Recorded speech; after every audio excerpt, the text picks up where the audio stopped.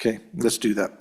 All right, ladies and gentlemen, we'll call this, there we go. We got our president back in here. We'll call this back into session. The next bill we're going to, for our consideration is Bill number 279, working draft number .4, skills-based assessment games licensed liquor establishments.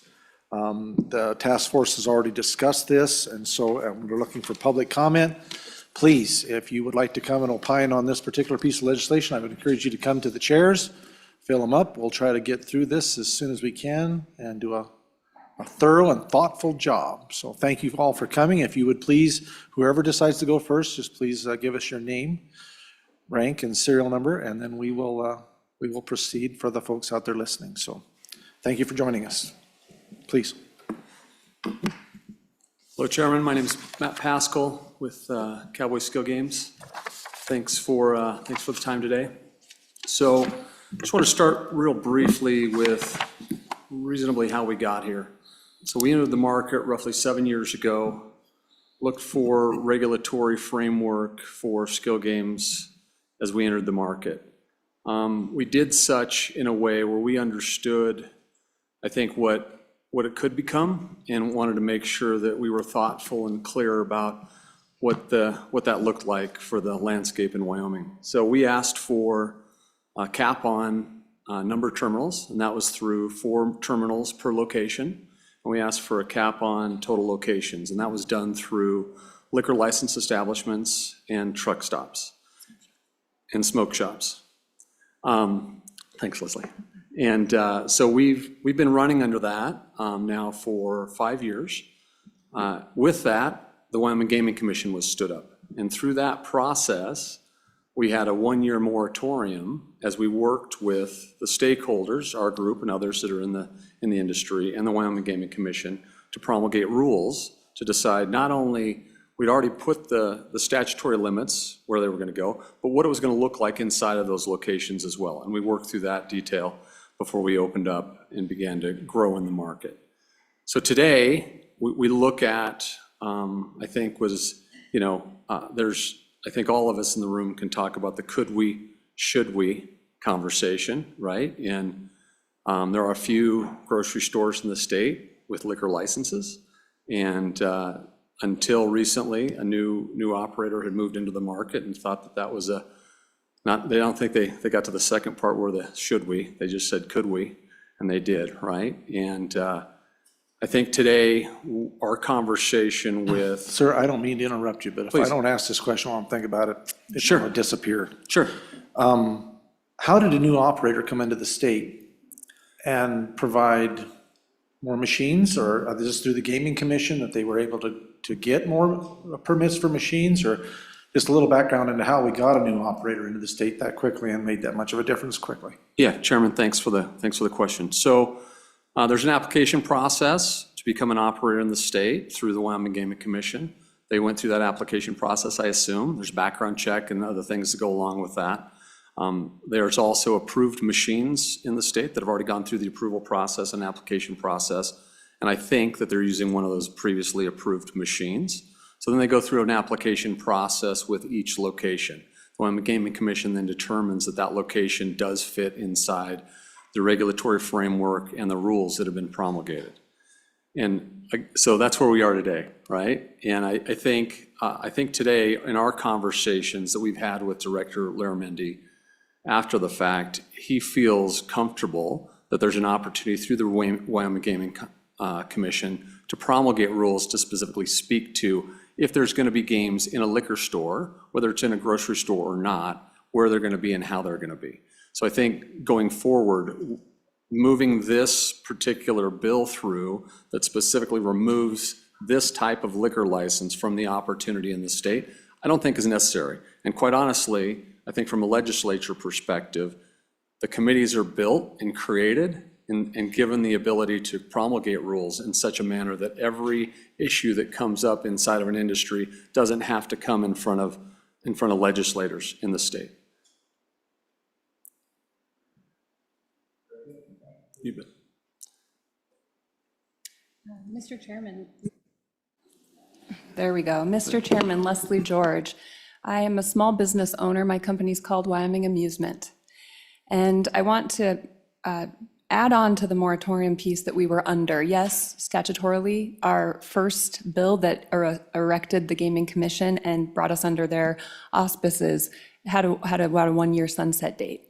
Effectively, however, we were under a moratorium for 3 years while we waited on the cleanup bill. There was a Scrivener's error. Then we requested the sideboards that restricted our placement to where Matt just described. Additionally, the commission was promulgating rules during that time. And once all of those things concluded, it was 2023, 3 years later. So when we were locked in the moratorium in 2020, Skill Games existed in 315 locations, and there was 853 terminals. That was frozen for 3 years. In 23, when the moratorium was lifted, we did our best to expand. We expanded in locations by about 19%. So we went up to 354 locations, and the number of terminals increased by 394. Most of those terminals were put into existing locations that did not yet have the 4. We went from an average of 2.5 terminals per location to 3.8. That happened in 23. Since then, we've offered to new locations, but there's also been locations during the operator renewal that have opted not to renew because it's just not worth it in their small business. So since 23, we've been relatively plateaued and stale. So it's difficult when we hear a lot of this expansion in gaming because we, outside of 23, are pretty stale. I would like to just give a little bit background. Prior to any terminal-based gaming in the state of Wyoming, I was in the coin-op amusement business. It's a very simple and very local operation. You can't get more simple than I'm with a bar owner, Joe, and a bar owner, Bob, and hey, let's get a couple pool tables in each of your spots. I'll furnish them, I'll maintain them. You provide the hours of operation and you serve drinks to those clients and create that recreational atmosphere. I'll run leagues like a recreation center. We go into business together and we agree to share those profits out of the simple pool table. We've done that industry for many decades. One of our cowboy skill operators, I think, just celebrated 55 years in their 3rd generation doing that business. So that was going on in Wyoming in 2013 when historic horse racing was introduced. And that had an economic impact on our small businesses and those customer locations that we operate in. So when Skill Games came to be, I understand that we came and asked once they were already in market, but our markets were being targeted by out-of-state vending companies, cherry-picking Skill Games only and offering them to my customers. So we did. We went forward, we found legal counsel, and we were like, well, how do we be the first line of defense in Wyoming from this insurrection? And recognizing that they are a benefit to us and maintaining our ability to stay in business. This impact of the big expansion in gaming, which is HHR terminals, has an impact on all of the community businesses, all of us. So that was one. All right. So our presence and our legislative work towards achieving good regulations of skill games, while under a moratorium, happily under a moratorium to get that done for the state of Wyoming to look at what we need. And we were happy to be under that moratorium. I understand we already existed, but we want Wyoming to look out for Wyoming. And we were a partner in creating the framework that says 4 per location, that's all we need. And reducing the parameters, that hasn't even been a discussion here with unbridled growth of gaming. We have reduced parameters that we advocated for.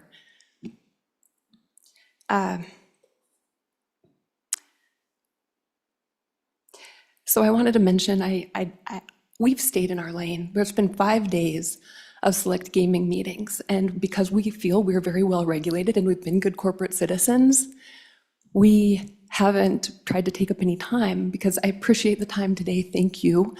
This attention on the topic at hand, I'm grateful for. We did testify a few times, only in defense, when dust was kicked up our way to point fingers at us.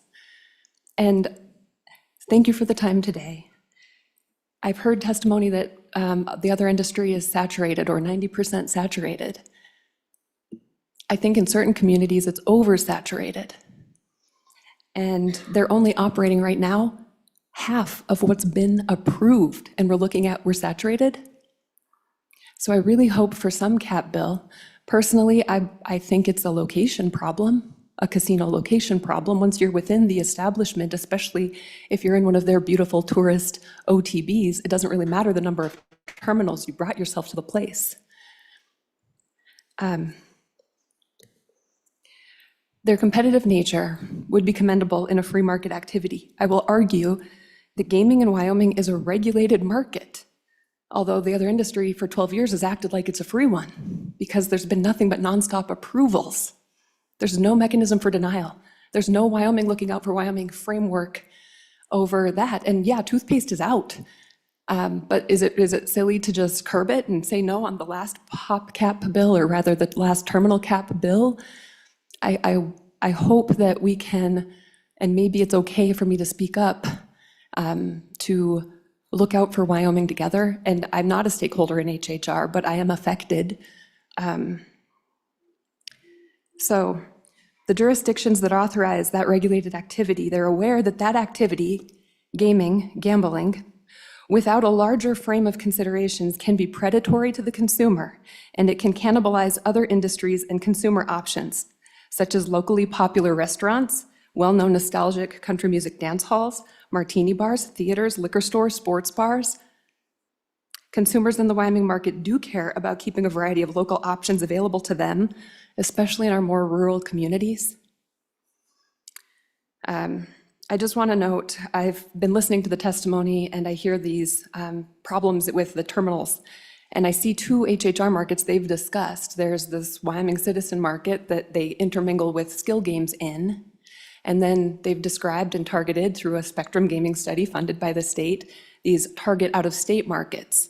So when you're looking to potentially pull the reins back or at least give some framework, I think that you have to independently look at both of the options and write bills that focus on both the different options. They have to be carved out separately. And I leave it to you. I thank you for your time today. I really thank you for your attention to this topic. It's been a hot potato, and the revolving door of the legislature has been taken advantage of, in my opinion. Thank you, Ms. George. Any questions for Ms. George from the committee?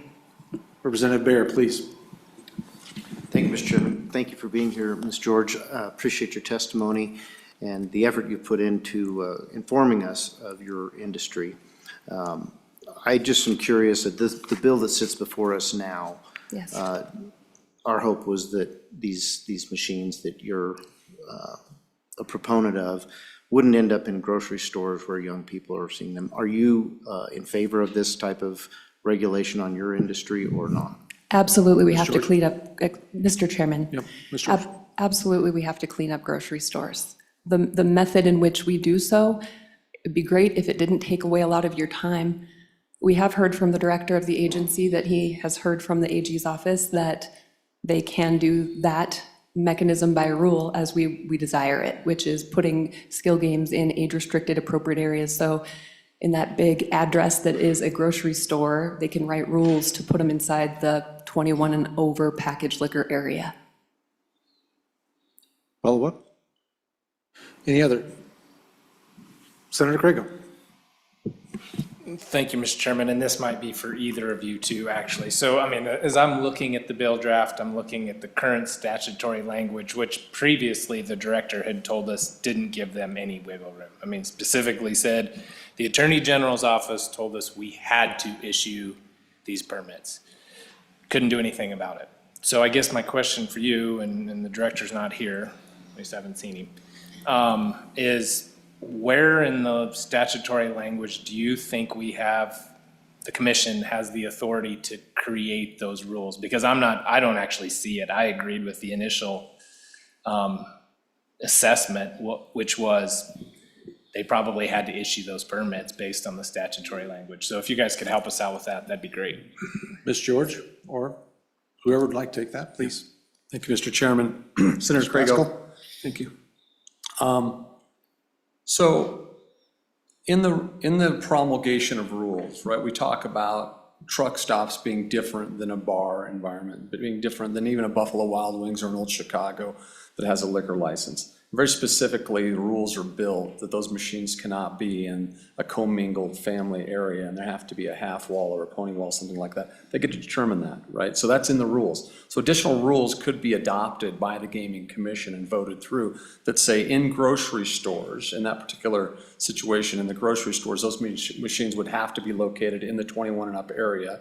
And you potentially could even say they have to be in an enclosed environment in that regulated 21 and up area. So the Gaming Commission, and by the way, we understood the same thing from the initial feedback we heard that the AG's office had come back and said they couldn't do that. I believe they've done a deeper dive. My understanding is from our conversations with Director Laramendi that they've done a deeper dive, and they do believe they have the ability to take care of this in rules. Follow up? Okay. Any further questions? Yep, Senator Endicott, please. To Wyoming Amusements, thank you for being here. Appreciate your testimony. Thank you all for being here. It's nice to see some of the faces behind some of these efforts. And your participation here matters in a public way. Thank you. Just a question though, your passion here is apparent. And so curious, you've been in the business since 1991, according to your website, in providing kind of leasing entertainment-related games and devices to bars and other locations. How much has the skill-gamed slot machine type equipment become what percentage of that is your profit, is the skill game? Ms. George? Mr. Chairman, it's significant. Our employee force in my Sheridan-based area had 3 employees prior. I now have 9.5, and I have a second location in Gillette. I'm going to rough off the hip guess that skill revenues are 80 to 85% of my revenues. And so just to follow up, Mr. Chairman, you've seen a shift from when you rented out pool tables to now people in front of machines. Is that right? Mr. Chairman, I have. We also used to have a different customer base within those businesses. Lots of things have taken nosedive to social media and other lazier forms of recreating and socializing, right? There used to be a touchscreen game. There was no algorithm for payouts, but it was very popular. And for a solid 15 years, it was one of our prized pieces of equipment, tool in our tool belt. They were called JVLs or Mega Touches, and they were just touchscreen games. Now you get them on your tablet, and that was rendered obsolete. So yes, this algorithm that is within the skill games is a profit generator, and I'm grateful for it. So are the locations. Senator? Okay, very good. Any other questions for Ms. George or Mr. Pascal? We good? Mr. Pascal, please. Mr. Chairman, Yes. I'd like to add a point to that. So one of the things, I've been in this business for 34 years operating amusement devices. Like every business, it evolves and changes, right? And we have to pivot as things change. Consumer electronics have changed dramatically, right? What we offer. It used to be that we were a video game company, right? Majority video games. And then stuffed animal cranes, which we can all talk about, right? I remember thinking to myself, I was never going to operate one of those. That became a very poignant piece of business that we had. Digital jukeboxes now represent about 70 to 80% of the revenue that we derive directly from the amusement side. The skill game has come about and been, quite honestly, a savior for our industry. So as people have graduated away from socializing in these local taverns and bars and things like that, it's given them a reason to come back out and do those things on top of the dart leagues, the pool leagues, all these other things that we all offer, and we try to keep up with that. But we all talk about there's different forms of gaming that have arisen in a very short period of time, right? We talk about there's Keno kiosks in locations today. And one of the pictures in the Smiths, I saw a crane game, a Keno kiosk, and then four of the skill games in that area. That nobody thought that was going to be there 10 years ago. Lottery is a very different environment, right? Online gaming, whether it's wagering for playing, on a VPN and you're playing poker for money, whether you're online wagering for fantasy sports in the state. Historic horse racing, right, as you guys have pointed out, has changed dramatically from what I think you all thought it was going to be. So as we navigate this world and we see opportunities to add a tool to our toolbox and what we can offer to our customer base, we work really hard to do that. we're in a partnership. We own and operate those machines and share that revenue with the location. And that goes back to another point of our business model versus what I think some others are. 90% of the revenue that we generate in the state of Wyoming stays in the state of Wyoming, where a lot of other folks, that's just not the case. Senator Nethercutt, please. Mr. Chairman, I appreciate that, and no one here is trying to cause harm. But there does need to be a bigger acknowledgement, I think, all around, not just skill games, but a tool in the toolbox for the consumer's experience. It's like a tool in the toolbox of, it's a vice, right? It needs to have that acknowledgement associated with it, where needs to be a regulated industry, as we've heard. It's different than the free market. It has to have high parameters around it because it's a vice.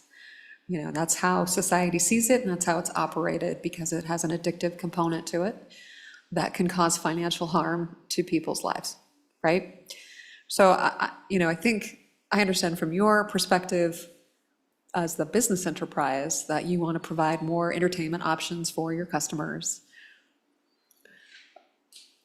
But it's more than that, right? And which is what the legislature is now grappling with, is recognizing that all of gaming is on the verge of becoming a very dangerous, I think, situation for our communities, which we're just now starting to understand. And that is all of the country, with online betting and gaming really taking over. And I think the data and the records on that are replete with a quick Google search to any journalists who may be inquiring about any data about that. So we as policymakers who have to balance those interests, right? We care about your businesses, we care about your investment in Wyoming, those dollars that stay here, but it's a vice and needs to be managed and regulated accordingly. So I appreciate you being here and having the courage to talk about it. We need to continue to do it. But our concerns, you know where we are, and I appreciate your concern directed at the HHR industries. But we'll need to provide some more significant solutions for how to balance this for the people of Wyoming. Any response, or just do you agree, or where do you want to go with that? Yeah. Okay, any other questions for the folks? Anybody? We're good? All right, thank you both very much. We appreciate your testimony. Did you want? Yes, sir. Yeah, Mike Barley, I'm with Pace-O-Matic, and we are the software provider for Cowboy Skill. Thank you, Mr. Chairman, thank you, members, for having me here today.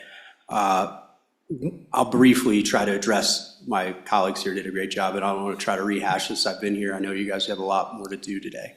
I think for us, when you look at this proposal that's in front of you, I don't think that we disagree. We're not operating in grocery stores. We're not operating in ABC license or ABC shops. We just think that the current proposal may be a bit broad, and I think perhaps waiting for the report that's going to come, the study and the report that's going to come from WGC on exactly what happened at the grocery store might be helpful in guiding where this policy could be taken. I don't want to rehash a lot of the points that were made. I certainly heard from the other industry and some of the swipes. I just say that I worked in Kentucky a lot. I would not model anything you do with gaming after Kentucky. They have large casino boxes everywhere, signs that say, "Welcome to Kentucky, enjoy Vegas here, 777. Can show you the pictures. It's not a pretty picture. We were phased out of Kentucky. I can tell you that I've had discussions with senior legislative leaders this summer about coming back into Kentucky. They feel like HHR has run amok there, and they are concerned with the illegal gaming market that sprouted up when we left. So the last a point I'd make, and I'll let you guys deliberate on, obviously, this piece of legislation, which is important. We certainly understand the issue and the concern. The idea that the toothpaste is out of the tube as far as the HHR expansion isn't congruent with the fact that we could phase out skill games in Wyoming. Those two don't match. So I just add with that point, and certainly here to answer any questions you may have. Any? Yep, all right. Thank you, Mr. Barley. Appreciate your testimony. All of you, thank you very much for coming and taking time out of your schedule to come and keep us informed on this. Is there any other public testimony? Anyone else? Senator Cole?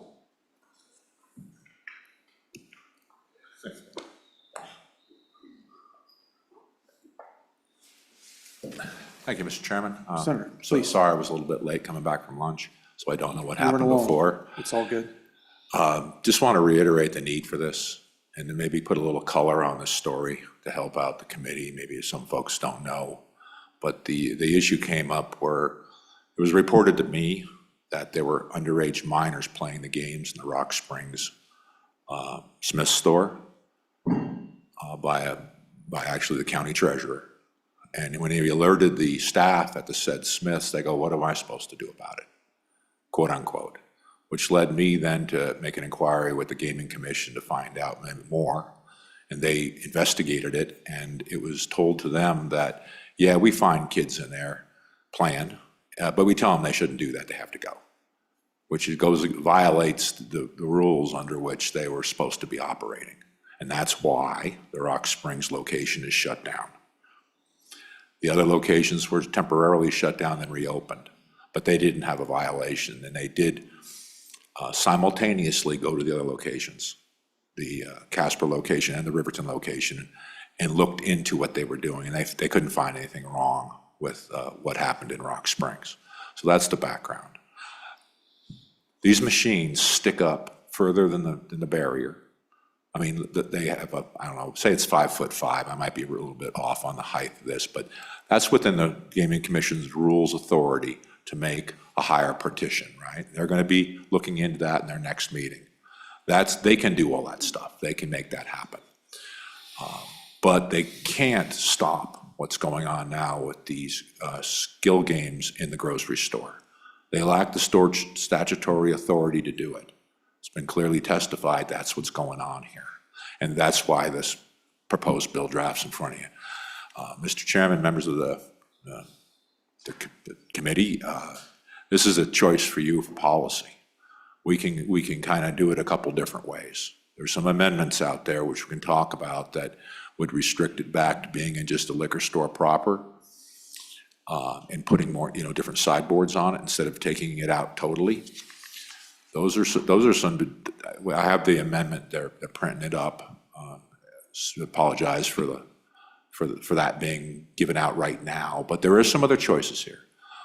Frankly, I've looked at this myself, and I think we should just go with this bill draft. I realize what it means, but what are we doing? I mean, I heard all morning that, we're just beside ourselves because of the gaming situation in the state of Wyoming. Now we've got an operator that stepped out and put him in a grocery store, which is egregious to me. It violates the trust that I think we all had with the industry, and it is one of these folks that does talked about what was going on. It's not them. But the reality is we're talking about this. So what do we do? Right now, my recommendation is we go with this bill draft and we work the bill during the session, but we have to do something. Nothing's going to change until we change the statute. That's just the reality of this, because the Gaming Commission issued a license. They have a license currently, and that's it. If they didn't, then that'd be another story. But here we are today in front of us. Like, what are we going to do about this? Frankly, your choice. Do we send a message? Do we try to put sideboards on this right now? I don't, Mr. Chairman, I don't care. But I do want something done, right? I do think it's important and it's worthy of a bill at this point. Now, the rest of it's probably up to you and the people that sit here on Management Council.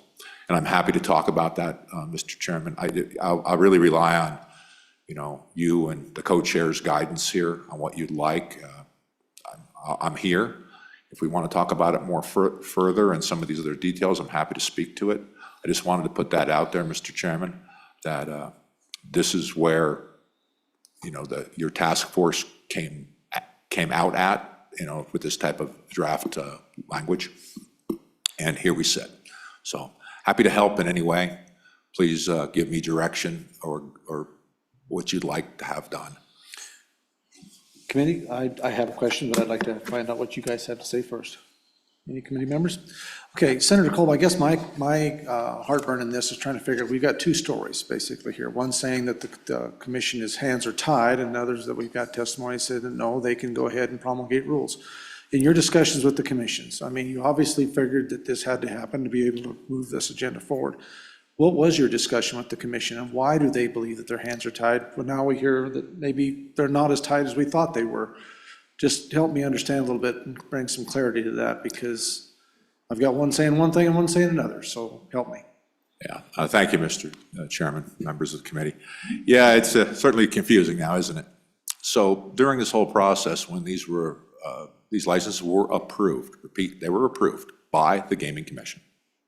I had a conversation with Nick, the director of the Gaming Commission, and he explained that, frankly, his statement to me was he was opposed to it.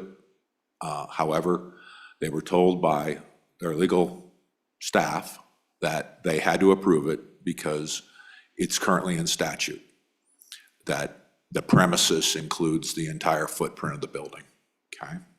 Fact is, they gave out permits. Fact is, in the way I see it, they cannot stop giving out permits now because they'll be sued, because they've already given out the permit. So I think because they've done that, it's a moot point. They've already done it. Now, why would they say that they could do something now?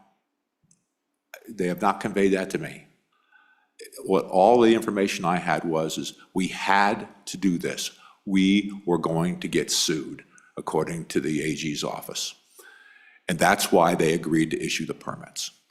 I certainly agree, Mr. Chairman. If we had a way of doing this without having, if they could do it by rule, that'd be great. But then I guess the question that lingers is, well, why didn't they? I mean, I'm a factual guy. The facts are they approved the license. The facts are they said they could not disapprove the licenses. And so here we sit with approved licenses, which I don't know how they're going to legally rescind, but because they've approved them. So the reality that I see, and that what they told me is that they needed statutory change. And that I think a member, Senator Nethercock, can speak to this with more accuracy than I about the complexity with the liquor law license and why they were allowed to do this. And it was explained that clearly this is way it is. We basically, as legislators, I would say unwittingly changed the law in a way that somebody came along and said, hey, this law says we can do this. And because the law says we can do that, you can't deny me a permit. And that's the reality where we're at today, which forces this kind of legislation to be talked about. I would then say, I wish it was true they could make a rule and change it, because they didn't. To be clear, they didn't make any rule. They said they couldn't make a rule. And they have not publicly said they could make a rule. We need a backstop, Mr. Chairman. And this is a backstop. Maybe if it's found out that we don't need this, it doesn't get moved. Obviously, I don't want to have any extra legislation. Lord knows we're going to have a lot of it. But I think this is such a high priority. This is such a large issue because of what it means. It means that every place that has a liquor license in the same scenario can put these skill games in. That's what it means.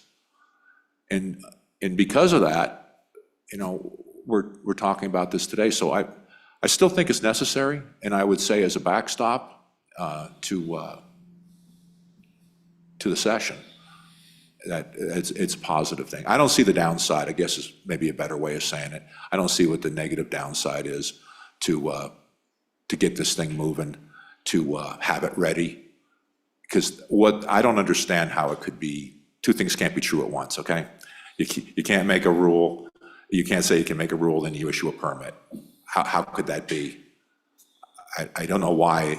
I hadn't had a chance to track this down, with the Gaming Commission and ask them more precisely on what they're talking about after what they've said before and they issued permits. So that's my long-winded explanation about why I still think this is necessary, Mr. Chairman. Thank you, Senator. Mr. Senator Salazar. Sorry. Thank Thank you, Mr. Chairman. Just a comment, I guess. I support this bill. I support it. One of the locations was in my constituency of Riverton. I guess my question is, supposedly, the Gaming Commission might be able to do something, but what if we find out in 3 weeks, sorry, we can't. We're going back and forth. I haven't received anything from the Gaming Commission stating that they would be able to promulgate rules that would stop this. So I agree with you, Senator. I think that this legislation is needed. I think it gives the state legislature an option. And all the while we're talking about this, we still have people in checkout lines in grocery stores with children looking at these machines. So I think the state legislature needs to act. Any other discussion? I have just been informed that I do have the Gaming Commission Chairman online, so if he would like to, unless we have something more from you, Senator Oh, Cole? You're I'm good? listening with Okay. bated breath. There you go. All right, here we go. I think we got somebody with some answers potentially for us on this. So, Mr. Commissioner, Chairman, if you would, please, if you can hear us? Thank you, Mr. Chair. Can you hear me okay? We can. Thank you, My sir. my apologies for not being there in person. We're preparing for our two-day annual meeting at the end of this week, so I'm trying to get a few things done. I just wanted to clarify a little bit of this. Senator Kolb is correct in, the commission can't promulgate rules to deny the permit. So these locations that meet the statutory framework to have the permit, i.e. a liquor license, the commission has no choice but to grant that permit. But what the commission is looking at doing, and I've run this through with our advising attorney, is amending our rules to where, as Senator Colbert said, we currently have rules in place that talk about, pony walls or partitions that surround that game, but we're going to look to expand that further, that in a establishment that is not age restricted, so i.e. if it's not a bar that is limited to 21 and over only, that the commission would have the authority to dictate where in that location the games could be placed. So that's kind of what we're looking at on the rule promulgation side. We would still have to grant the permit to a grocery store, but what we're going to attempt to do is make it to where if that is the case because of a liquor license, that the commission has the authority to ensure that those games are in fact in the liquor store portion of it, not in the general area of the grocery store. I hope that clarifies that. Thank you, Mr. Chairman. We appreciate that. That would, I would say, make it pretty abundantly clear. Do the committee have any questions or anyone for the chairman? Well, we very much appreciate you taking the time to help us out on that and to bring some clarity to that issue. And we appreciate your time, sir. Thank you, Mr. Chair. Again, my apologies for not being able to be there in person. Thank you, sir. All right. Any other public testimony in regards to bill draft, working draft number 279? Seeing none, we will close public comment. Committee. Bill's been moved by Senator Salazar, seconded by Representative Haroldson. Any discussion? We're good? All right. Nope. Senator Craigle. Sorry, Mr. Chairman. all So I just was going to point out, I actually don't think we have the statutory authority to even do what the director's talking about doing. And so I think, we need to move this bill forward. We all need to vote for it, get it to session. But I think between now and then, we also need to dig a little bit deeper, which again, this came up at the very end of our interim work in the select committee. So to be honest, I'm not sure we have all the answers in here. This will help. This would keep it from going into grocery stores. But I'm not sure we even have the statutory authority to do some of the rulemaking where we are contemplating. And so we might just want to look at that too and work with the director on if we need to add some additional language moving forward. Do that so that those are available options for him and the commission. So anyways, thank you, Mr. Chairman. Very good. Thank you, Senator Craigle. Representative Bear. Thank you, Mr. Chairman. I too think that it would be very helpful as we draft this bill to have the outcome of the investigation completed.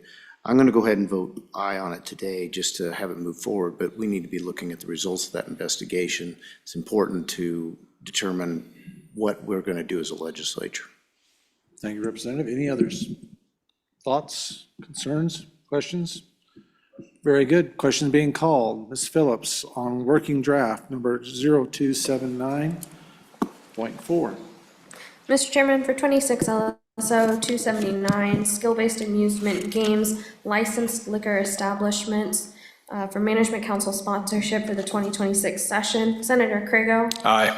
Senator Guru. Aye. Senator Nethercott. Senator Salazar.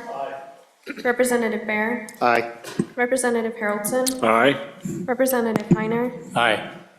Representative Yen has left an absentee vote of aye. Vice Chairman Beitman and Chairman Nyman. That is 10 aye.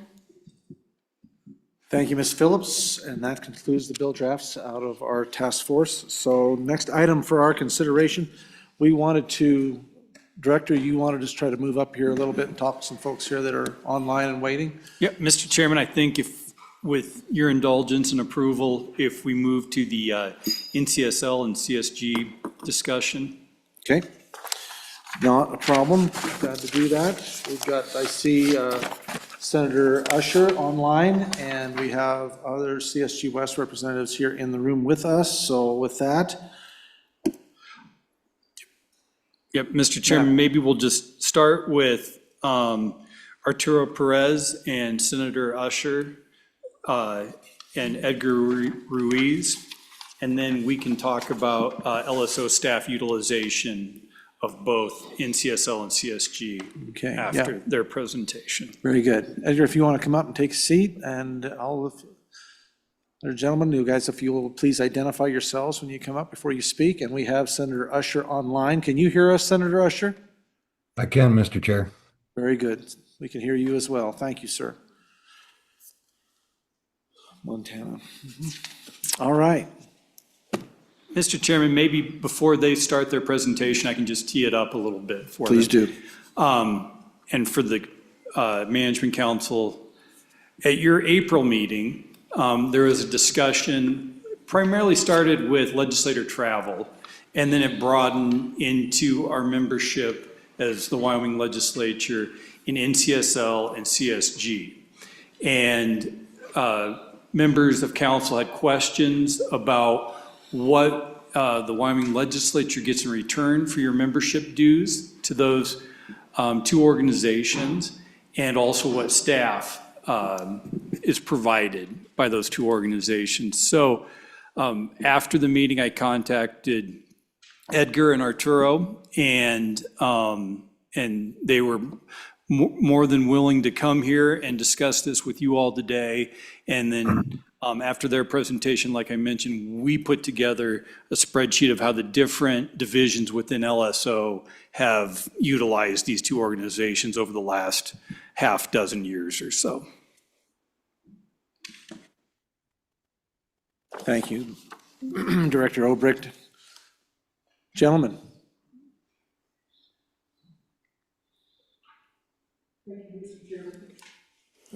Thank you, Mr. Chairman and members. My name is Edgar Reese, Director of the Council of State Governments West, and it's a pleasure to be here with you today to talk about the Council of State Governments and its efforts to further Wyoming's interests and strengthen its legislative institution. I just passed out, I know your staff had previously sent you a document that we sent. We just added a little more information just to enhance some of the information that was provided.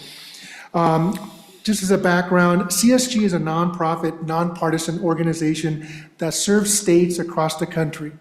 Established in 1933 at the height of the Great Depression, the organization serves all three branches of state government.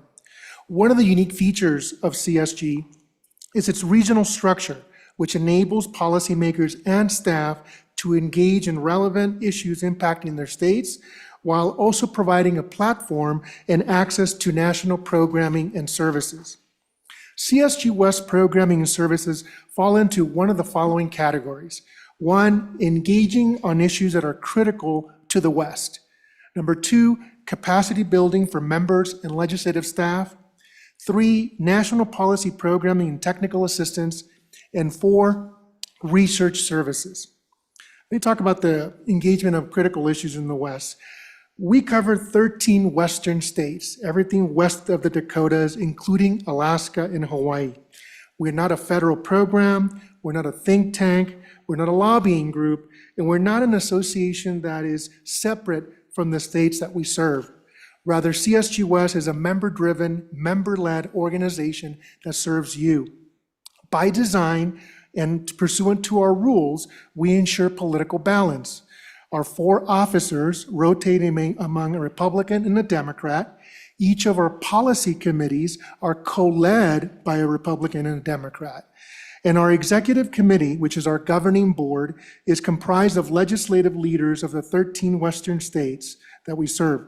The appointing authorities, which are our speakers and Senate presidents, make appointments to our policy committees and programs and vote on key organizational issues, including the selection of our officers.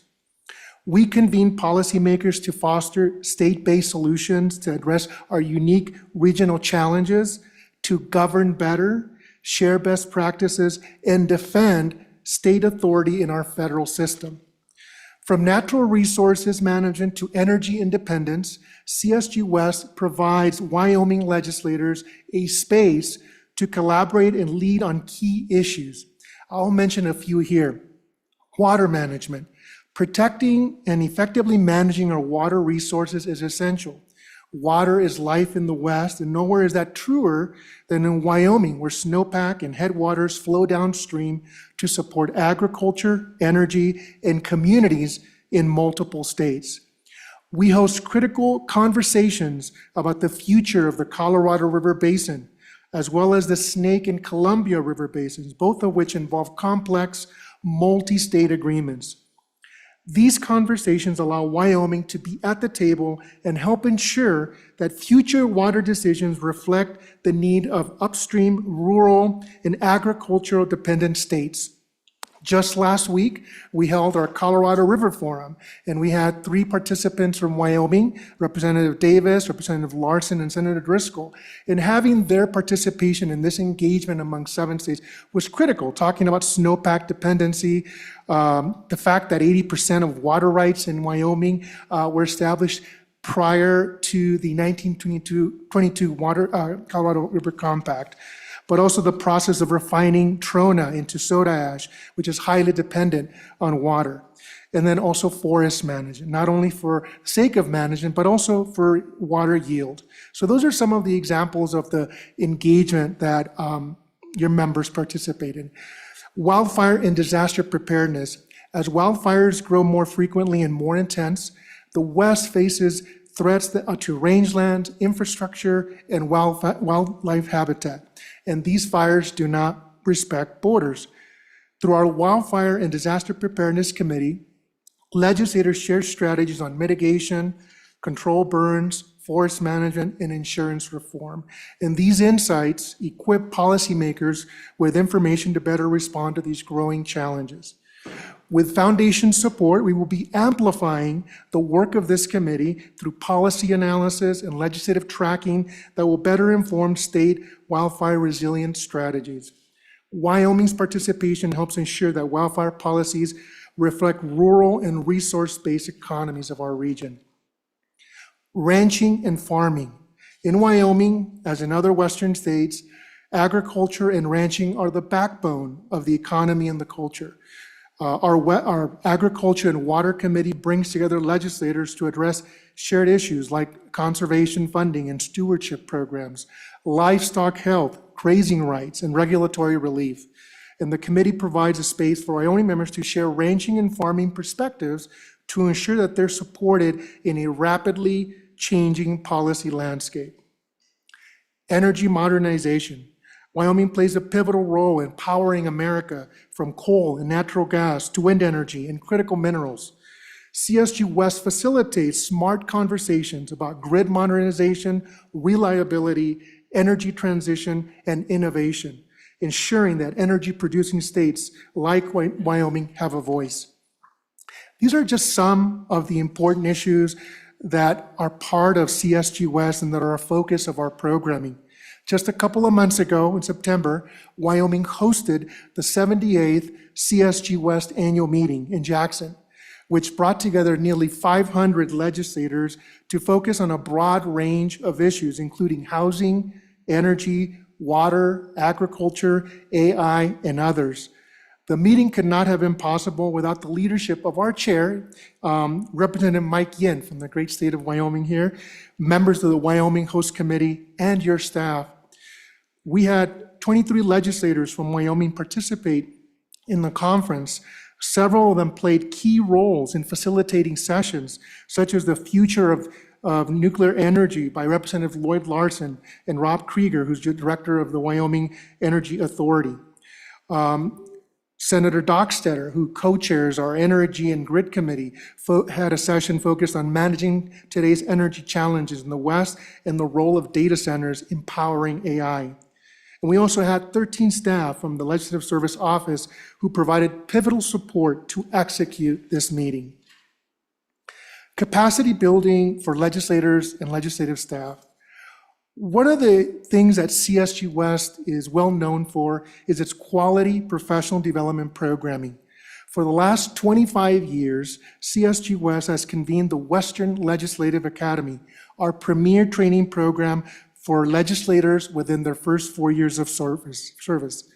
Hosted annually in Colorado Springs, the WLA is a multi-day training experience focused on sharpening leadership skills needed to excel in a legislative environment.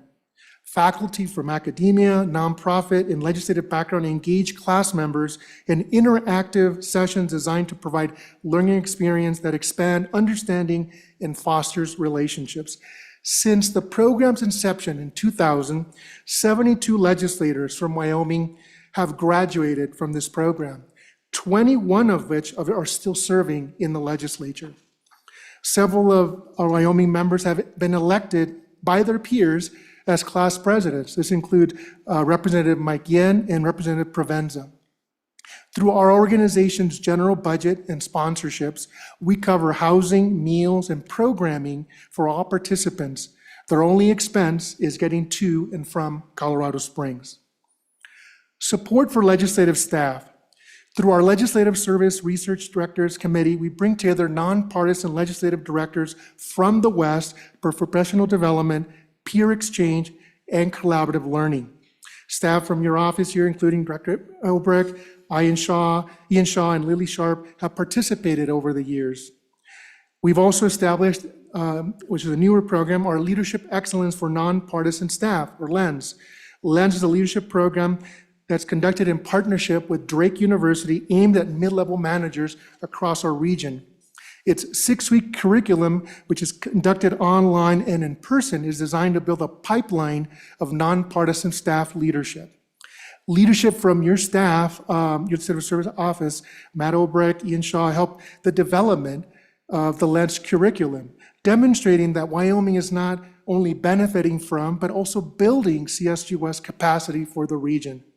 In 2024 and 2023, and in 24-25, we had 4 staff each year from the Wyoming Legislative Service Office that participated in the program. This program will continue in 2026 and will include a new cohort from Wyoming. CSG National Programming and Technical Assistance. As I mentioned, CSG is a national multi-branch organization. There are several national programs and 11 affiliates that enable legislators and staff to expand their reach and access valuable expertise. I won't name them all, but some of them include the American Probation and Parole Association, the National Emergency Management Association, which also includes Lynn Budd, who's the Director of Homeland Security, is the current chair of that group. The Justice Center, in the realm of public safety, the CSG Justice Center provides access to objective, data-driven research to support state-based justice efforts. Over the last several years, the Justice Center has worked closely with Wyoming executive branch officials and members of the legislature to improve public safety outcomes. In 2018, Wyoming's prisons were at a capacity, and 88 people from the state were being housed at a prison in Mississippi. The prison population was projected to grow, in part because of revocations from supervision, many of which were driven by drug offenses. This growth would have resulted in dramatic increases in the corrections budget. At the same time, declines in state revenue were hindering Wyoming's ability to invest in strategies to lower recidivism and reduce crime. Under the direction of the Wyoming Joint Judiciary Committee, staff from the CSU Justice Center helped the committee develop policy options to address these issues.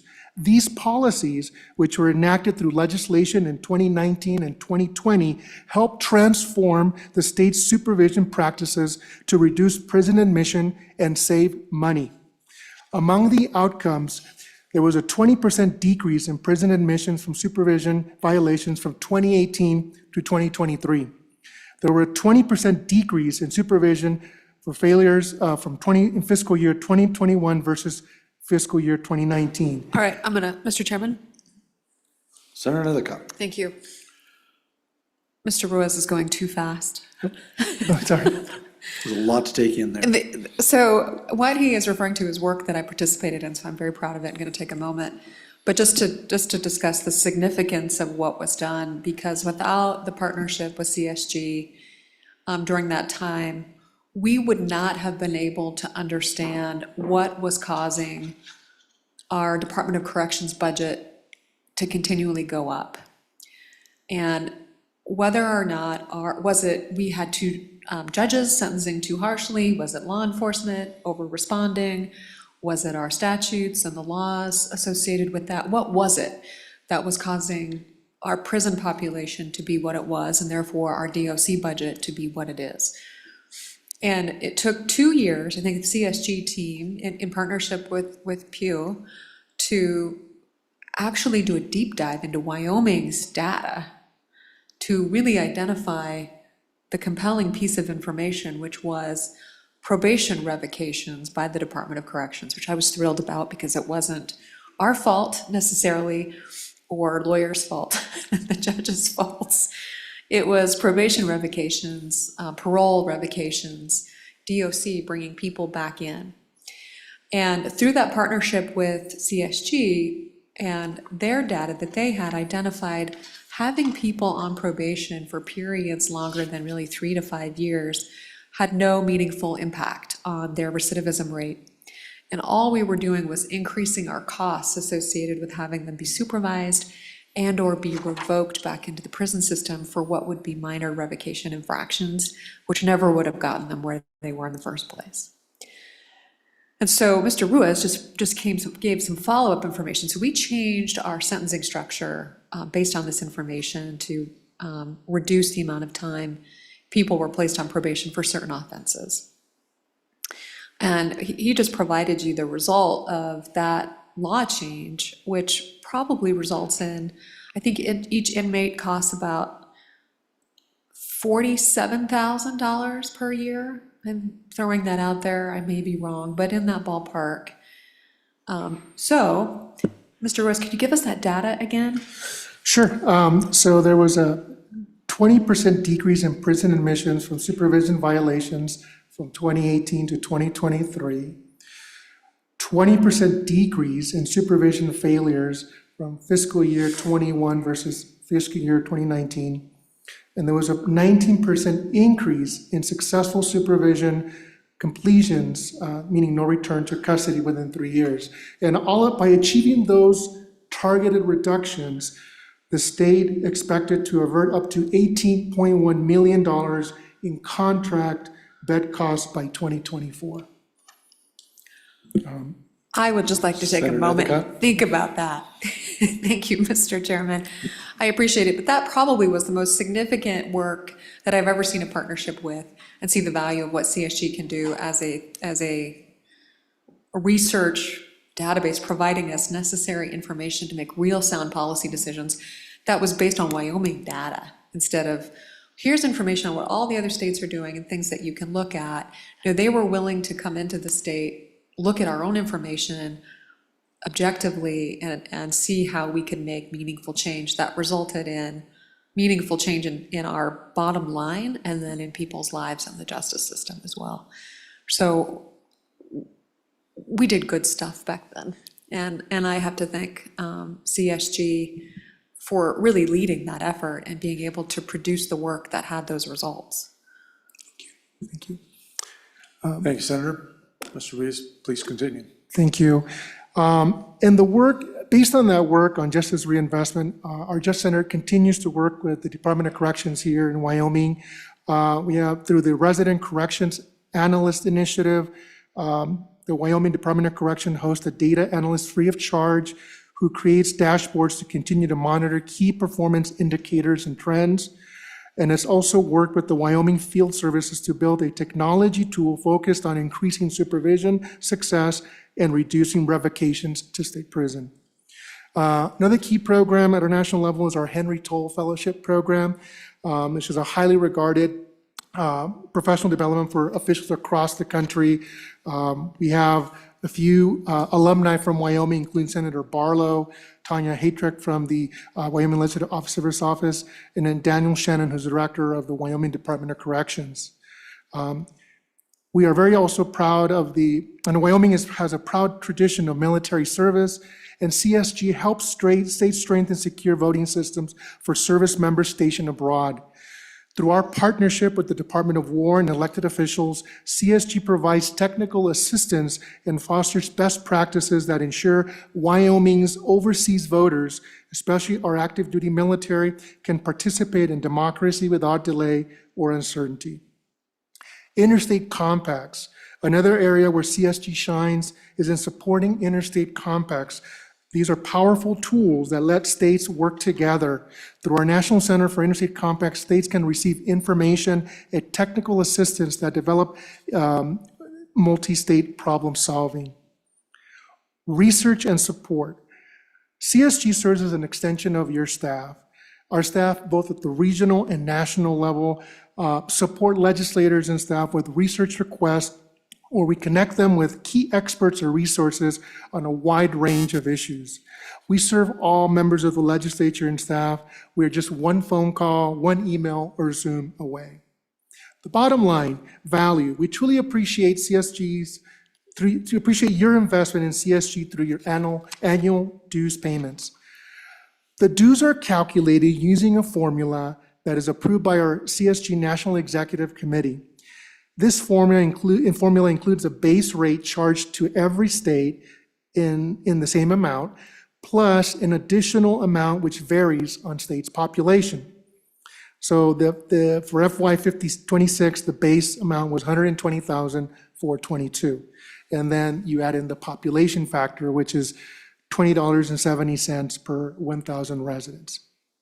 60% of the dues go directly to CSG West to support staffing, operations, and programming, while 40% of the dues are split to our national office to cover back office support, such as human resources, legal, IT, as well as implement national programming.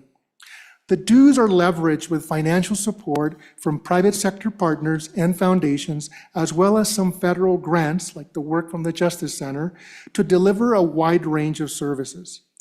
Your continued support reflects your commitment in supporting an organization that fosters regionally based solutions and innovation and furthers legislative excellence. I've had the pleasure of being with CSG now for over 23 years. Since 2011, when I became director, one of the highlights of the year for me is visiting the state capitol here and walking the hallways to meet with members and staff, to share information about our programs, and more importantly, though, to listen to all of you and your staff about the important issues that are relevant to you and your constituents in your districts. Based on these annual visits and your feedback, we have expanded and calibrated our programs to meet Wyoming needs, such as the Lands Program that I mentioned, the Colorado River Forum, the committees that reflect the core Western issues, and our annual meeting programming. We are very proud of the engagement among Wyoming's members and staff in our programs. And on behalf of our Western state leaders, I ask for your continued support that builds on your principles, supports your priorities, and builds durable solutions for our Western region. Thank you. Thank you, Mr. Ruiz. Any questions from the committee? Mr. Chairman? Yes, Senator Endicott, please. Forgive me for continuing to talk about the Criminal Justice Reinvestment Initiative. Theoretically, we are always looking for data to make the right policy decisions, right? We think we see a problem, but are we accurately identifying it and what's an appropriate solution? Very, very difficult to do as an individual legislator, and even very difficult to do as a committee on our own, right? So what experts do we lean to get those facts? The work that we did could have maybe been supported by management audit, but we don't have this, the legislature, doesn't have the staff on board to have done that level of deep dive on our data as quickly as we were able to get it in a 2-year period, to go collect it, analyze it, and provide policy recommendations back within a 2-year timeframe, which is what that turned out to be, just really quick. So I just want to highlight our deficiencies for how small we are as a legislature, and our inabilities to perhaps collect critical information to make policy decisions, and how CSG serves in that role. It's just something to think about, as opposed to it's an annual conference for legislators to attend, because I think that's not an accurate reflection of the service it can and does provide. All right, thank you, Senator Endicott. Any other? Representative Bear, please. Thank you, Mr. Chairman. Mr. Ruiz, thank you for being here and sharing a lot of information about what CSG does. I personally haven't been very involved with CSG, but over the summer, we in JAC spent a lot of time working on wildfire mitigation, and I see that that is an area that you guys have some expertise on and help. A couple of the members of JAC did attend your Western Legislative Academy. So I guess my question to you is, I don't think we got any information from you during the interim on this particular subject, but do you monitor what we're working on and make suggestions that maybe where you could help out us with some of these subjects? Mr. Chairman, members, thank you for the question. Yes, we are, one of our staff members, Joe Coleman, he staffs the committee, and he does follow what's going on in each of the states. And certainly, part of it also is that convening power, right? Bringing legislators from the region to share what's happening in their states, what are the statutes, also what is happening at the federal level, and what are the implications and how states can work together to address. But as I mentioned, the work of this committee will be being elevated over the course of the next 10 months through a grant that we have, and that will be able to enhance policy analysis in this area. Chairman? Follow up? You good? All right, Senator Endicott. Mr. Chairman, I think maybe Representative Bear, and maybe I'm mistaken here, but was driving at, he was taking note that the Joint Appropriations Committee did not hear from the CSG Wildfire Committee. And why are you not at our meetings telling us about what you're doing at CSG? And so that, I think, that relationship and how that historically works, or how it's supposed to work moving forward, perhaps you could explain that, where you are the resource that we should be reaching out to, as opposed to CSG staffing our committees, that we can invite them to attend and provide information based on their resource, but they're not, our membership with CSG does not mean we get staffed with their people to provide us information and follow our meetings necessarily. And maybe you can correct me, but Mr. Rose, if you can, please. Mr. Ruiz. Yeah. Mr. Chairman and members, obviously we have members that are appointed to that committee, and on the one hand, those members, part of it is also them going back to their respective legislatures and committees to share information. But I know our team is also very open to being, whenever there's a committee here and they want to hear what's happening in other states, we are more than happy to be here in Wyoming, present the work of the committee, but also, like I said, listen to the feedback and be able to incorporate that into the work. Thank you. Follow-up? Questions? All right, I have Senator Grew online. He has his hand up. Please, Senator. Thank you, Mr. Chairman, and good afternoon, Edgar. Talk to me a little bit about political balance. A lot, you kind of have a lot of balls to catch with the Western region. You've got some deep red states and you've got some deep blue states. And so when you're crafting, and I had the pleasure of being at committee since we were a host committee member, but talk to us a little bit about political balance in your organization, how it's evolved, where it is today, where you feel it is today. Thank you, Mr. Chairman and members, and thank you for the question. As I mentioned earlier, by design and pursuant to our rules, we have representation from both political parties that's embedded in the work that we do. We have 8 policy committees, and each of them, as I mentioned, we have co-chairs, and we look to our leaders in those committees to ensure there's fair and balanced approach to not only the speakers that we bring into our policy committees, but also what we hear, and certainly if there's any action that the members want to pursue. Obviously, as you mentioned, Senator, in the West, we're probably the most politically balanced region across the country, across our 7 states. And so we are very deliberate in ensuring that there are political balance in everything that we do. Similarly, on our training programs, while certainly not a requirement, we do encourage the legislative leaders, our speakers and Senate presidents, that when they select those that participate in the Western Legislative Academy, they consider party balance as well. So those are some of the ways that we try to ensure balance in the work that we do. Thank you. Senator Grew, follow up? Yes, thank you, Mr. Chairman. You also brought up something. I'm on Select Water, and you brought up about the Colorado River Compact. Can you kind of talk a little bit about what you've seen in working through this Western region? How, it's such a structured environment when you're dealing inside that, when you're signing those negotiations. How CSG actually, in more of an informal way, helps try to bring those groups together and have real conversations without the posturing that you see when they're more official settings. Can you talk a little bit about that and the importance of that? Ms. Ruiz? Yeah, thank you, Mr. Chairman and members. Yes, like as I mentioned last week, we have the Colorado River Forum. The basin, as you know, is 7 states.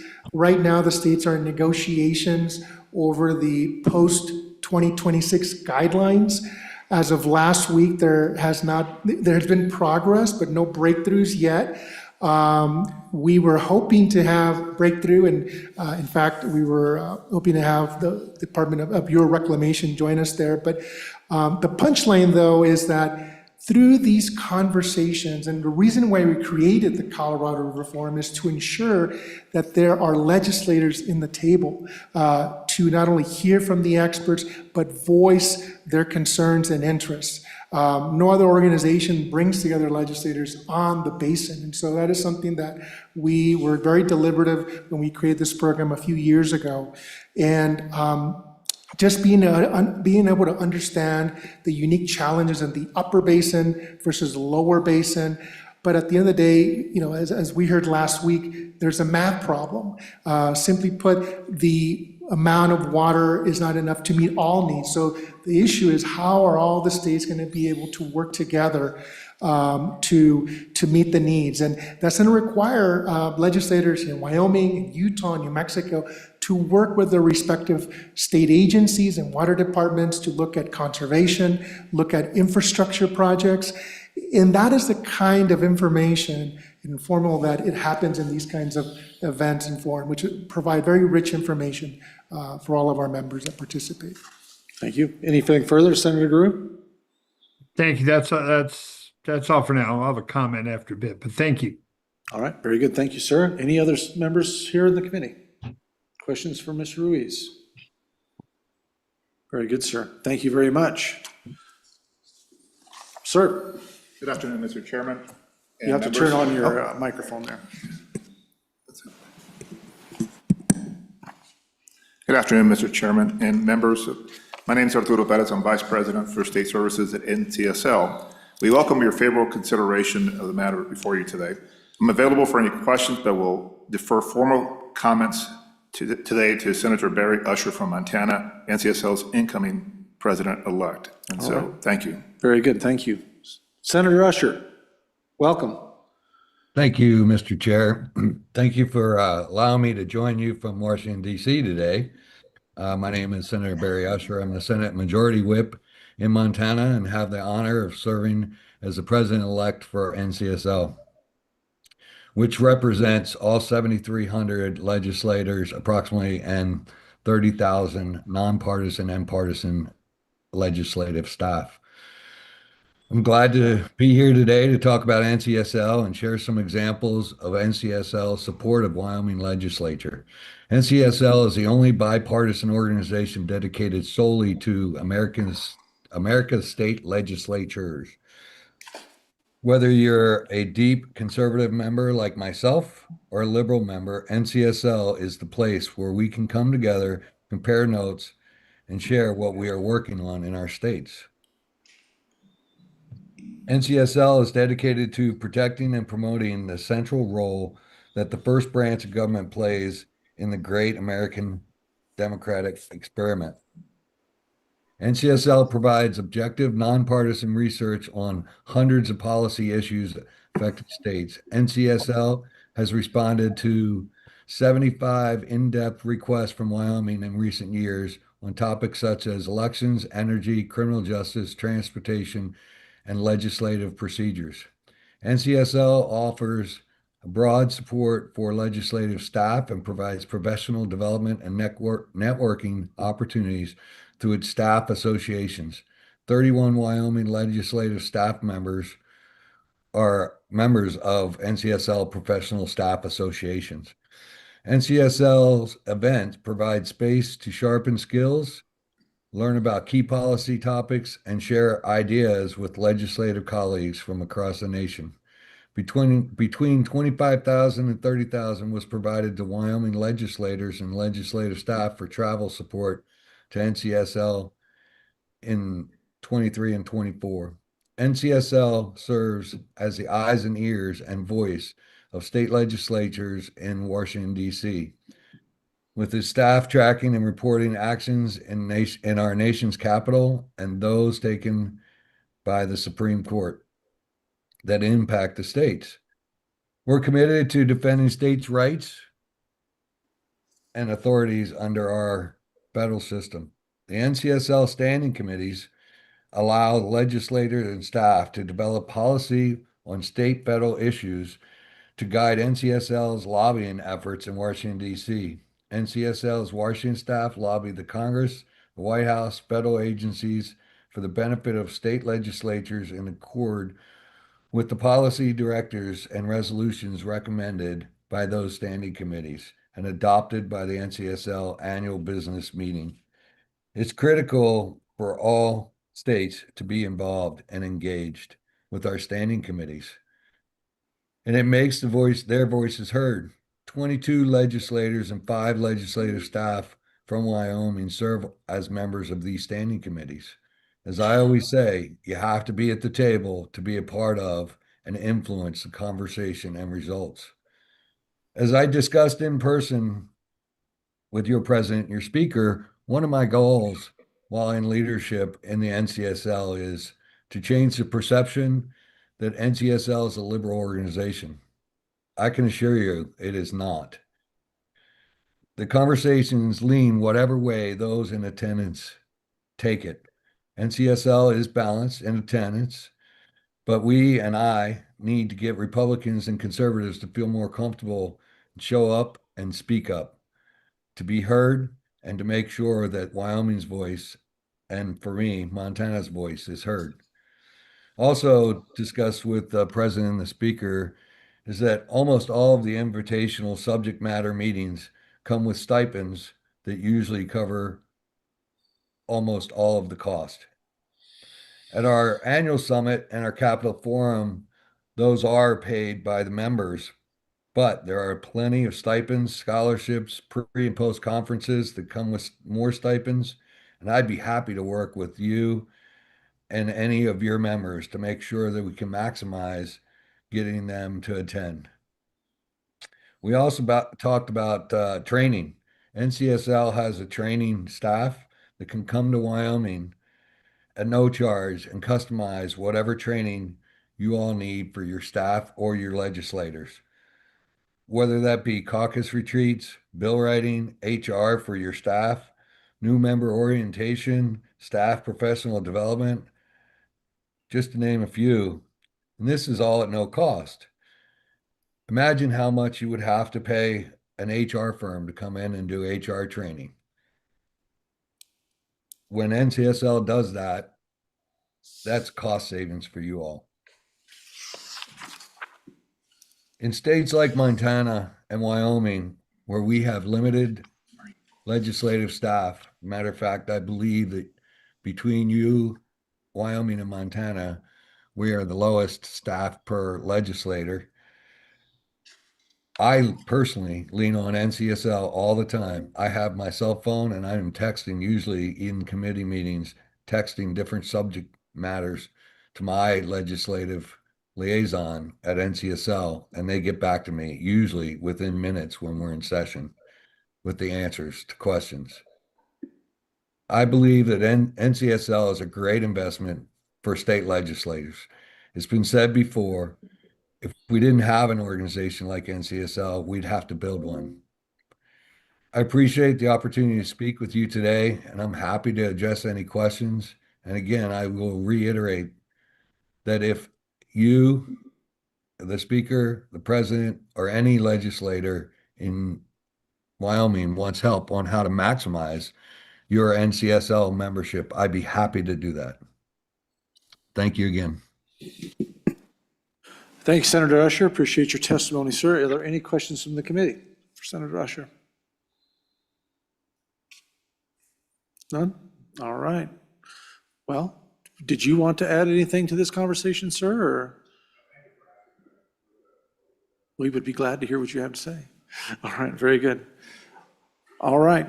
Well, public testimony or from anything else here?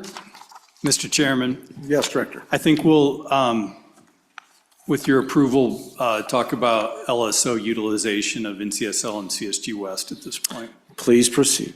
Mr. Chairman, each of the division administrators will walk through their own division's utilization of NCSL and CSG. I'll just get a broad overview. Edgar touched on this a little bit to begin with, and Senator Usher as well. But a few years ago, when I was, we did the recruitment and retention study with LSO staff. And one of the main asks of our younger, newer staff members were, hey, please invest in our career development. And when Edgar came to do his visit, I think it was in 2022, we talked about that, and I said, it'd be great if we could develop some sort of program where our up-and-coming future leaders within the Legislative Service Office had the ability to have a training to develop their own skills, also meet other staff members from other state legislatures, because what we do, we're 45 members of the Wyoming Legislative Service Office. It's really isolating. Nobody else in the state does anything near what we do. And so it's great for our staff to feel connection, to network with other state staff. And CSG took that to heart and developed the LINS program.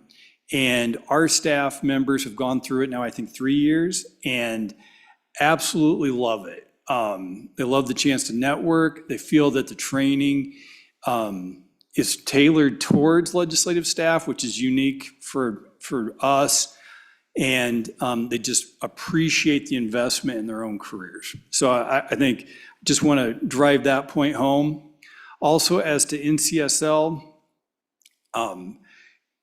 one of my first memories almost 20 years ago here was Management Council had hired NCSL to do a review of the Legal Services Division.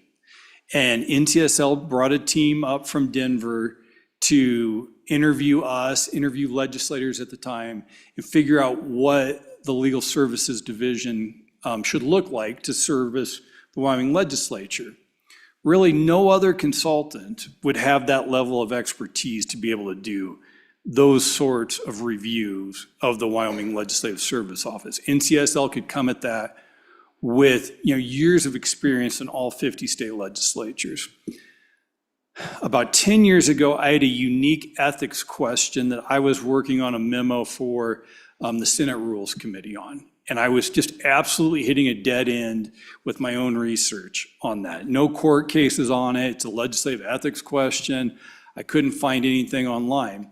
So I called NCSL and was put in contact with staff from their legislator ethics division group, and they were able to point me in the right direction of answers I needed from 3 or 4 different states. And really that research formed the basis of my memo, and then the Senate Rules Committee's decision on an ethics question that was before them. And I wouldn't have found that without NCSL. And finally, last thing I will mention before handing this over, I think, to Don first, is I actually took part this summer in an NCSL leadership training of legislative service agency directors from around the country. Also, everybody has a different role, but a lot of chief clerks in other states too. And it was held in Alexandria, Virginia. And it was at the George Washington Leadership Institute at Mount Vernon. But NCSL put on a leadership training before and after the George Washington Leadership Institute that was tailored towards legislative directors. Obviously, the George Washington Leadership Training was more general, just leadership training in any sort of organization. And the chance for me to get to network with my peers in that setting also was highly beneficial. So, and I've had a bunch. That is just the tip of the iceberg of my experience with NCSL and CSG West in my 20 years working for the Wyoming Legislature. But I'll hand it over now to Don and then Ian and Tanya and Matt Petrie to discuss their division's utilization of those 2 organizations. Very good. Thank you, Director. Mr. Richards, good to see you, sir. Thank you for being here. Good afternoon, Mr. Chairman, members of the committee. My name is Don Richards, Budget and Fiscal Administrator, joined by Ian Shaw, Legal Services, and Operations Administrator, Tanya Heitrick.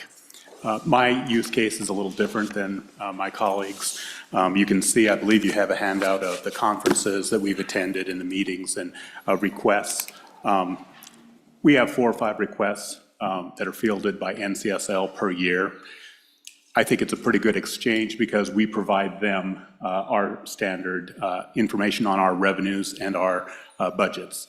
This is one of the few areas where LSO builds their database, where my colleagues really have kind of a one-way relationship with NCSL. They receive information from those national organizations. From the budget fiscal standpoint, we have much more interaction on a daily basis. I've visited with Arturo Perez dozens of times, and much more robust relationship than CSG, and that varies between the divisions. They have a much larger focus on revenues and expenditures. 2 things I would mention. Use cases that were integral, because most of this is 50-state surveys and that sort of thing. During the COVID-19, the CARES Act, the ARPA Act, and most recently, the One Big Beautiful Bill Act, all of those had different impacts on each state. And those were the 3 instances, frankly, that NCSL in particular was invaluable to us being able to staff a timely special session and comment intelligently on the limits and parameters of those funds. They also then assisted all states in modifying those federal regulations, and in one case, modifying the bill itself. Thanks, Don. Ian Shaw, Legal Service Division Administrator. I also have in your packet a list of about 5 pages worth of benefits that our legal division has had with both NCSL and CSG. It is true, I think what Don said is right, is that we receive a great benefit in terms of their programming. From the very, I've worked, I think, at LSO about 18 years, and I remember when I first came here, and fairly early in my career, the Affordable Care Act came up, Obamacare, and a little overwhelmed. I just started with the Health Committee and wanted to know what to do, and it was a real example where the national organization, annual convention really benefited me. For about 4 years in a row, I went to that convention.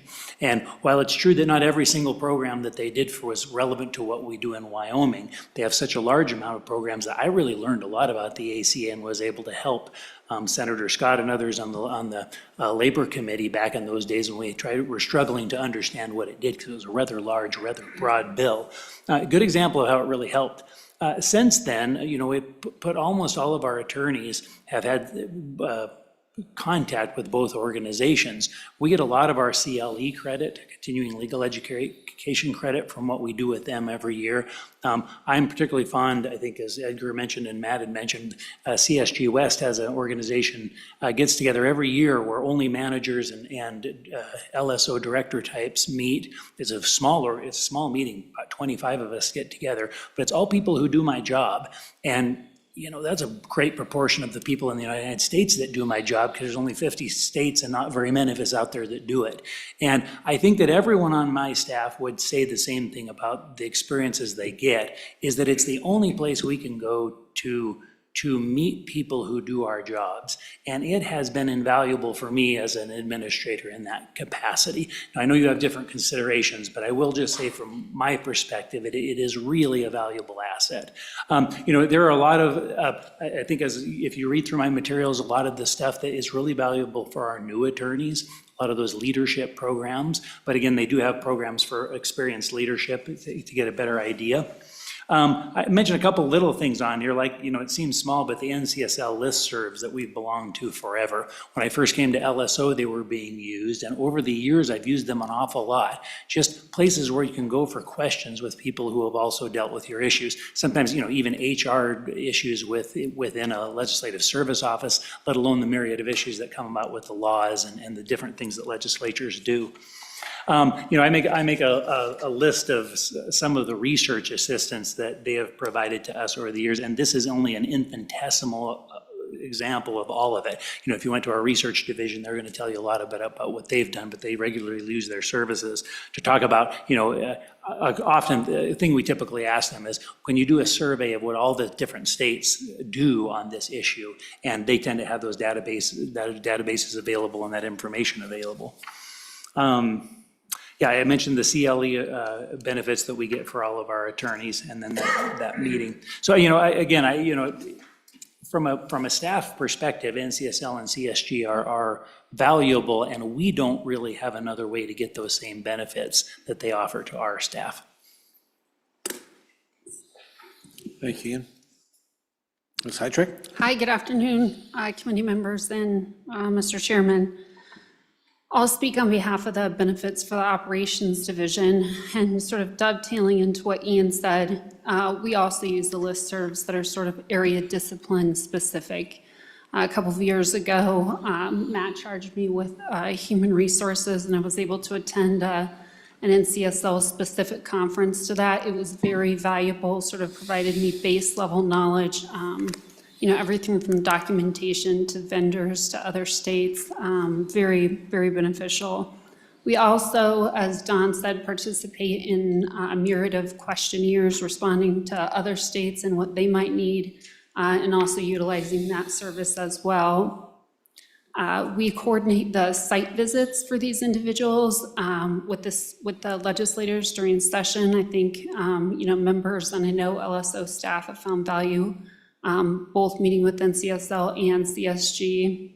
NCSL also does some job postings for us over the years, which is beneficial in, garnering sort of national input on our employment opportunities. relative to CSG, as Mr. Ruiz said, we assisted in the 2025 CSG West annual meeting in Jackson. We prepared for that, a year and a half in advance. We sent several staff members. It was a huge effort, but I think it was also a huge success. We got a lot of positive feedback, both from our members, but also from other states on that event. And then lastly, I was selected for the CSG Tolls Fellowship, and that also provided a great opportunity for me to network and to gain new leadership skills. Really enjoyed that. It spanned, 6 months of sort of different visits and educational items, and then a graduation. So those are, some of the benefits for the operations division. I think we do see value in both organizations.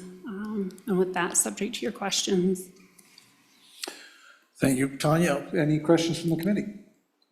Mr. Chairman, I would also Yes, just say, Director. and this is in your handout, but this has been especially beneficial as our IT division has grown, is NCSL has an IT-specific group called NAILIT that has their own conference, and Jamie Schaub and other members of and Anthony, Sarah, and other members of our IT division have gone to that numerous times and have found it beneficial. What are other legislatures doing to address their IT and AV? And actually, I think we can safely say that our response to COVID and the way that we were able to set up our meeting rooms and the chambers so quickly was actually followed by a lot of other legislatures, and they learned that through NAILIT, what we had done. Yeah, I apologize, I was remiss in that, Mr. Chairman, but Jamie Schaub also served on their executive committee. And for those of you that don't know what NAILIT is, it's the National Association of Legislative Information Technology. Very good, thank you. I have Senator Grew with his hand up. Do you have some questions? Go ahead. Thank you, Senator Grew. Thank you, Mr. Chairman.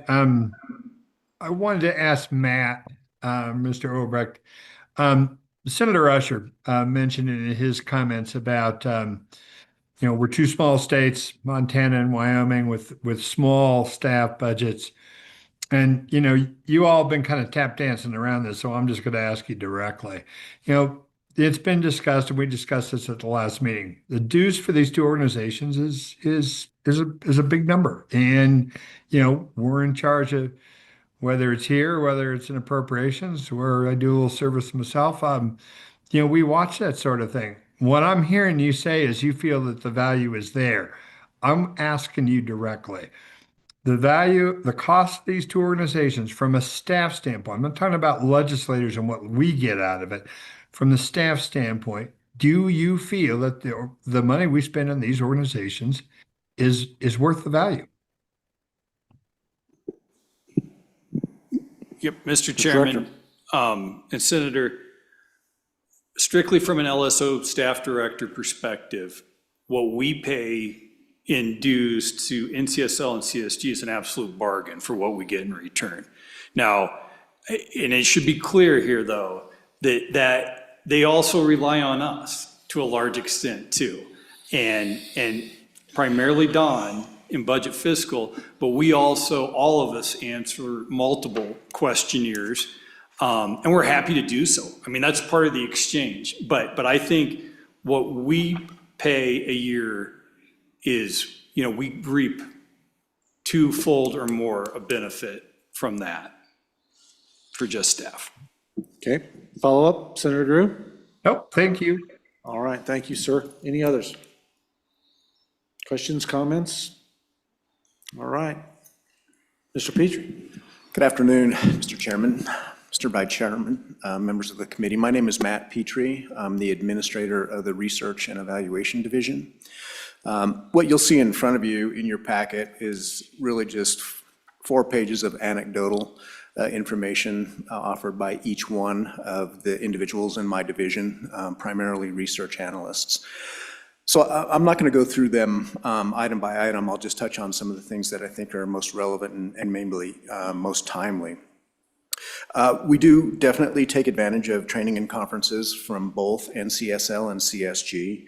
I will tell you that we use their research resources much more greatly than we do training and conferences. And that's particularly true for NCSL. As just I think, a relevant example, just in the last week, we've completed 2 research requests that we really had to rely on NCSL extensively. And so I think that that's a very much a real-time example of their worth.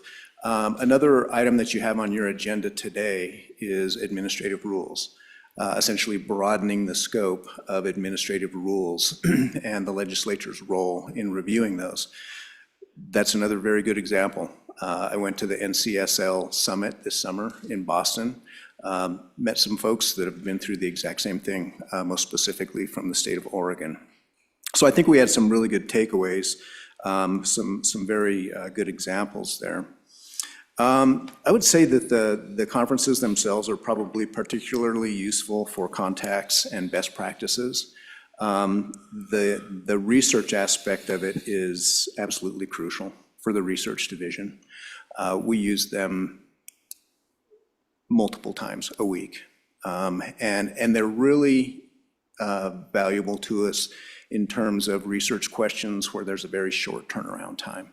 We can rely on them for information from other states that are very similar to the questions that are being asked of us. Do we take that information and just run with it blindly? No, absolutely not. We confirm the validity of the information, but again, it is very, very crucial to the operations of the research division. Just one other thing, and Tanya touched on this briefly, and that's hiring. 2/3 of the staff in the research division have been with LSO for less than a year. We've hired 2 research analysts in just the last 2 months. We had an incredibly strong applicant pool. And I think part of that is due to NCSL and CSG. What we do in the research division is fairly unique. And the people that apply for those jobs, I think, have very unique backgrounds as well. And so they go there to look for those job opportunities, and we place our job opportunities there to attract those types of applicants. And again, an incredible turnout on our applicant pool. We had 54 individuals apply, and probably 90% of those had master's degrees in public policy, public administration, legal resources. So I think, again, just another way that they're very important to the research and evaluation division. Very good. Questions, comments? You good? Curiosity question. When you were mentioning the applicant pool, and I didn't realize this, you are using NCSL to search for attorneys and research analysts and things like that, or is that what I'm understanding? They have a Mr. Chairman, exactly. They are one of the places where we post our job announcements. Same as with the Wyoming State Bar for attorneys, with University of Wyoming and other regional universities and colleges. It is just one of the places that we utilize to get our job announcements out there. Just follow-up curiosity question on that. You've hired some new people, we'll talk about that later. Kind of where are they coming from? Where are you seeing our applicants coming from that are being hired, our new hires? Mr. Chairman, it varies widely, but we have casted a wider net than what we have usually been comfortable with recently. I prefer to hire folks from Wyoming, not only because I think that you should have Wyoming people working for the Wyoming Legislature, but also because they tend to stick around Cheyenne longer. If we don't hire from Wyoming, Colorado is the next major place where we hire from. We have recently, though, hired a new attorney who is from North Carolina via West Virginia, via Vermont Law School, and also we hired a new research analyst who, her first trip to Wyoming was her second interview with us. And, you know, it requires a bigger leap of faith with those folks. Sure. But primarily, I mean, those folks kind of came to know about this through NCSL? Mr. Chairman, I think that's where they both saw the job announcement. Okay. Yeah. Good to know. Thank you. And Mr. Chairman, we've got one other division. It's the Director's Division, and Tamara's going to give you the rundown of how the Director's Division. I am besides what sorry, talked Mr. about. Valley, you are literally right in the line of sight of that camera. I didn't even, I saw you moving earlier, and then I lost sight of you, and then, so I beg your forgiveness in that. Ms. Ravalli, please proceed. Thank you, Mr. Chairman. I thought I'd move up here so I could actually see most of you, as opposed to back behind there. But I won't talk too much about how NCSL shaped my career and some of the trainings I've done earlier on through them. I'll talk a little bit about more recently. But within the director's office, we have myself, legal counsel, we have our financial operations, we have our document management, and then special projects. And all of these individuals spoke to me or gave me information about how they've utilized NCSL and CSG in recent years. For me personally, I've had about 8 requests in CSL for comparative information, things like ethics rules or legislative discipline. A lot of this committee's work with Joint Rule 22.1, a lot of our work on the dress code and on public decorum issues. We've used NCSL to gather information and get some good ideas about what might work or what areas we should craft. So a lot of that was surveys, multi-state surveys, updating or creating new ones. This often occurs during session as well, when things are moving pretty fast and the research is time sensitive, or it's sensitive in itself. So we've been lucky to have very quick turnarounds on those kind of questions.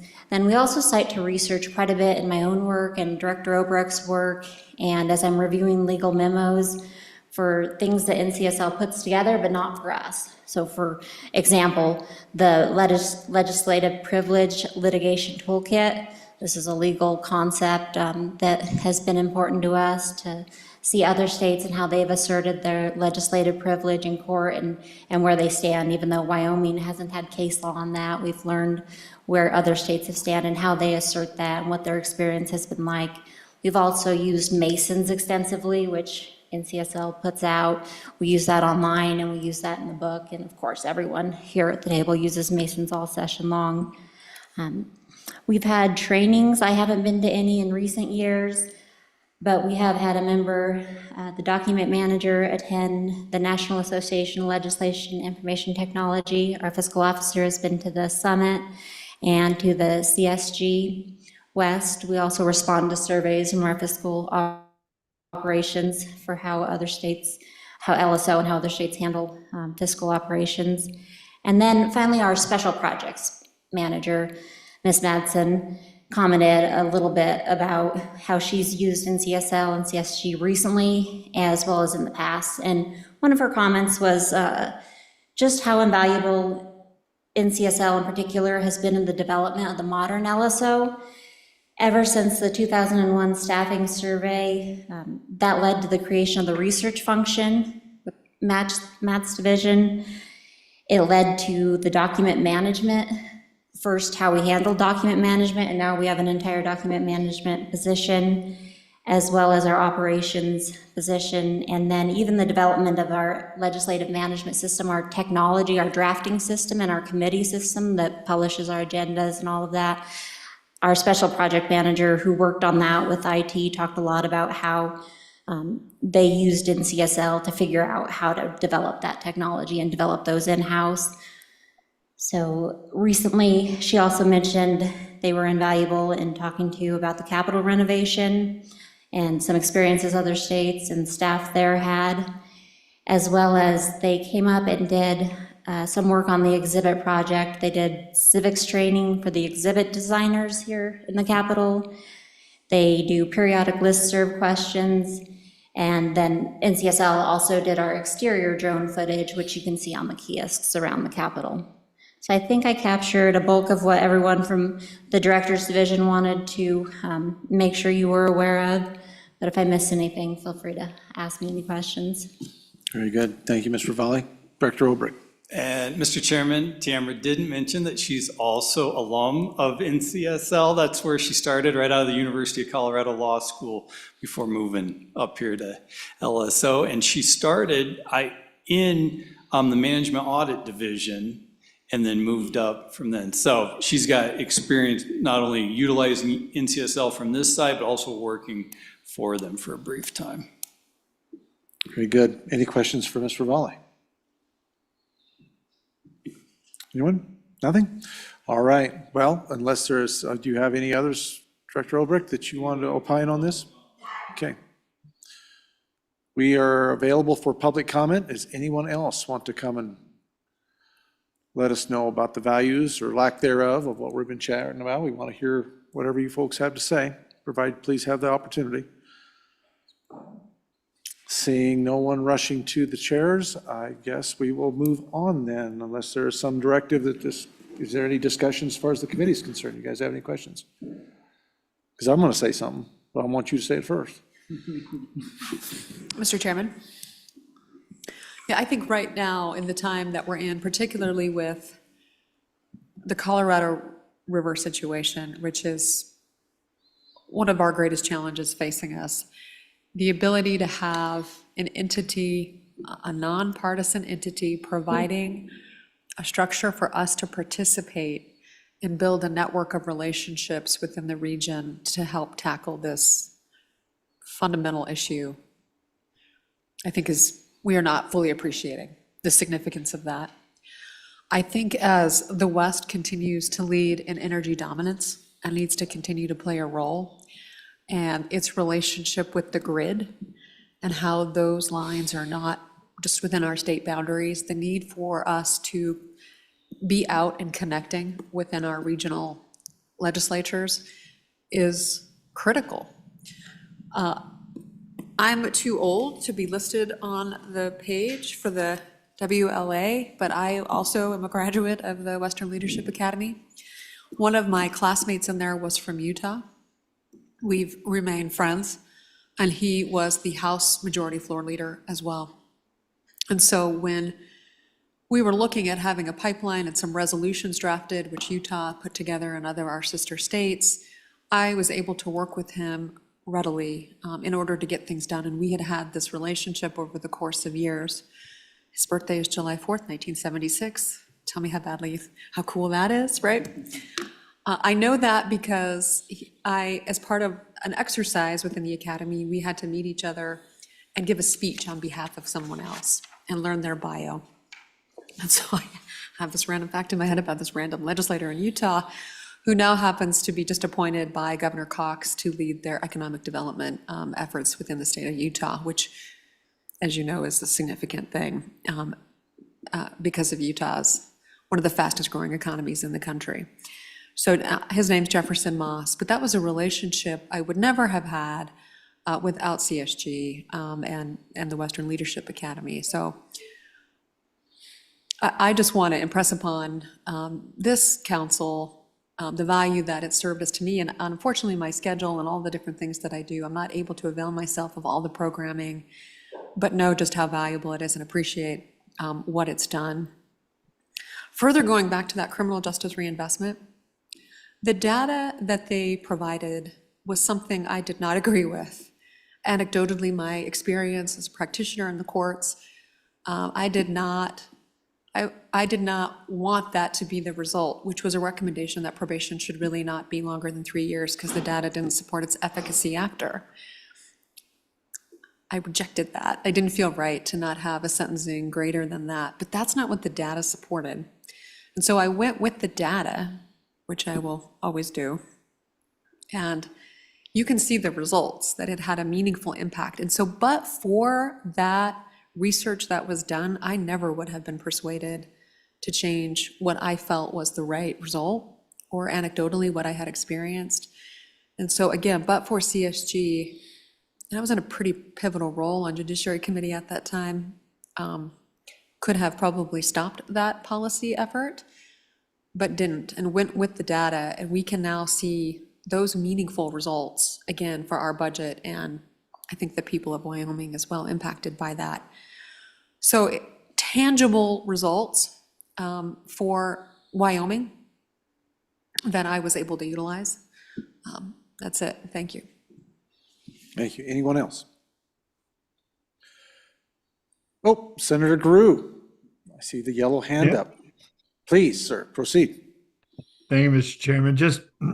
And Senator Nethercott just said most of this, but I just really wanted to reaffirm on this Colorado River Compact, the bottom line is we're outgunned, we are outspent, we are behind the eight ball all the way down the line against larger states, which have very vested interests in where water that originates with us gets utilized. It's organizations like NCSL and CSG West where we can level that playing field. It is absolutely incalculable, the value to be able to sit down, peel back all the professionals, the lawyers, the guns, the money that people bring to those discussions, and just sit down and talk to legislators about the constituents, what it means to them, what it means to each one of us at a level that we can all understand and talk. It cuts through political party. It cuts through all the noise when you get in those big formal meetings. And on issue after issue, these organizations provide that forum. And so I urge my colleagues to really, I think we need to, this is going to be something, like I say, that's going to come up as we go through budgets. We're going to talk about in the feed bill, I'm sure. But I just hope we all realize this is somewhere where I think we really need to stand together and let our colleagues know that this has, you've heard of what the value is to the staff. You've heard what the value is to the folks from the organization itself and from their point of view. But I'm just saying from a personal relationship standpoint, where these things are so important that on this one issue alone, I know of where I speak that this is absolutely critical that we stay at the table. And as I always say, if you're not at the table, you're on the menu. So I'd stick around. Thanks. Thank you, Senator Drew. Appreciate that. Senator Usher, you have some comments. Please, sir. Yes, Mr. Chair, I know it's out of the norm to come back to me, but I just remembered and looked up, we had discussed with the NCSL membership comes the Bill Information Service, which gives Wyoming legislators and staff access to the LexisNexis.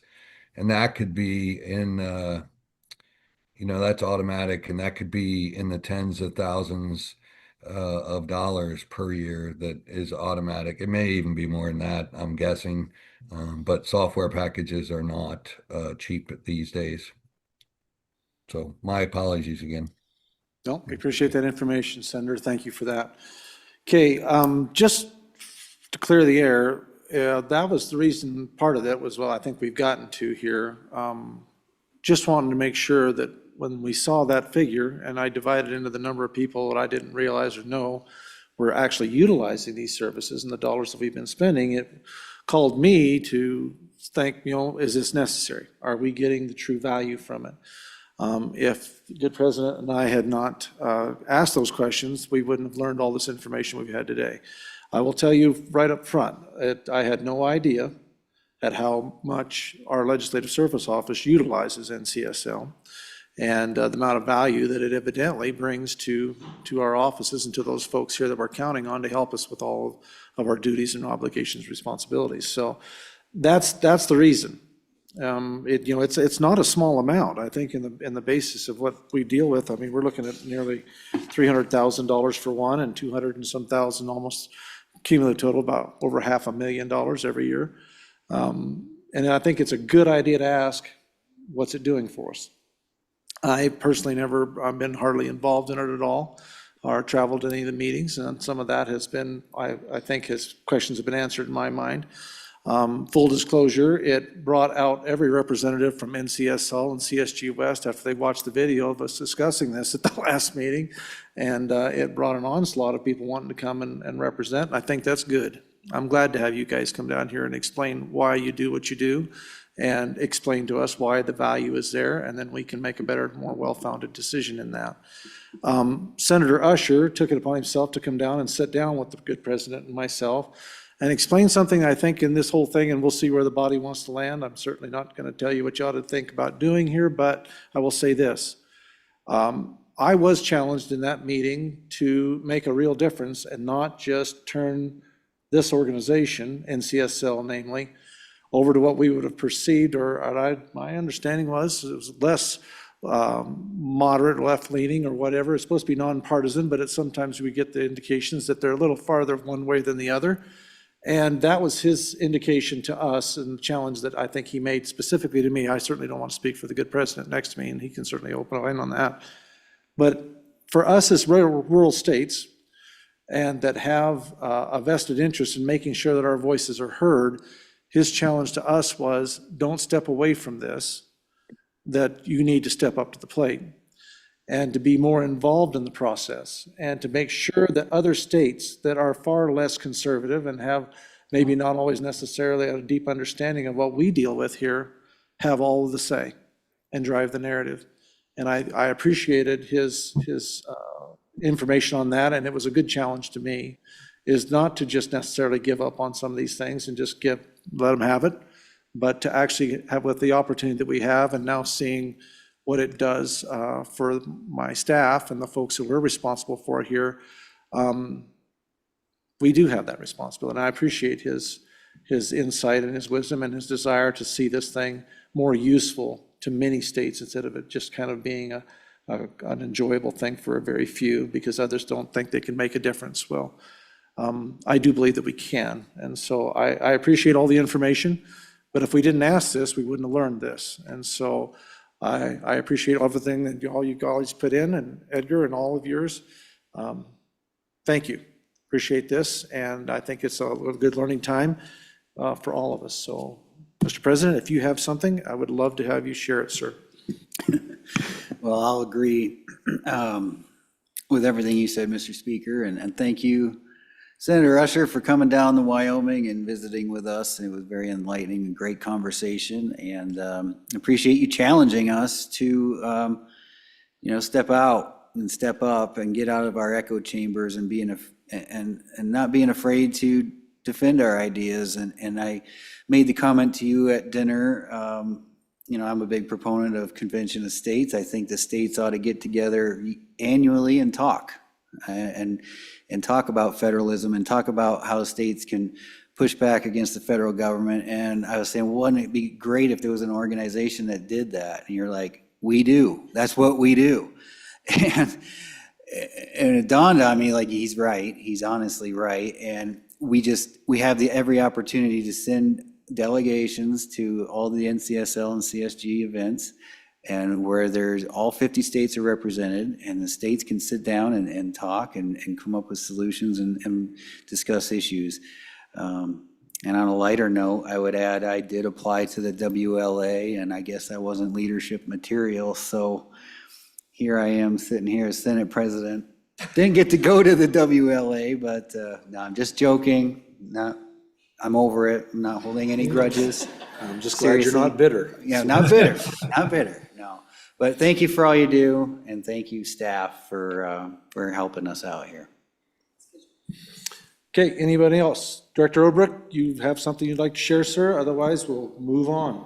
No, Mr. Chairman, just on next agenda items. I thought, Mr. Chairman, with your approval, we would do the Management Audit Committee report on Senate File 127 next, then skip to the Capital Interpretive Exhibit and Wayfinding Subcommittee report. I think I'm handling the reapportionment unless Senator Case comes up from Revenue to talk about that. He might, okay. But he's here. He's on call. I'll text him when we're ready for it. So we can go with that, just do the wayfinding first so Senator Landon can get on the road. Do you want to do him first before management audit? Well, I don't care. That's up to you, Mr. Chairman, whatever you want to do. But we've got Senator Larson online right now. We've got him hold. Okay, good. If he's online and we want to go that direction, then let's move to that. So, all right, moving on. Management Audit Committee report, on Senate File 127. Senator Larson, you're online. So Hi. Please, sir. Mr. Chairman, thank you. Yes, sir. Good to see you. Welcome. Thank you. Thank you, and committee members. I'm here. I don't think Representative Knapp's here, but I'd give just a brief report and then turn it over to Mr. Petrie to give the formal one on the written document. This is dealing with Senate File 127 that we passed last year. Senator Boner carried it. It requires LSO to complete a regulatory impact analysis for rules designated as major rules, is what it pretty much did. The Management Audit Committee was directed by Management Council regarding, I'm trying to read my notes, to report on legislature's role, legislative staff required to complete the analysis, and recommend statute changes if there were any. We met three times during the interim. The committee did. We came up pretty much with a bill proposal that management audit, I think, is carrying. I think it would require agencies to identify when major rules are needed. We felt that the agencies were better prepared to kind of analyze if they were going to reach the dollar amount that would require that. It would direct the Secretary of State to adopt rules ensuring agencies' compliance, and then it would remove emergency rules from in the definition of major rules. Emergency rules from that definition, and also it deleted the Management Council's role to designate a major rule. And then it would, we didn't discuss clarifying the amount annual monetary impact. Oh, we did. I'm sorry. It clarifies the annual monetary impact threshold from $1 million to $200,000 per year. We were looking at quite a few of the other states and what dollar amounts they had, and quite a few of them were right in that range where they, one of them I think was Utah, where it said it would have $1 million effect in 5 years. So we kind of thought, well, let's go with 200,000. And the committee did not amend the appropriations enacted in Senate File 127 of 400,000. And it also stated in that bill not more than 2 FTEs. But the committee did discuss it. We didn't put it in there that we maybe should have clarified that ought to be biannualized. But we did not do that. But that kind of gives you an idea what we did. I would turn it over to you, Mr. Petrie, if there's no questions. Thank you, Senator. Mr. Petrie? Thank you, Vice Chairman. I think that Vice Chairman Larson did a good job of summarizing it. I'll step through the 4-page report just briefly. Really, the appendices that you find behind the report itself are just additional information that tie to the report, and you'll see those links throughout the report. So as Vice Chairman Larson indicated, basically Senate File 127 gave us an opportunity to make some recommendations on changes to that statutory language prior to its effective date of July 1st of 2026. It asks that we assemble that report no later than December 1st. That's the report that you see in front of you now. Really, at the bottom of the first page of this report, what you'll see is that, again, as Vice Chairman Larson touched on, we provided a high-level overview of the administrative rules promulgation process to the committee, and also just reiterated that as it stands now, what we call regular rules do come to LSO for review. That review essentially consists of do the rules meet legislative intent? Do they comply with procedural requirements? And then are they within the statutory authority? So LSO has always had that role.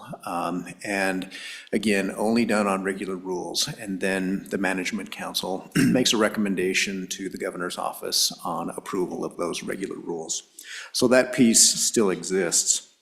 What Senate File 127 does, or did, is established a greater role for the legislature in review of administrative rules, and expanded the scope, really, of those individuals in the legislature who have some say in that process, in that review process. One of the appendices that you'll find behind the report, it's Appendix B, is a flow chart that we put together to kind of give a visual presentation of how Senate File 127 changes the rules promulgation process. And I think it's very worthwhile. I think that there's a lot of information in Appendix B, again, in just a visual format to kind of show anybody who looks at that flow chart what changed. And when we look at that, really those things that did change are highlighted in yellow.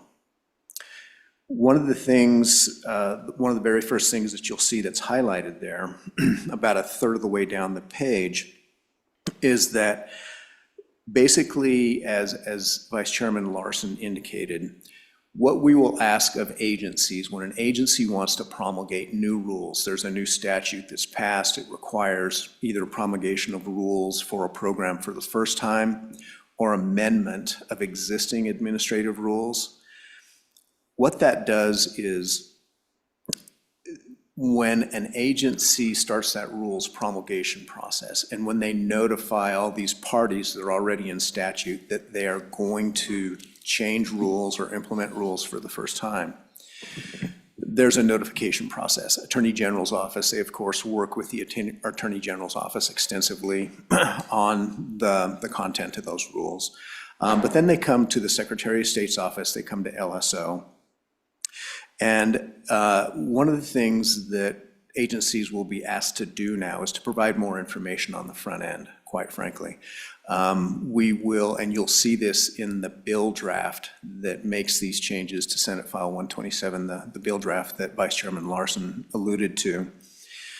And basically, what that will do is, one of the biggest changes is that when an agency indicates that their rules cross that threshold, that their rules are a major rule. And there are two criteria that we use to determine that. But once an agency essentially self-admits that their rules have that much of an impact, then what we do is we will notify every legislator of those rules. Just kind of a notification process, quite simply. And we do that within 15 days. That's about midway down the page on that flow chart. At that point, what we do, and this would be within my division, within the Research and Program Evaluation Division, is we will conduct a regulatory impact analysis. Other states do this. We've worked extensively with other states that have experience in this, most notably Florida. Florida has had something like this for over a decade. It's evolved over time, improved, and so we certainly used some of their expertise for some of the things that we were looking at. I don't mean to stop you and lose your train of thought, but when you worked with Florida, is that something that we can implement here, or is that something that you can take a lot of information from them and be able to bring that into what we're wanting to do and save us a lot of reinventing the wheel here, or is anything different about them when you note them as having some experience in this? Mr. Chairman, we did use quite a bit of information from them. The other state that we used extensively was Kansas. Kansas is much newer to the game. They passed a law similar to ours about 2 years ahead of us. But a lot of the aspects of their program looks the same.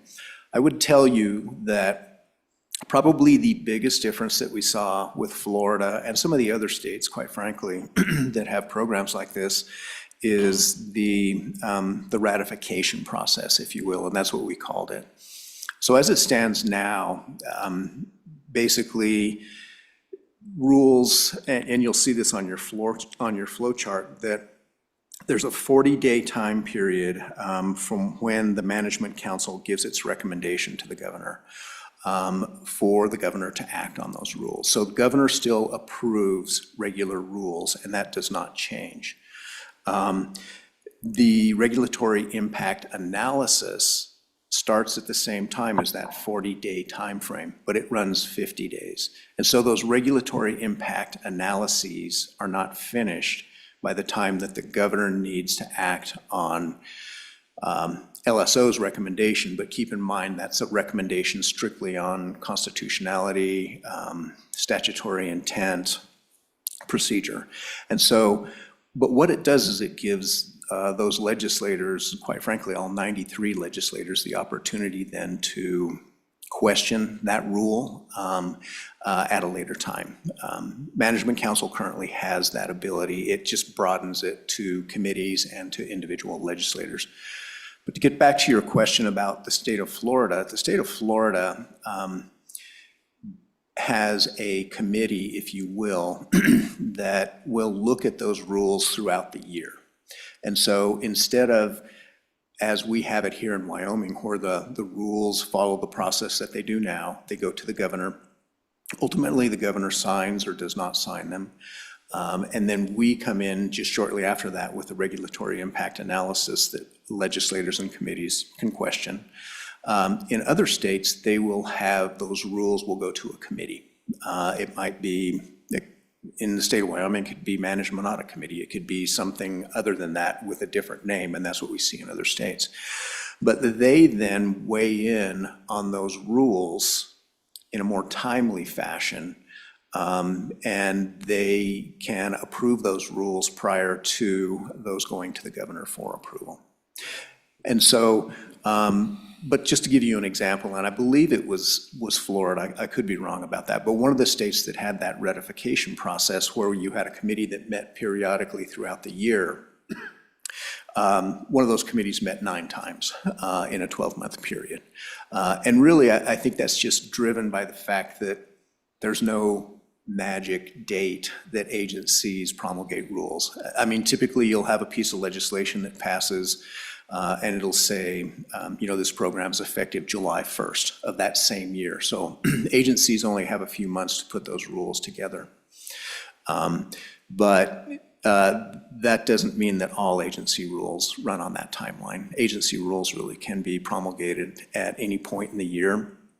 And so really that was the big difference that we saw. And when you look at the bill draft that we have in your packet, LSO or 26 LSO 0106, it touches on that. You'll see some staff comments at the back end of that draft legislation that touch on legislative ratification. The Management Audit Committee did not act on those staff comments. They certainly considered them, but it's a fairly large departure from Senate File 127, to be perfectly honest with you.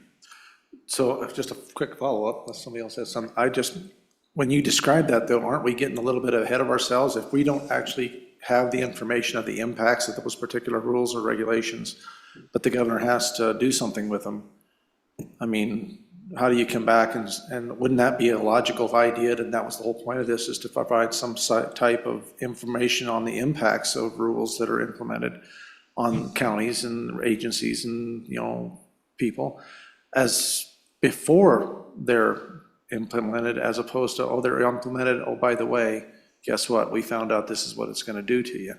I mean, is there any way of trying to get that, in my mind, kind of like the cart before the horse, or get it back in front of the horse? Mr. Chairman, I think that one thing that I think is important to consider is just, especially when you're doing with a relatively large set of administrative rules, and I'll speak to a set of rules that we promulgated when I worked for the Department of Health recently, where it was basically overhaul of payments to community mental health centers. So a very extensive rules package. What you'll see on this timeline is really just kind of the practical amounts of time that it takes to promulgate new rules or amendments to new rules. And it doesn't really matter whether they're extensive like the ones I just described or they're less extensive. So what you see is you'll just see there are timelines that are built into the process now that kind of drive how long it takes. So you'll have a 45-day public comment period that has to exist for regular rules. So I think the short answer to your question is that really the only way to have say prior to the governor's approval of regular rules is to have that ratification piece there. And it's just because what it does is it allows consideration of those rules by the legislature. And if they see something they object to, they can voice that objection rather than waiting until the next legislative session, as the law is now. Now, I will also tell you that there are other states that don't have that ratification process as well. Other states that have processes similar to what you find in Senate File 127 now, where the rules process still plays out in the same time frame as it has in the past, but then the legislature has a greater ability to weigh in on those rules, to consider those rules, and then to question those rules at a later time. Thank you. Please proceed. Okay. So moving on to really page 2 of your report, I'll just touch on briefly some of the things that Vice Chairman Larson touched on briefly.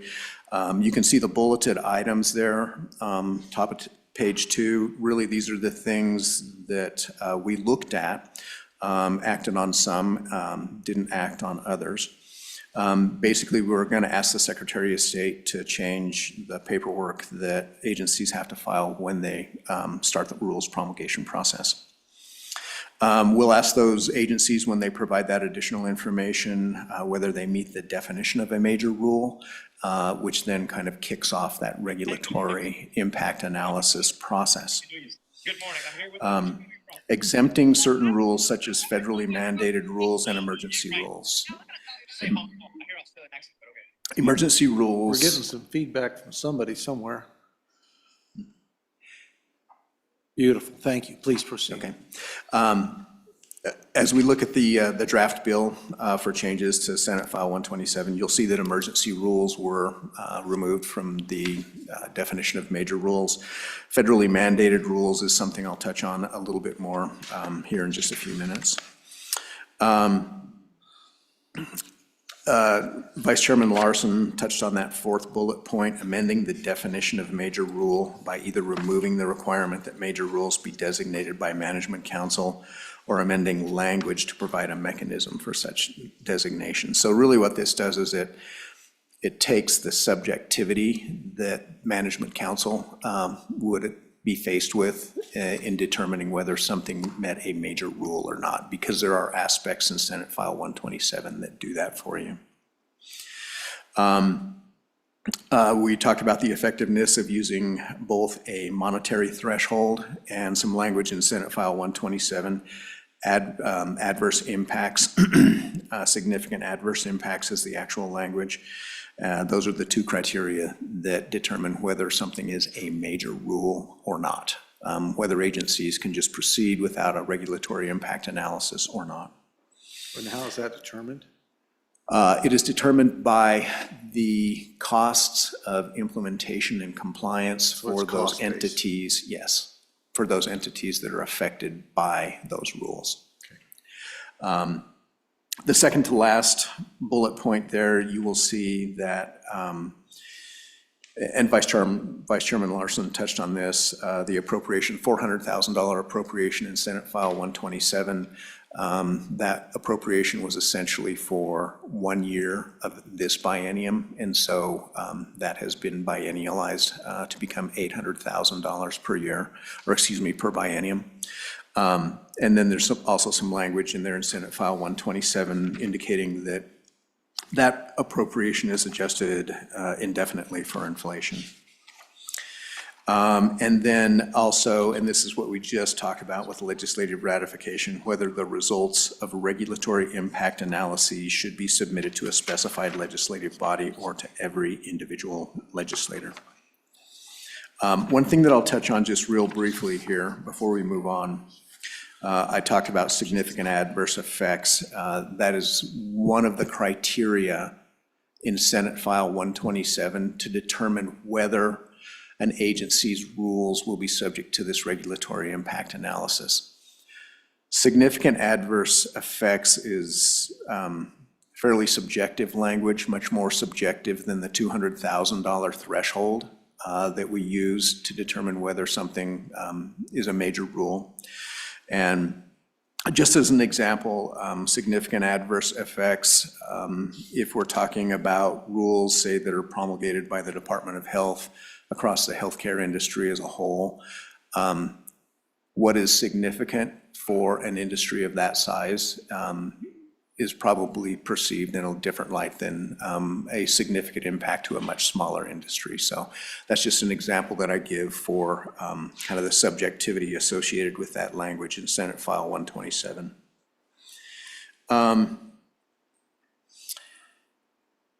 I'll just touch real quickly on Appendix C.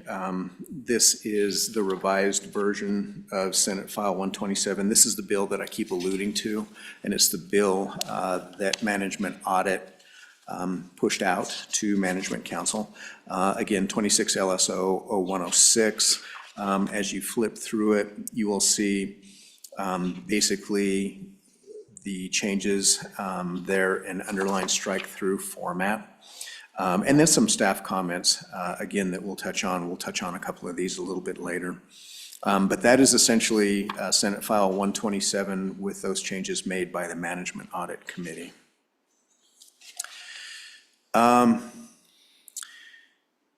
One of the things that you'll see here, and this is in Appendix D, is, again, the committee discussed requesting the Secretary of State's office to amend their required Notice of Intent to Adopt Rules form. So that's a form that every agency has to fill out when they want to promulgate either new rules or amended rules. You'll see it in Appendix D. The form itself has pretty much been in existence for decades, has evolved a little bit, but all agencies are very, very familiar with it. What we would ask the Secretary of State to do is to basically modify this form, just notifying agencies that are promulgating rules that they need to provide additional information on the impact of those rules and whether that impact crosses that threshold that makes their rules major rules that then subject them to this regulatory impact analysis. So I think that the Secretary of State's office is obviously amenable to doing that. But that is essentially Appendix D. I'll come back to that here in just a minute on another topic.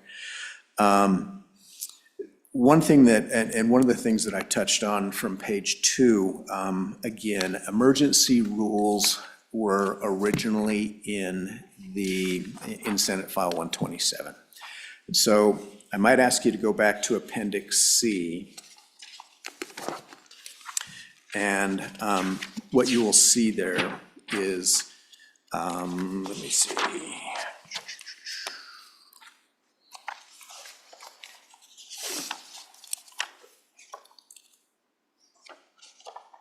So on page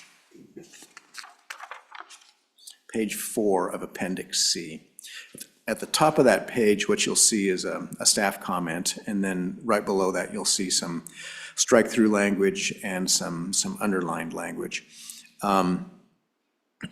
What the committee did and what the committee forwarded to Management Council is it struck emergency rules being part of major rules.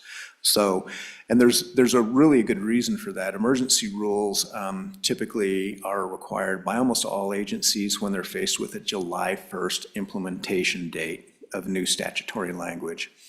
And so because that time frame for implementing regular rules is so long, that typically agencies will apply for emergency rules. What happens is the emergency rules and the regular rules are almost always mirror images of one another. They're the exact same language. But the agency's faced with implementing those rules by July 1st. They know they're not going to be able to hit that deadline with regular rules just because the process is too long. And so they will ask for emergency rules. The governor approves emergency rules. They can typically be extended once. Emergency rules are good for 120 days. I can tell you from experience that regular rules take an absolute minimum of 130 days, and that's if absolutely everything runs smoothly, start to finish. And so agencies will typically, pardon me, emergency rules are good for 120 days. They're in force for 120 days. And then an agency can ask for one 120-day extension beyond that. And that's not unusual for agencies to do that. So again, they have to implement new policy by July 1st.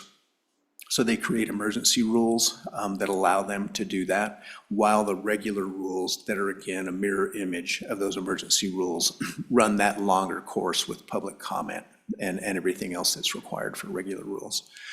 And so emergency rules, the committee decided to exempt those from the definition of major rules because, in essence, that would slow down the approval of emergency rules, which agencies need in order to hit that July 1 implementation date for new legislation. But it would also, quite frankly, it would bury legislators with two sets of rules that are virtually identical.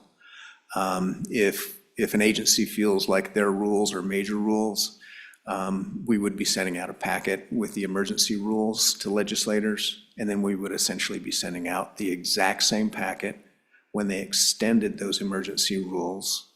And then a third time, we would send essentially that exact same packet again. So it's really very redundant to have emergency rules included in the definition of a major rule. And I can tell you from the research we did with other states that no other states include emergency rules under their definition of a major rule. So the committee, you can see through the strike-through language there on the top of page 4 that they struck emergency rules. The other one that's addressed in the staff comment right above that section in 26 LSO 0106 has to do with federal law. If you look very closely at the form in Appendix D that the Secretary of State's office utilizes for agencies to notify the Secretary of State of promulgation of new rules. And keep in mind that the Secretary of State is the registrar of all rules. They're the keeper of administrative rules in the state of Wyoming. You'll actually see two instances where rules changes in Wyoming that are driven by federal changes in federal law. There's actually two sections on the Secretary of State's form. One of them is on that first page. You'll see kind of a highlighted section there that says number 2, legislative enactment. And basically what the Secretary of State's office does is it recognizes that emergency rules are not considered new rules.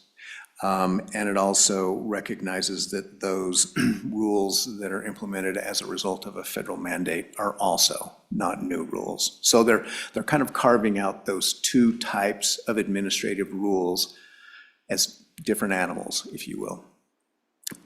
You'll also see that on the second page of the Secretary of State's form, again in the highlighted section right there in the middle of the page, federal law requirements. It specifically says these rules are created, amended, repealed to comply with federal law or regulatory requirements. It's simply a yes or no answer. Again, just proof that those rules that agencies promulgate in relation to federal mandates are addressed differently. The research that we did with other states that have similar legislation, the vast majority of those states also exempt those types of administrative rules. And really what you've got, I think the rationale behind that is threefold. Federal mandates, basically that drive changes in state administrative rules, typically are tied to funding. And so if you have a federal funding source, a grant program or something like that, the state rules have to comply with that federal mandate. And so the state doesn't have as much flexibility, if you will, for those rules. But the real beauty here, and I think of the three reasons to potentially exclude rules, administrative rules that are driven by federal mandate is the notion of primacy, which really gives the state of Wyoming, when there is an area of federal law, what it does is it gives the state of Wyoming the ability to tailor that law to fit Wyoming needs, Wyoming values, if you will. And so what we have, and really, I think probably the best examples of this are in the areas of energy and environment. So there may be a federal mandate, but the state of Wyoming has primacy, and so they can tailor that federal mandate to fit Wyoming circumstances as long as the administrative rules don't defy that federal law. So there's already kind of that ability built in to recognize that the rules are mandated by federal law, but we have some authority to change them. Really, the other and last reason to potentially exclude administrative rules that are driven by federal law is just urgency. We touched on this in the last Management Audit Committee meeting. This one specific point, not as strongly for the two previous ones, but a good example is if the federal government changes its Schedule I drugs. So these are illicit drugs, marijuana, LSD, methamphetamine, those types of things. And they basically change that list of Schedule I drugs. They will push that list out to the states, and the states have to implement rules very quickly in order to add a new drug to that schedule, typically in 30 days. And so in some cases, federal mandates come with a real sense of urgency that really the rules process in the state of Wyoming does not accommodate very well. So just some considerations there that I think perhaps some justification to exclude those administrative rules promulgated in the state of Wyoming that come with federal mandates, to exclude those from major rules consideration, as they did for emergency rules. Getting back to our report.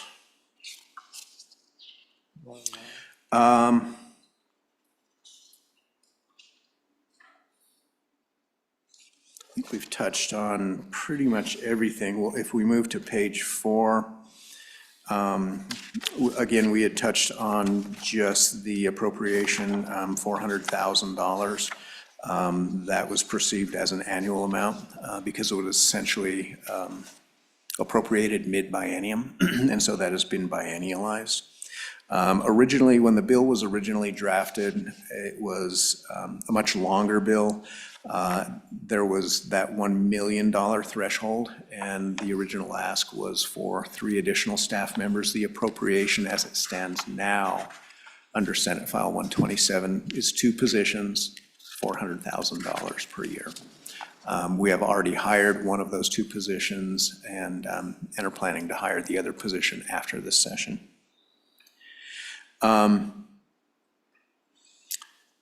Let's see if I had anything else here. Representative Bear. Thank you, Mr. Chairman. Mr. Petrie, these 2 positions, can you remind us what type of positions are these? Are these attorneys? And the one that is hired, what is that position? Mr. Petrie. Thank you, Mr. Chairman. Representative Bear. The positions are regulatory impact analysts, and it's a new job classification in LSO because of this legislation. There are aspects of that job that overlap with the research analyst positions that we currently have. We have 4 of those. And the reason why is really, with a staff as small as that, I want my staff to be cross-trained. But the regulatory impact analyst will be the individual or individuals that basically work with agencies. So when an agency starts to promulgate rules and they indicate that there's going to be a significant impact, those will be the individuals that reach out to the agency and work with the agency to essentially determine whether in fact that impact is great enough to be a major rule, to be a significant impact. And if so, to basically gather the information that then will be shared with the legislature to determine whether those rules are adequate, are appropriate, or whether they should be challenged at a later date. Okay. Follow-up? Thank you, and thank you for that response. During the committee's work, was there any discovery of the states like Florida and Kansas where they actually did veto basically the executive's rulemaking in any particular case? Was that discussed? Was that, is there some sort of a figure as to quantity that maybe were challenged compared to the quantity that were reviewed? Mr. Petrie. Mr. Chairman, Representative Bear, I believe we do have that information for those states that we looked at the most closely. I don't have it with me right now. I can certainly try to get you that information. What I can tell you is that in most cases where a rule is challenged, whether it's in the ratification process by a committee or even by an individual legislator, is what it does is it forces basically the agency to come back to the table and amend that rule. Keep in mind that rules are really just kind of the nuts and bolts extension of legislation. And so the legislation shows the intent and it shows basically what the, what the outcome, the desired outcome is for that legislation. But then when you get to the agency level, they really have to kind of put the meat on the bones and decide what they want to do. And so what we saw in working with other states was that, yeah, they would basically, there was an aspect of rules that the legislature or a committee objected to. And it may have been as a result of that regulatory impact analysis. And then really what it does is it brings the agency back to the table to make those changes. We good? Any other questions? Good. Please continue, sir. Okay.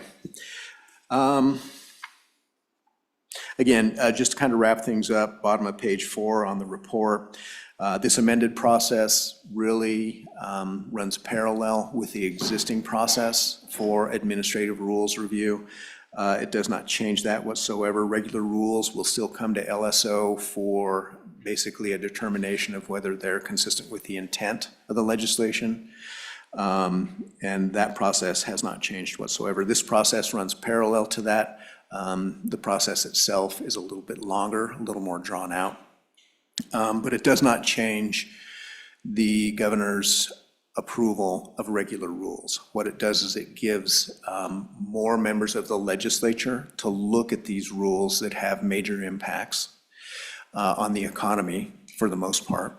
And it gives every member of the legislature, every legislative committee, the ability to look at those and then come back later and question them. So it broadens the scope of review. But again, runs parallel with the existing process. The very last paragraph that you see there on page 4, I just want to touch on that very briefly. So our next steps include introducing 26 LSO 0106 in the 2026 budget session, potentially. Again, you can go back to that piece of draft legislation under Appendix C and see essentially exactly what was changed and then what comments remain with respect primarily to the language significant adverse impacts or significant adverse effects, I believe is the actual language, and then the potential exclusion of rules that are called for by changes in federal law. And then The very last appendix that you'll see here, under Appendix E, I believe it is, is kind of our mock-up of what we would do, the way that we would reach out to agencies that were subject to these rules. Very much a work in progress, kind of our first draft. And the other thing that we would do here, and I'll just touch on that in Appendix E, what you'll see here is you've just got, the very first page is really just a brief description of why we're asking agencies to do this. That second page there that says at the very top, to be completed by the agency promulgating a major rule, that language on that page is verbatim from Senate File 127. It is exactly what Senate File 27 says agencies must provide. If you flip the page to the next page, estimated regulatory compliance costs, and then you'll see a table on the next page. Those are things that we developed in the Research and Program Evaluation Division to essentially help agencies through this process. And really that brings me to my last point, is that regardless of whether 0106, 26 LSO 0106 passes, or if it passes in a different form, Senate File 127 still requires this. And what we will do with agencies after the session, after we know exactly what Senate File 127 looks like in its final form, is we will have a meeting with agency heads, basically just to give them that 30,000-foot look at the legislation. What's going to be asked of them, because more will be asked of them. Think of this as fiscal notes on steroids, and it's after the fact. It's not prior to passage of legislation, so it's after legislation has been passed. But there will be additional expectations of agencies, and then the other thing that we will do after we've had that meeting with the agency directors is their staffs, primarily their fiscal staff. We will work with them and we'll walk them through examples. We'll give them the forms and say, take these forms, take an old set of your administrative rules, plug the data into the form, see what works for you, what doesn't work for you. Tell us if you see a problem with the process, and then we'll work with agencies to tweak the process. Mr. Petrie, just curiously, on any situation, anything I've ever found for expenses or stuff, there are unanticipated things that we don't know. Are you guys gonna, on some of these promulgated rules, as you get more information, as they're in force, is this something that can be come back to and reevaluated and said, hey, we didn't see this, or this is something we didn't realize came down the pipe? We are going to need to, this is an additional cost we didn't anticipate, or, I mean, you don't know. I mean, I wish you had a crystal ball where you could see all the implications, but in the real world, it's hard. Is there a way to come back in here and if somebody comes back and says, this happened, didn't realize this was gonna be a cost that we didn't plan on incurring? Is there any way of doing that in this, or is it kind of once we tell you what it's gonna be, enjoy? Or your thoughts? Yeah, Mr. Chairman, the answer to your question is yes, and actually it exists now. And basically, Senate File 127 does not just apply to new or amended rules.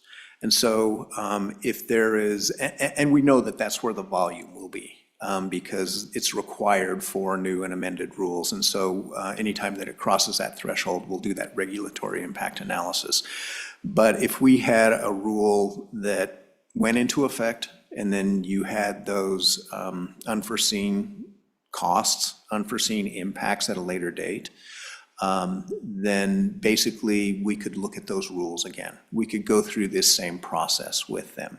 You know, I mean, obviously, we would prefer not to do that. We would prefer to get it right out of the gate. But certainly there is an opportunity to bring back established rules that have already been fully promulgated for a second look. Yes. Any questions?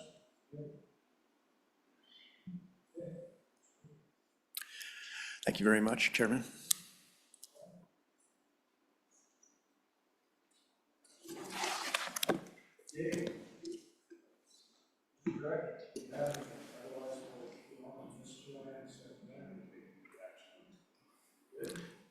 All right. Management audit committees, they're sponsoring it. So, So I don't think we have to vote on this, do we? That's going to be brought by the committee, so they are a standing committee.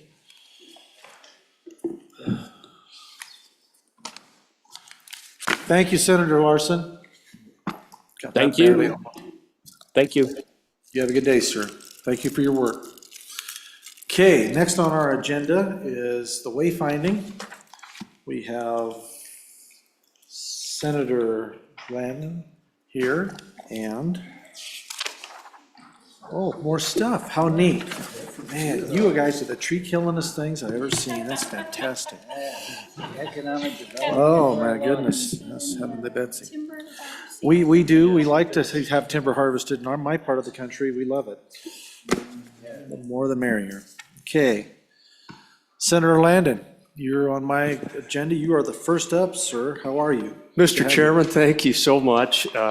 Appreciate it and appreciate all the time and effort the council's put in for the state of Wyoming today. So we do have a presentation for you, Mr. Chairman, related to the wayfinding and historical exhibit effort that has gone on for the last 3+ years, crowding 4 years, really. The airplane is coming in for the landing. Now, it might be a touch and go landing, as this subcommittee that we have been working with will sort of morph itself into the shared governance effort that we know needs to continue. But for the time being, we're bringing it to a close. Very happy to tell you that we are underway with fabrication and lots of work in the little civics lab. That will be kind of the finishing touches, and we'll be able to do that in February. So I'm excited that we'll all be here and we'll be able to snip the ribbon on something that was really one of the big priorities of the entire project, and that was, what can we do to make this a really unique and amazing educational experience for our young people, the ones that come down to see us all the time. And we based that on the 5 articles of the Constitution, the first 5, and really the standards that we teach. And we had a great representation from our Department of Education to make sure that the content in this civics lab is going to be outstanding, Mr. Chairman. So that's on its way. If you duck your head in there, you'll see some temporary things hanging in there. You'll get an idea of what it's going to look like. We just put the carpeting down. So that's a quick and dirty overview of where we are with that effort. And I must say that when you have an incredible staff who is sitting here with me, and you've got leadership in the LSO office who understands the importance of what we're doing, and then you have 3 different councils give the kind of support to this that you all have, I think hopefully you agree that the results show it. It's been really, really fun to get the reactions from people from other states. Our NCSL representative today pulled me aside. He said, "I've been all over the United States. I have never seen anything like this. You are #1 in the world, folks." And so that's pretty fun. That's pretty fun. I'm going to wrap it up at that point, Mr. Chairman. Rihanna has some wonderful images and a quick overview of where we've been since the last session. This is a different building than it was about 10 months ago, 8 months ago. And for those who weren't able to be here this past summer for the ribbon cutting of a majority of that historical exhibit work, it is really spectacular. And I hope that we can all remind ourselves to get all the way around the building and around the Capitol Square, because every day something else is showing up that is just finishing touches. So, good. Thank you. So if you're up for it, a real quick one. Rihanna, do you want to take it away, or Wendy, do you have any comments first? Oh, I thought there are a couple of other things. Obviously, acoustic work. That is all, it's all been designed. We're in a great spot there. But the installation and fabrication is not going to take place until after the session.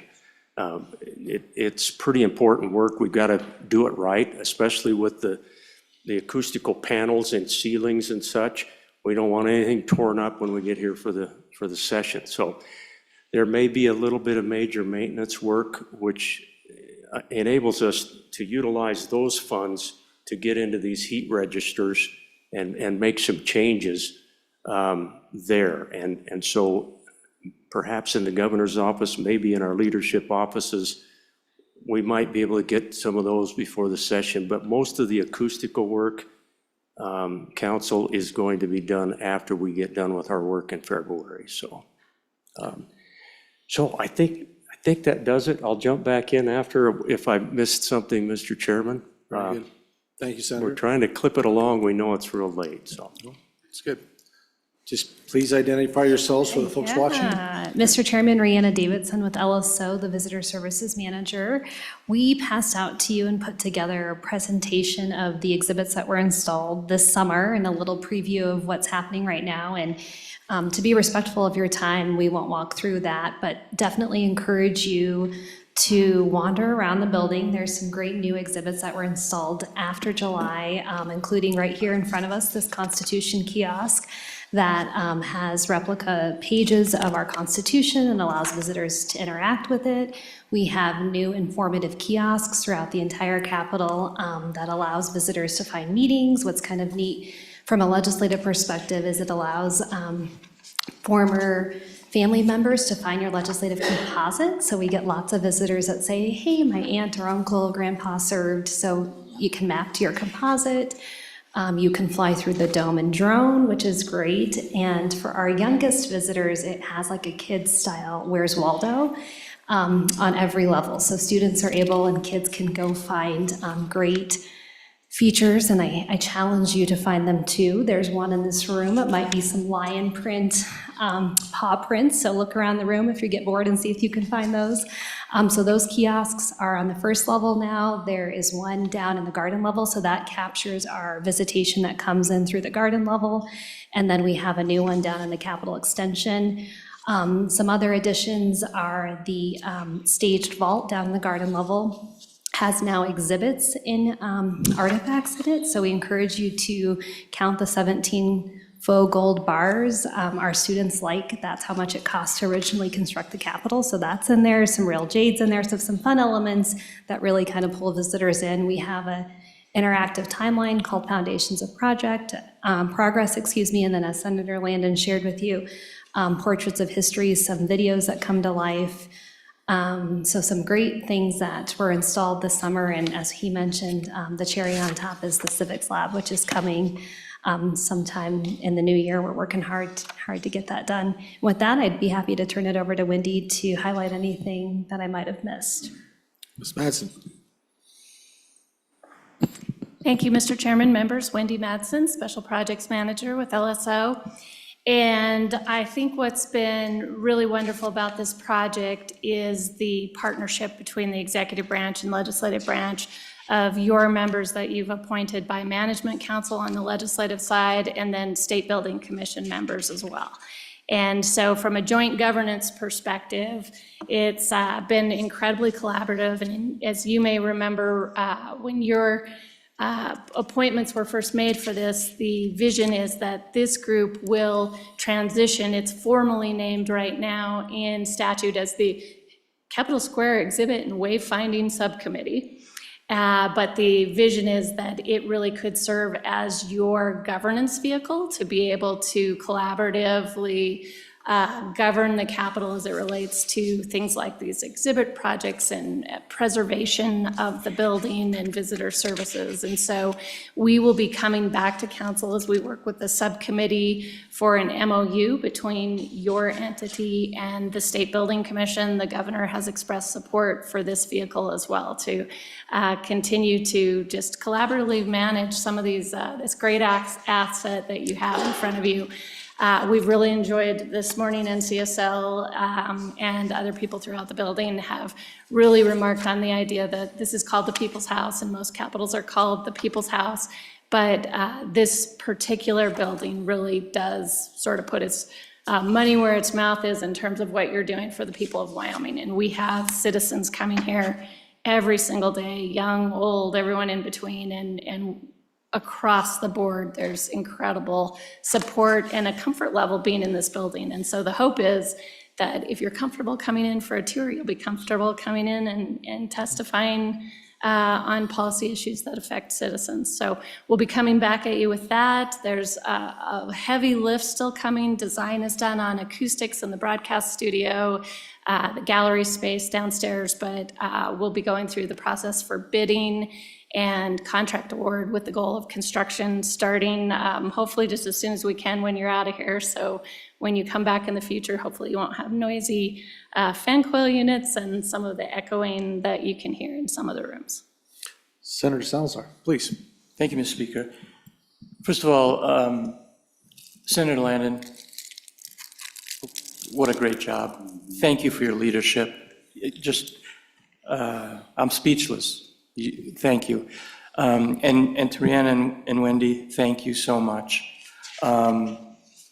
This is really something we can be proud of. A question, we had opened the Capitol during weekends. What's been the response? I know we're gonna review that again coming up. Do you have any thoughts on that? Whoever'd like to take that? Thanks, Mr. Chairman and Senator Salazar. The weekend visitation is extremely popular, as is the extended weekday hours during the summer months. And I can get to you those numbers, but it definitely is well received by lots of visitors and a lot of locals who are able to just travel or be here for different sporting events that haven't been able to get to the Capitol during weekday visitation. So very good feedback, and I feel like we've had a couple years of it happening, so we've kind of fine-tuned that. For example, September is a busier month here at our Capitol than May. So we've extended the hours through the month of September rather than May. So we've kind of been able to tweak that through data and be happy to provide you those numbers over the last few years.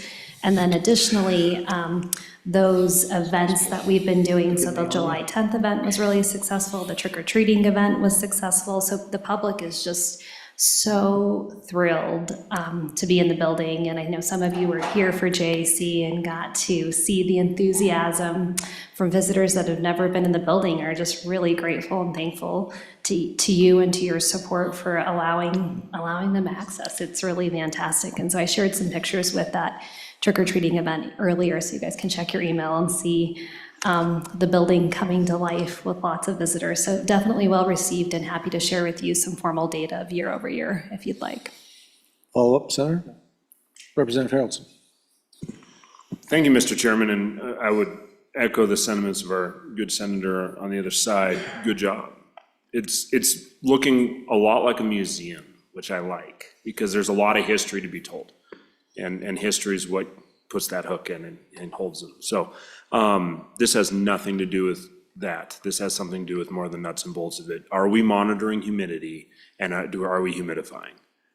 There's a lot of historical wood in this house, and I just want to make sure we were doing that. And I'm sure it's already been thought of, but just making sure. And at what level are we humidifying?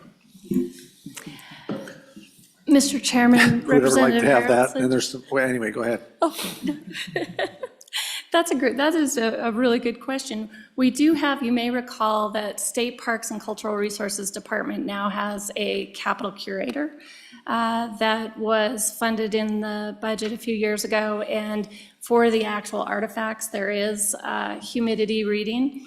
For the building itself, the Capitol Square renovation project that former Senate President Ross will talk about in a minute, did not include any humidification measures, is that a word, in the building. And so luckily this wood, most of this wood you see in this space has been here for 130 years and holds up well.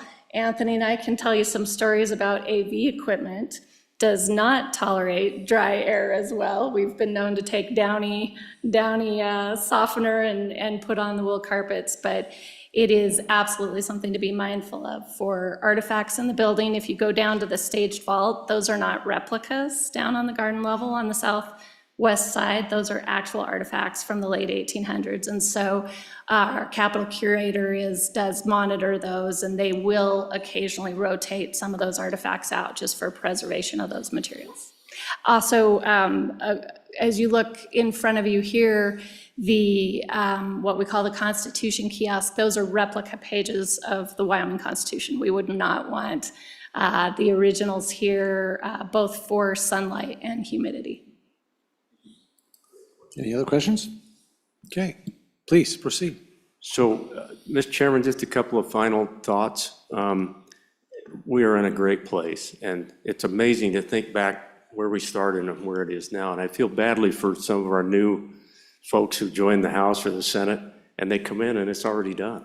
And they think this was the way it always was. It's not. So it's really fun to look at where we've been and where we are. As good a place as we are, we could put a cherry on the sundae. There are a couple of conference rooms, and there are places where we have our lunches during the session where the walls are pretty barren. That we have not finished up some of the rooms like that. The opportunity exists for us to do that if we choose to, and that would be up to the council and up to the subcommittee going forward as a governance committee. So many, several opportunities for this. If you haven't been down in that west side hallway, down where the media room is and where the Capitol Club is, that hallway's all been redone. That's pretty recent. And that's where our students arrive. That's where they come in, and the images are just spectacular. It's really going to be awesome. Well, the other hallway is not done to that extent. So we might want to think about that. I think a lot of the images that you see down in the meeting rooms and in our auditorium, we have people ask every day, can I get a copy of that? Or why can't I have that maybe up in one of the leadership rooms? We can do that. We could reproduce those. We have some frames that are left over from our efforts. We could procure some of those, for example, and have a good supply so that when new leadership comes into the offices and they want some imagery from their part of the world, we would have that on reserve. So happy to visit with you about, the 5 or 6 other kinds of opportunities we have. I don't think huge expenditure items, but they are things we might want to consider, especially the conference rooms. If you think of the rooms upstairs that the House has and that the Senate has, we have a conference room. There's nothing on those walls, for example. But we meet with our constituents all the time in those, especially our leadership is in there a lot with all kinds of folks. So things to think about. I think what we could do as that governance committee moving into the next couple of months, we'd be glad to come back to you with an idea of what some of those things might cost us to consider, if you would like us to do that. Any questions? Senator Nethercott, please. Mr. Chairman, thank you. And it can't be said enough just what a phenomenal job the Capitol is, and a point of just joy and pride, I think, for anybody visiting. And it will be for so many years, right? And the quality of the ideas you came up with, right, and implemented, it's phenomenal. It really is. You should be so proud. I know I'm proud of you. I would like to see the work be completed. What I hope wouldn't happen is we let it disappear and we have these kind of outstanding issues that will not be done at the level of quality we have now, by the professionals we have now, who can complete this vision, if it can ever really be completed. And not to get too excited or anybody to panic, but I have always wanted to see a connection with the State Museum, and thought there's some things to learn from us, from you guys, about how to do this and how to tell our story Wyoming story. And just wondered if you've had any conversations with the State Museum and how those projects can maybe connect. I know there was conversation a couple years ago about finding some funding because that building is 70 years old, doesn't have proper humidity, doesn't have proper storage for any of our artifacts, and that really needs to be looked at. And I don't know where that project currently is, because everything changed, but just curious about what you know about that and any thoughts you may have. Senator? So, thank you, Mr. Chairman. Senator, thank you for those comments. Really appreciate that. And I will just offer a couple of comments, and then Wendy may have some follow-up for you. But I would recall for all of us that we have work to do outside. And so that governance committee, whoever and whatever that is, if it's a continuation of this group, which I think that's what's envisioned, that's great. We've got work outside to do, and that would serve eventually, I think, to connect this entire area. And I think that was a long-term vision back when I was on SBC the first time under the previous governor, Governor Meade. You might remember that was all talked about and connecting up these buildings. And so I do think that that's in the future. I think we actually put off a couple of folks, several in fact, who wanted to be inside the building, wanted to be a part of this renovation. We held everybody off with the idea that maybe we set up a plaza out there that honors some of those groups. And so that's all ahead, and I think we could do some really, really terrific things to connect up with the museum and, you know, the Supreme Court building. Wendy, anything to add? Anything to add? Mr. Chairman, Senator Nethercott, I think there's kind of multiple layers to that. One is the other really nice feature about this particular group is that it has staffing support from not only LSO and the Construction Management Division and Department of Administration and Information, but the State Museum staff have been heavily involved in this effort. And I think sometimes look at these exhibits and go, oh, so, you know, we want to do more of that. They do a lot of their work in-house and do really high-quality work, so they have been able to inform this process, and we've been just great beneficiaries of their knowledge. We also partner with the Office of Tourism on this subcommittee, so there's a lot of different expertise. There is another subcommittee of the State Building Commission, the Master Planning Subcommittee. You may recall Management Council, there was a request. LSO did not formally staff that subcommittee. There's your legislative liaisons to SBC are on that, and the request was made of whether or not we could provide some staffing support, and we have. They periodically meet, and so whatever vision that you as council representing the body have, that's obviously a plan, not a, you know, a master plan is what you want out of it. So it's certainly something that your legislative liaisons would take feedback on how you see those linkages between the different functions of the campus right now. It's very separated, but we do have operational partnerships. Rihanna works with the State Museum. We get kids over at the State Museum. We get kids at the Judicial Learning Center and the Historic Governor's Mansion. And that's a big part of her role, is making sure when students come to town, we maximize their opportunities while they're here. So that's just a couple of the short-term and long-term ways that we're trying to provide those linkages. Follow up? Anything? All right. Well, anything to add? Just another big thank you. And Mr. Chairman, your two House members were standing by and all set this morning, but they had some things this afternoon that pulled them away.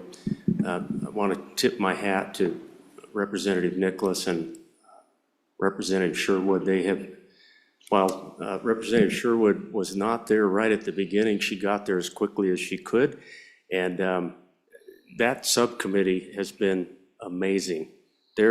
Nobody has missed a meeting.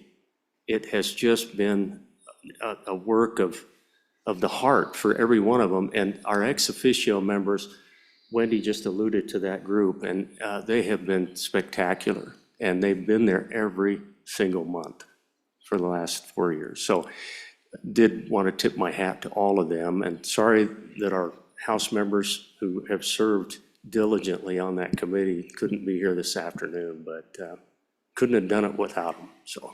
Appreciate that sentiment. I'm sure they appreciate it too. Yeah. Okay, without any further ado, thank you all very much for all of your efforts in this. Yes, Ms. Mattson. Mr. Chairman, I apologize. I neglected to mention the Department of Education. So please tell teachers in your communities, all of the content in the exhibit project is correlated to state standards. So when teachers come down here with their students, it is not just a wasted effort. It's especially when we get into unveiling the civics lab for you during the session, it will be worth their time to come here because it does meet state standards, and we thank the Department of Education for their efforts on that. Excellent. Very good. Senator, thank you all. Appreciate it. Appreciate all your efforts. Okay, next on our agenda, Mr. Director, where do you want to head from this point? We've moved a few items to tomorrow. Do you have some things that we could take up tonight and get accomplished, or where are we at on things? Mr. Chairman. I mean, for lack of, I feel nothing from my waist down, but that's okay. Anyway. We've got one other facility-related event here, and former Senate President Tony Ross has presented, well, I'll let Tony tell you about what he did, so, and Wendy. Come on up, sir. Welcome. Hey, we get a trophy.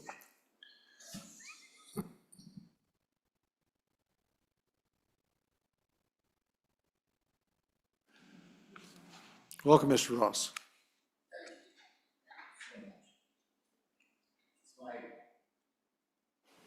Honor to come before you here today.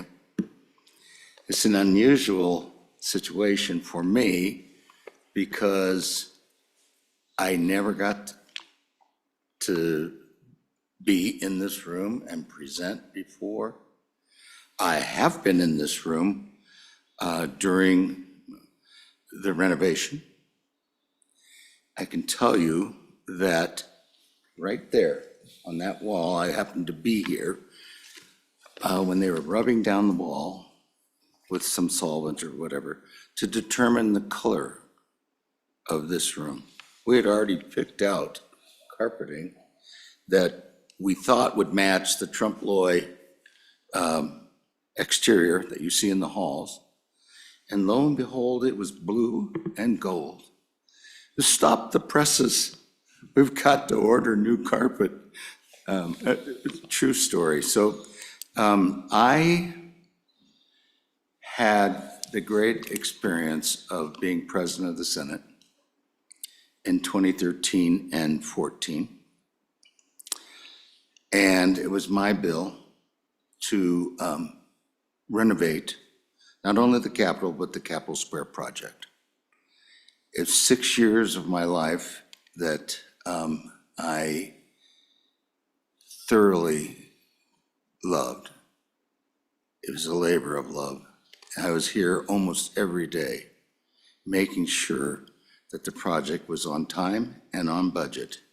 And as it turned out, ultimately, we came in $1 million under budget. But that was with the help of MOCA, HDR, our construction manager, and J.E. Dunn. All of those individuals that I just mentioned, along with Wendy, we were invited to the Broadmoor on October 30th of this year to receive a national award from the National Academy of Construction. Now, to be quite frank with you, I didn't know what the National Academy of Construction was, but I have since learned it is an elite, astute group of architects, engineers, contractors, designers. You have to be nominated and elected to the National Academy of Construction. And there's over 400 members in that group, and they were all at the Broadmoor when I was presented with this award on behalf of the state. Today, I'm here to present it to you folks. Hopefully, it'll be enshrined in a perfect place. But it was an amazing event, and it was a culmination of a lot of effort of a number of people. The whole group of leaders in this legislature, Republicans and Democrats, came together at a time when we really were struggling. We had saved money. We had saved over $100 million with the impetus from Senator Mockler and others to start saving, and we did. And the whole project's $300 million. We came in $1 million under budget. And I want to read one quote to you, and then there is a video that I want to show. You want to show that? Show it.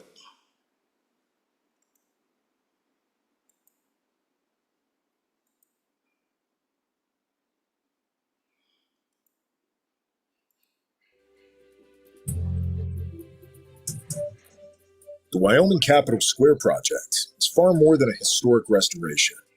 This project exemplifies excellence across every dimension of modern project delivery.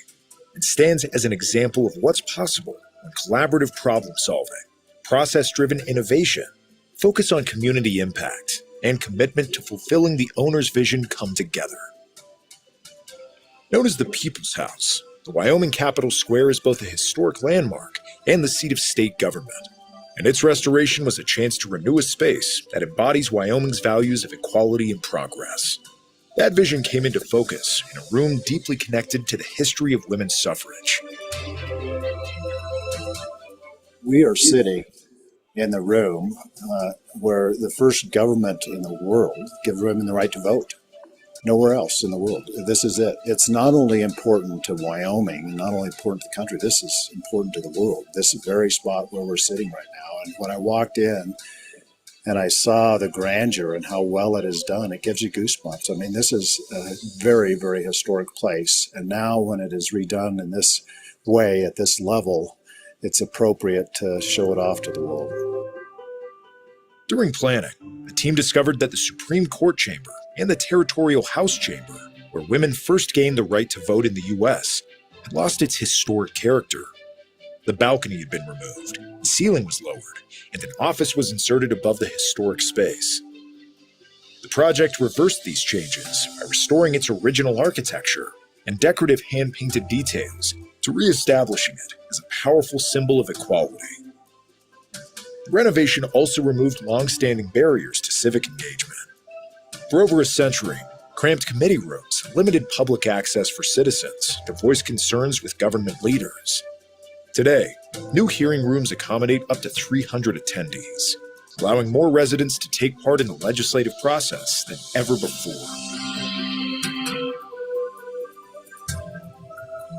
Bringing new life to a 120-year-old building came with no shortage of challenges. As work progressed, unforeseen complexities emerged, driving projected costs to exceed the budget by $50 million, and eventually brought construction to a standstill. Recognizing the need for decisive course correction, the governor and the Capitol Square Oversight Group brought in Mocha Systems to partner with Wyoming State Construction Division, J.E. Dunn Construction, and HDR Architecture to realign the project to meet its $300 million budget and 6-year timeline. You know, we had a lot of good people helping us, everybody professional and with the best of intentions, but it was such a massive project. And what we lacked was the great expertise of who has done this, who has managed a project of this magnitude, not just square footage, but an actual capital. And that was Mocha. They changed the paradigm of the whole project because they had done other capitals. And so they represented us as just layman legislators and to make sure that we got this project done right. they brought it all together, and they showed us where we had made mistakes. They showed us a direction forward, how to manage the budget. And so we wouldn't be here today without MOCA. Using MOCA Systems' collaborative project delivery process, known as continuous alignment, the team rescoped, resequenced, and reimagined their approach to create a unified path forward. The result was a project that was completed on time, came in $1 million under budget, and met all the owner's goals. Safety remained front and center throughout the project. J.E. Dunn Construction worked hand in hand with OSHA and trade partners to create a safe, efficient site, which earned an ENR Excellence in Safety Award of Merit. The restoration also delivered major life safety upgrades, including a modern fire system and 3 emergency exits to vastly improve safety for staff and the public. The Wyoming Capitol Square project embodies the very best of what the AEC industry can achieve when innovation, collaboration, and respect for heritage come together. To mark the transformation, the restored Capitol reopened with a statewide public celebration, welcoming people from across Wyoming to enjoy the upgraded space. This project not only preserved an irreplaceable symbol of democracy and equality, but also reimagined it as a vibrant, accessible space to be enjoyed for generations to come.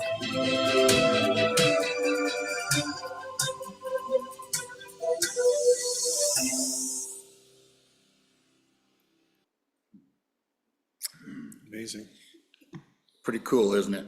Yes, it is. Well done. Thank you. It wasn't just me. There was a lot of people involved in that.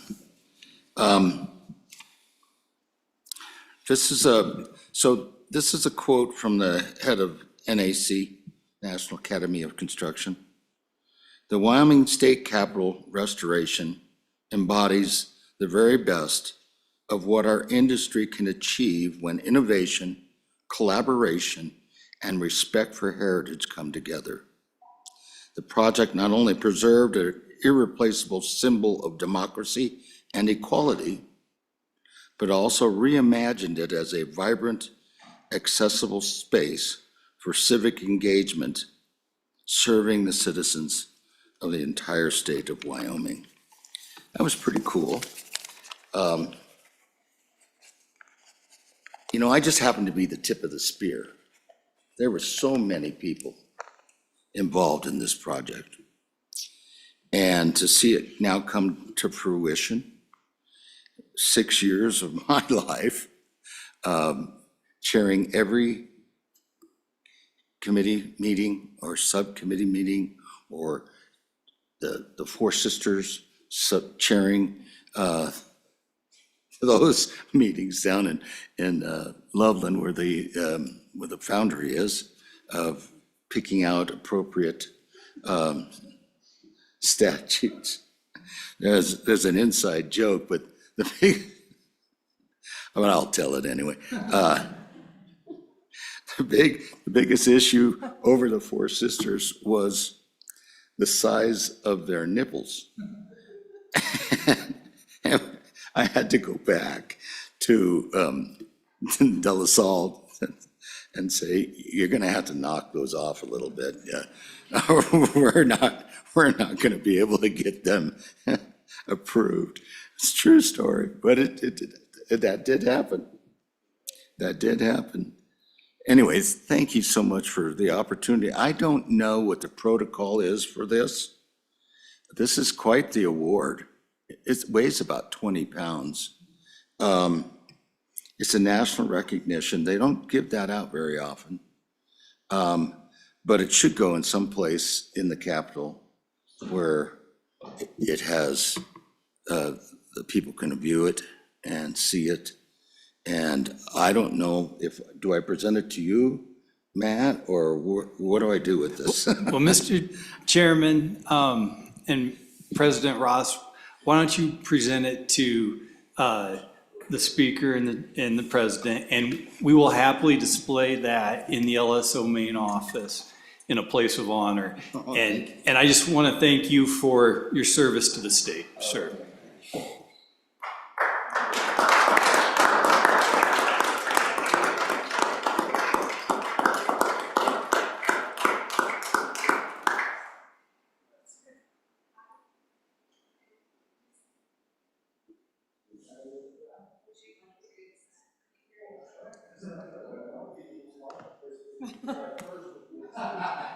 it's in my house,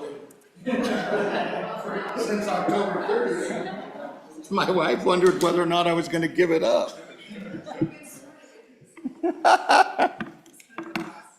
Thank you. Well, thank you so much for all of your efforts in this. Obviously, this has been a labor of love for you, and then all the work that you've done. This is greatly appreciated and will be enjoyed by generations to come. Yes, I it mean, will. that's many times we don't have the opportunity to leave a legacy like this, and so, well done. Thank you for all your efforts and your Thank you all. vision in this. It's my And great all the pleasure. others that made this possible, because like you said, many hands makes light work, and so it was a very corporate much. effort, and thank you so much for Thank being a you. part of it. Thank you for allowing me to come. Thank you, sir. Appreciate your effort.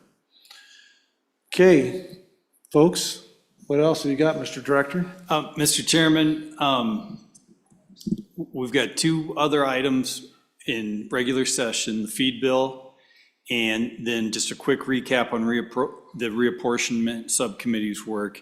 Senator Case is down in revenue right now, and they're taking up an issue that he doesn't want to leave. If we wanted to do the feed bill first, maybe you want to take a break.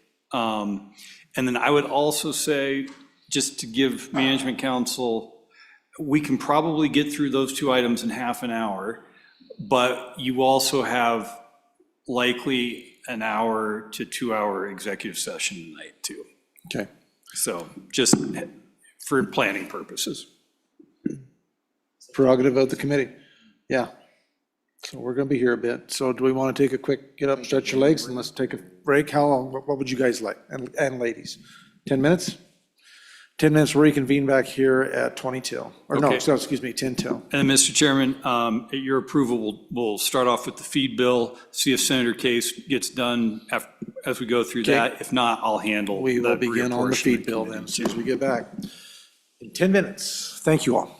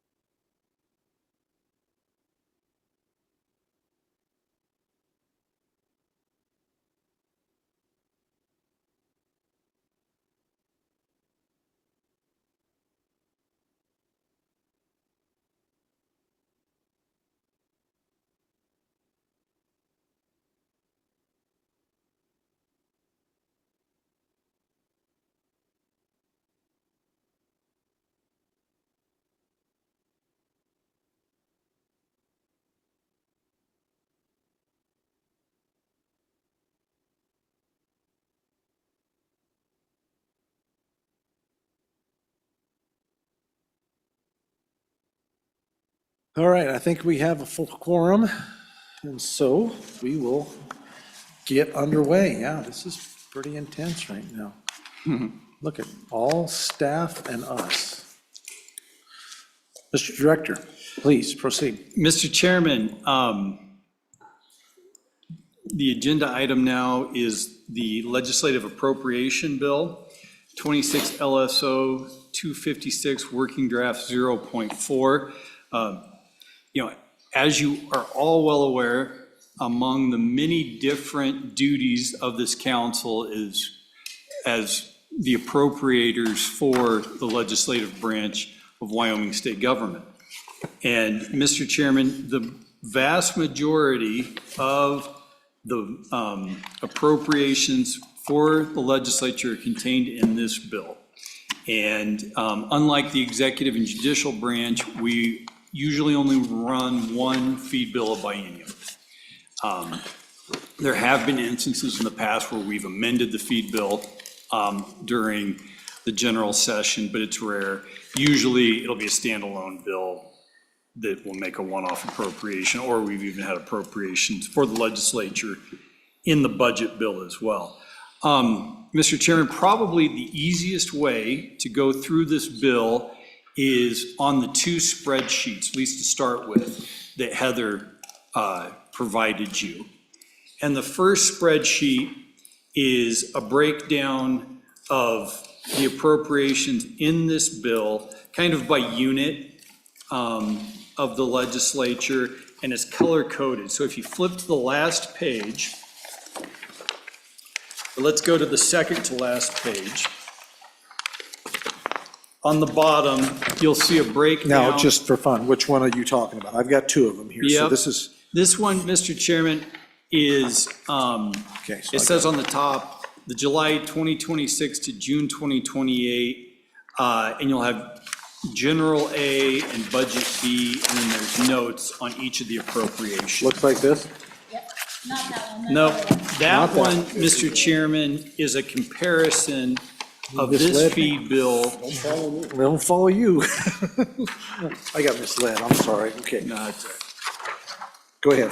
So, Mr. Chairman, on the fourth page of this spreadsheet is a breakdown of what we call the above-the-line appropriations in the feed bill.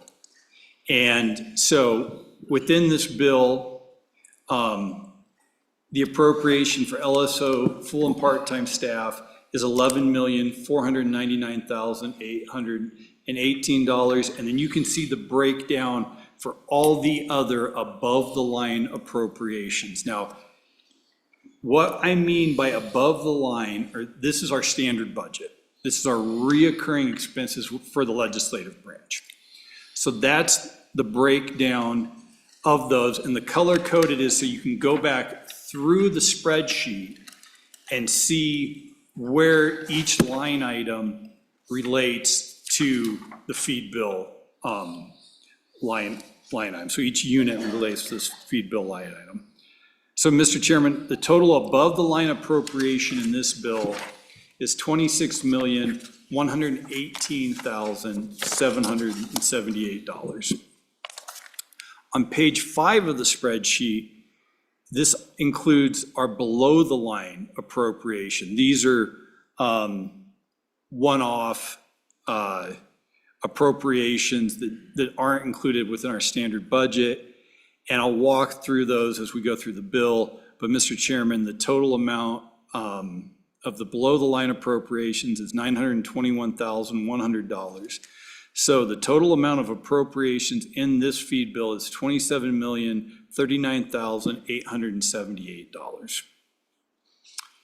And what Heather has done on the notes for each line item within the spreadsheet is tell you either if it's increased or decreased and why we've made that adjustment.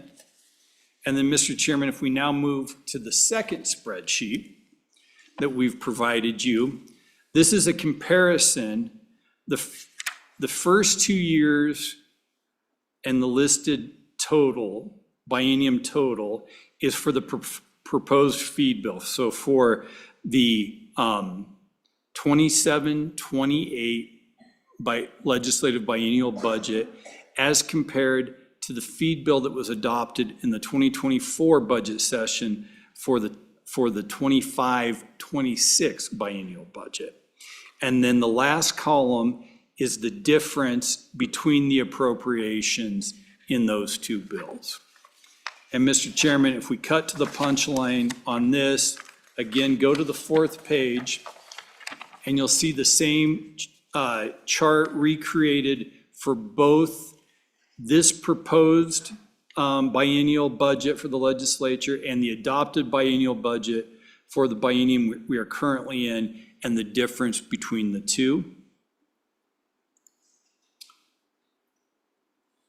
And then, Mr. Chairman, on the back page of this spreadsheet is also the below-the-line appropriation differences between the current biennial budget and the proposed biennial budget for the legislature, and what the percentage difference is in those budgets.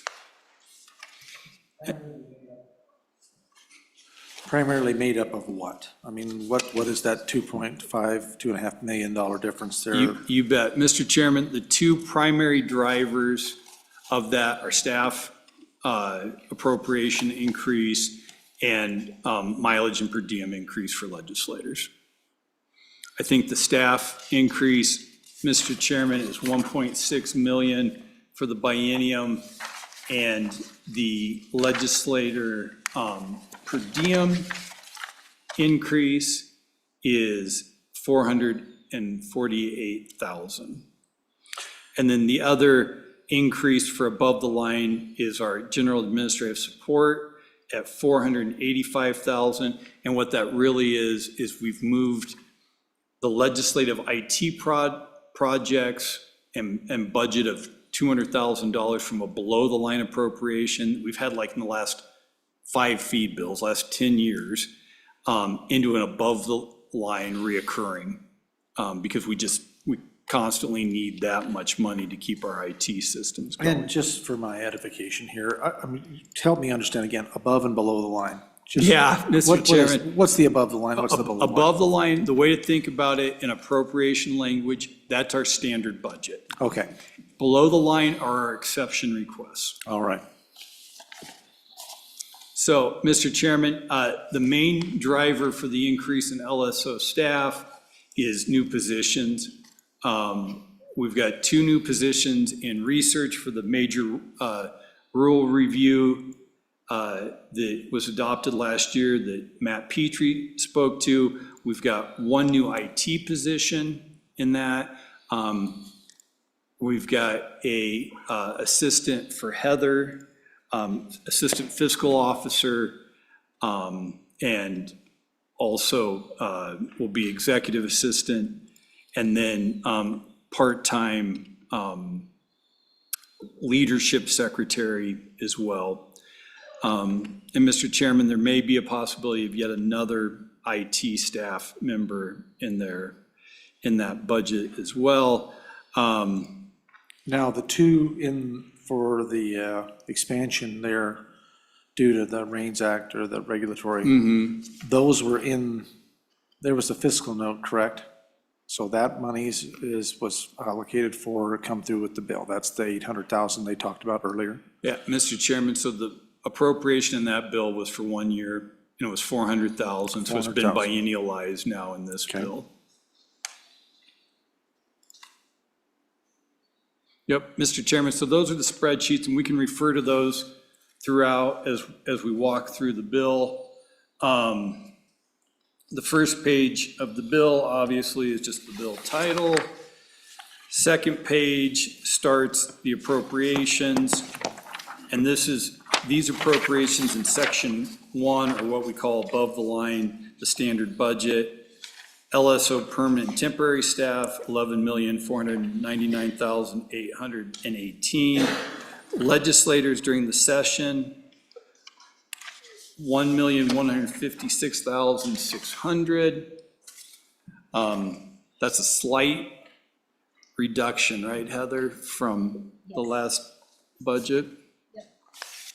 And that's really just Heather figuring out what, tightening up that appropriation a little bit. Legislators interim salaries, $2,239,976. And again, Mr. Chairman, I think that's a slight reduction too. Heather, is that correct? Do you know how much off the top of your head? 134,000. Senator Salazar, please.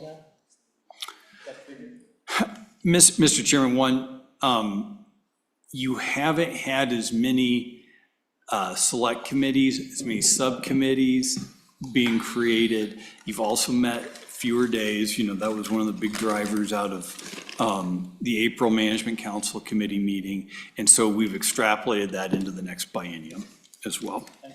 Mr. Chairman, session staff. One more here, Director. Thank you, Mr. Chairman. Representative Heiner. Director, we've tried to have more of our interim committee meetings in Casper. And part of the reasoning was it would cut down some of the costs. Are we realizing that? Is that some of the things we're seeing? Yeah, Mr. Chairman, Representative Heiner, great point. I think that's exactly what we're seeing is when we have meetings in Casper or Cheyenne, and then hopefully next year, and Wendy will talk more about this tomorrow, but when the Lander office, when our Lander meeting space comes online as well, those central locations really help a bunch. Yes, Senator Craigo, please. Director, so you said you extrapolated our meeting schedule from this summer into the next biennium. If we don't, if next go-round we decide not to go that route, how does this dollar figure change? Yep, Mr. Chairman. Director. This is not just based on you reducing the interim committees by 2 days apiece. It's also just a general trend towards having less meetings. And here's, we are coming off a historic high in the number of meeting days that the legislature has had. It started to reduce around COVID, but we were building a budget based on many more meeting days than what we've seen recently. So Heather's conservative in her budgeting process, and she doesn't want to be caught with not having enough funds. So if she says that we don't need this 134,000, I believe her. And then, but if you decide, hey, no, we've got special needs, and we're going to have to meet a bunch, then that's why we carry over all our money from every year. We never revert anything. This was something that former Speaker Harshman started. So right now, we're carrying over something in the ballpark of just north of $3 million. And then we also have contingency in this bill of $350,000 on top of that. So, and the reason for that is to provide this branch with the flexibility to meet whatever needs through special sessions, hiring of consultants, whatever we would need. Not necessarily a question, Mr. Chairman, just thank you for that explanation. I think we're gonna get questions about that as we go into session, so that's super helpful. Thank you. Yep, very good. And Mr. Chairman, or I'm sorry, yeah, Mr. Chairman, that's you. That's okay. Sorry. May I speak? You absolutely, Senator Nethercott, please. Thank you. Hey, do we have a breakdown of the committees and their budgets? Yes, I do. I don't have that with me. Sorry, Chairman. Nope. Senator Nethercott. Yes, I do. I just don't have it with me. I could get it to you guys. Director? Mr. Chairman, Senator, so what Heather does this time of year, working with Ian, is she will produce on a monthly basis as we go into the last committee meetings, where each committee is at with their budget. And if they are, if they don't have enough money for the last meeting, then either, we let the chairman know and they decide what they want to do, either reduce the meeting by a day, pick a different meeting location, or come to council and ask. But we can get you the spreadsheet on how much they spent this year. Follow? Yeah, Mr. Chairman, yes, I think that would be helpful and instructive. I noticed a kind of a concerning pattern of 1.5 day meetings or 1 and 12:30, which then gets you a 2-day budget, right? And so the legislators get paid for a full day for only working a half day, and maybe that other half day on the full day was a tour And I don't know that that's the most efficient use of resources to have LSO go staff a meeting for 2 days. Legislators get paid for 2 days, and they really are only maybe working for 1 day and taking a tour for another half day. So just a matter of having an understanding of what is a full day's work versus what isn't, and how that can be gained with a meeting going to 12:30, and that qualifies as a full day of compensation. So I'd like to see that breakdown thoughtfully, just for future chairmen and understanding how to navigate that. I don't know that many of them have that understanding necessarily, but then just to see which committees moving forward into the next interim have exercised their time responsibly. Any thoughts, Director? Response? Yep, Mr. Chairman, I think I've noticed that trend as well. I review all the minutes, and I think a lot of chairmen like to be able then to travel home on that second day. So, but I've seen a lot of meetings where I think even the agendas just could be rebalanced, where there could be, it's too long on the first day and then not long enough on the second day. So, yeah, we'll look at that for you, Mr. Chairman, Senator. Okay. Session staff, next line item, $575,608. This is a reduction of $75,000. Mr. Chairman, this is all due to LSO staff working session jobs now. We've taken over, Heather, like 4 or 5 session staffing. Well, more than that, because all the session, not all of them, but the majority of committee secretaries, the 2 assistant chief clerks, the House chief clerk, computer clerk. We've just found that mainly because of how much technology is driving our session process, that we need full-time staff to be able to staff those roles and understand the IT and AV components of the meeting. So that's the reduction there. You really more than make that up in LSO full-time staff. Mr. Chairman, employer paid benefits, $4,906,076, increase of almost $120,000. That's due to more staff, and then also retirement contributions are being increased, and insurance premiums went up some too. Here's some drivers on the legislature side, the mileage and per diem for session, $1,543,000 for the interim, $1,252,000. Out-of-state travel, $93,800 per diem, $128,800. Has there been a change in that, increase, decrease, as far as our out-of-state travel? Where are we at on that? Mr. Chairman, Heather's moved that up by $15,000. Five for the travel expenses, which I believe is primarily airfare. And then hotels and meals has gone up by 10. Okay. And again, with that, it's usually actual receipts. It's not the per diem in where they are. All right. So our dues, you asked about this, Mr. Chairman. It's a good point. We write annual dues there, but these are actually the biennial amounts for all of these organizations. So we need to cut that in half. Well, yeah, because when I even made that statement when we were talking about that, I had, when I seen annual dues, that would be. Well, what we do is put biennial dues above that, because, so for the biennium, NCSL is $293,524, Energy Council, $76,800, Council of State Governments, $271,346, other $15,520. I think other is primarily LSO staff, and that is our bar dues. Each of the attorneys have to pay a bar due every year, and then Dean Timty was the only accountant. We used to pay his. Polly. Okay, yep, Kara, some other people who are registered with organizations.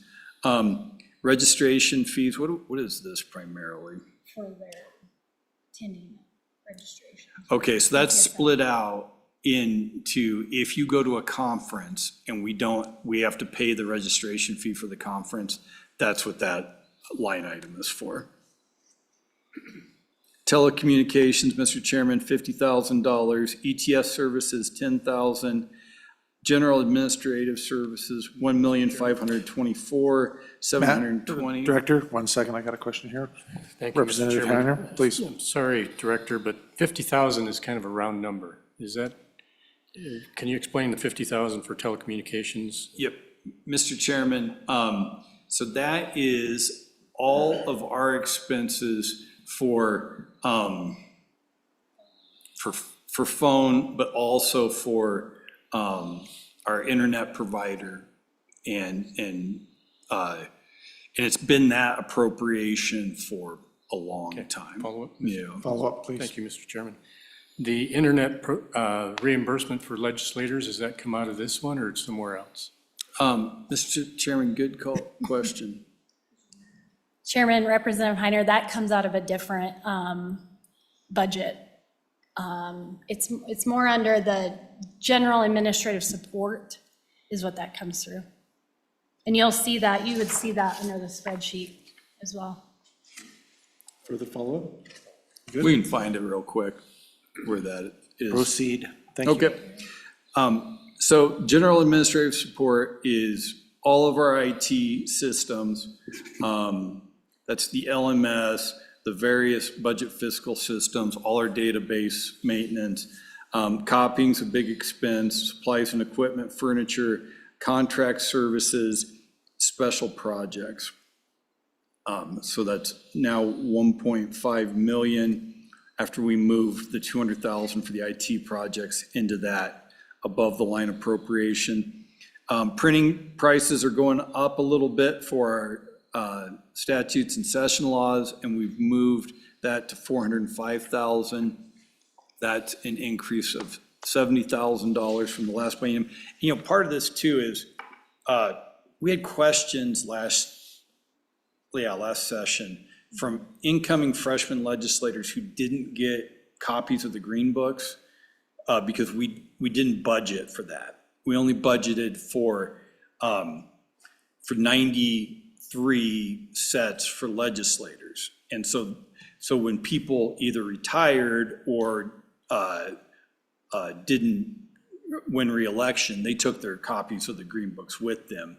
So incoming freshman legislators, by and large, didn't have sets. So this is also if council wants to buy sets for incoming legislators, like we thought, 30 sets, maybe 25 to 30 additional. Okay. Mr. Chairman? Yes, Senator Craig, please. What's it cost us per set, Director? Yeah, Mr. Chairman, Senator, I think it's, I think it's roughly $650 to $700 per set. And that gets you the supplement after the budget session too, but not like court rules. We don't order court rules for everybody. I don't even get a copy of those. Thank you, Mr. Chairman. Okay, any other questions for the director? Senator Nethercott. Mr. Chairman, thank you. Director, if you know, going back to staff salaries, we have a total budget of 11.5 for staff salaries, and then about 5 for benefits. What's that breakdown? I don't know where it is here on the chart, on health insurance and the increase in that. Just curious about how that's impacting us. Go ahead. Chairman, Senator Nethercott. So if you look at the chart, I decreased health insurance because we had a higher budget for it and we just don't have staff that are using the state insurance. So I went off of what our current what employees are using the state insurance, and then just took that over the 12 months. But we did take into account the increase that came across as well. And, Mr. Chairman, Senator, a big driver in that increase is the employer's share of retirement benefits has gone up. So to that, sorry, Mr. Chairman, thank you. To that point, what is our share? Or do we pay 100% or 50% or? So, Mr. Chairman, boy, Don will know this right off the top of his head.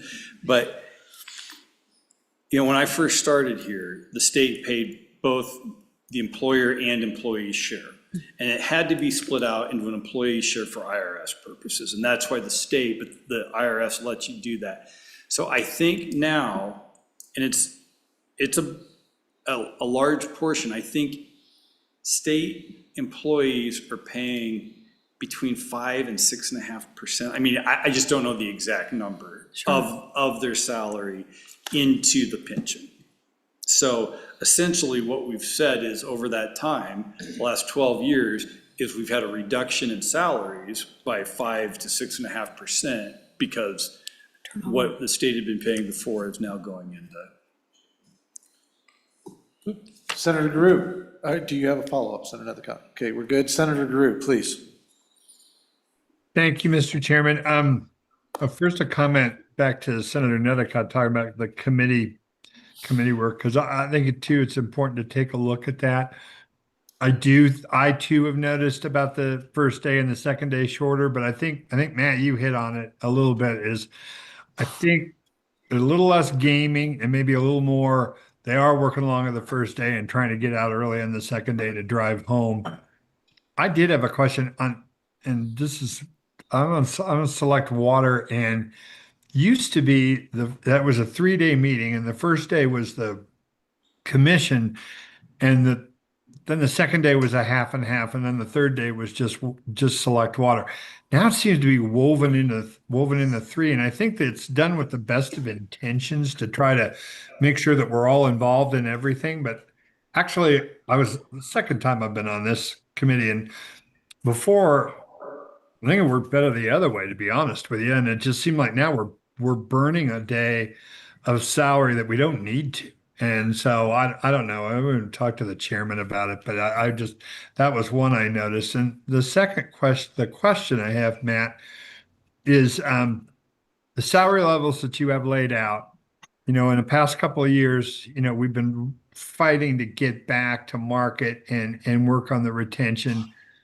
How are we doing on that? 1, 2, where are we with merit increases on some of the staff? I know that I know budget fiscal's doing okay. I know some of the legal help's doing. I just kind of across the board, just kind of get your thoughts on that. How are we doing? How's our, just our overall picture as far as that's looking from your end? Director? Mr. Chairman, Senator, thanks for the question. And we are planning a full discussion on employee compensation in the executive session tonight too. But I can briefly say that our retention levels are much better than they were in 2020 and 2021. And a lot of that is due to management council salary increases and other steps taken to make us an enjoyable place to work. And where we're seeing right now is real pressure on our legal staff wages. And again, we'll discuss that a little bit more fully in the executive session.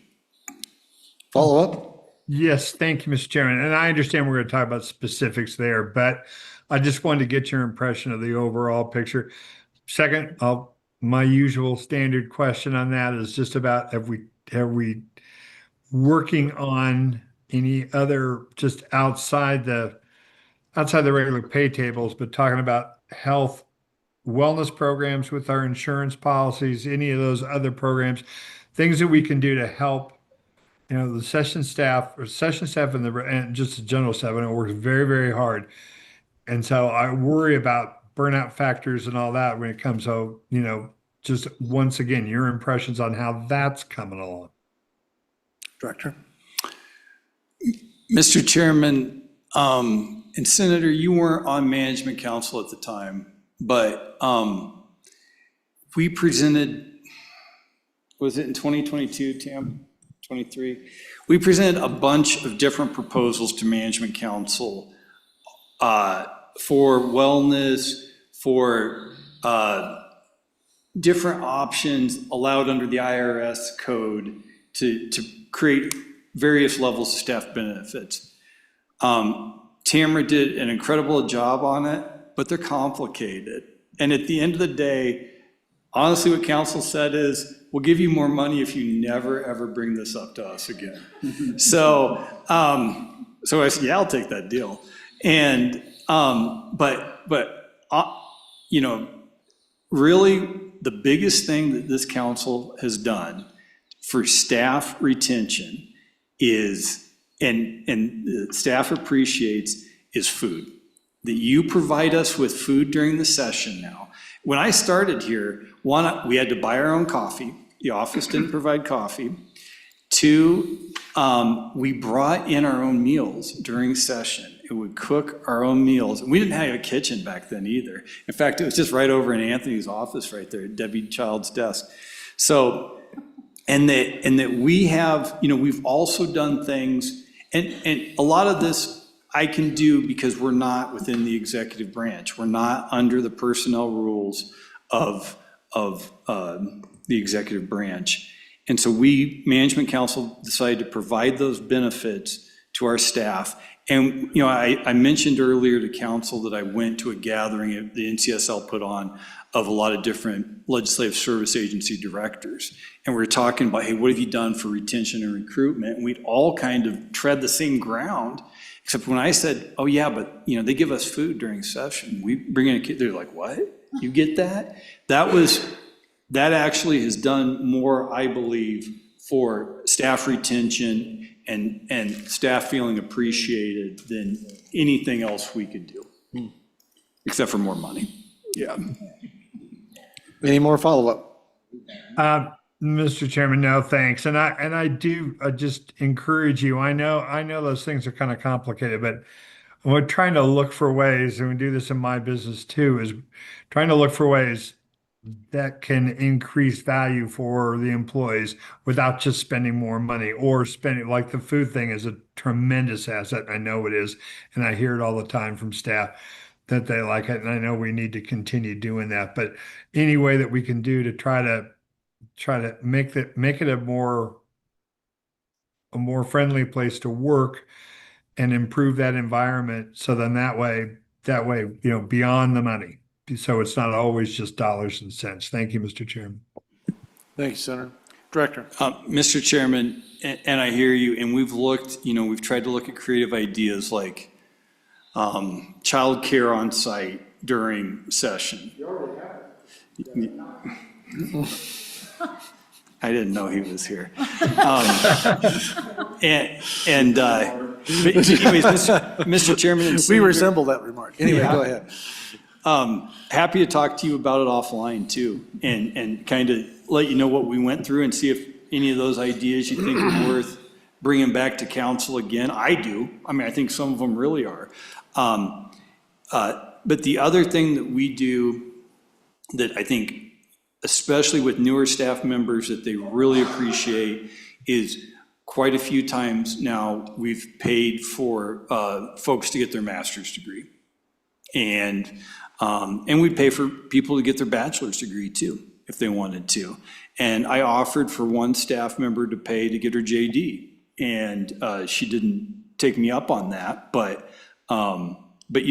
that is something that newer employees really appreciate, is being able to complete their degree and have us pay for it.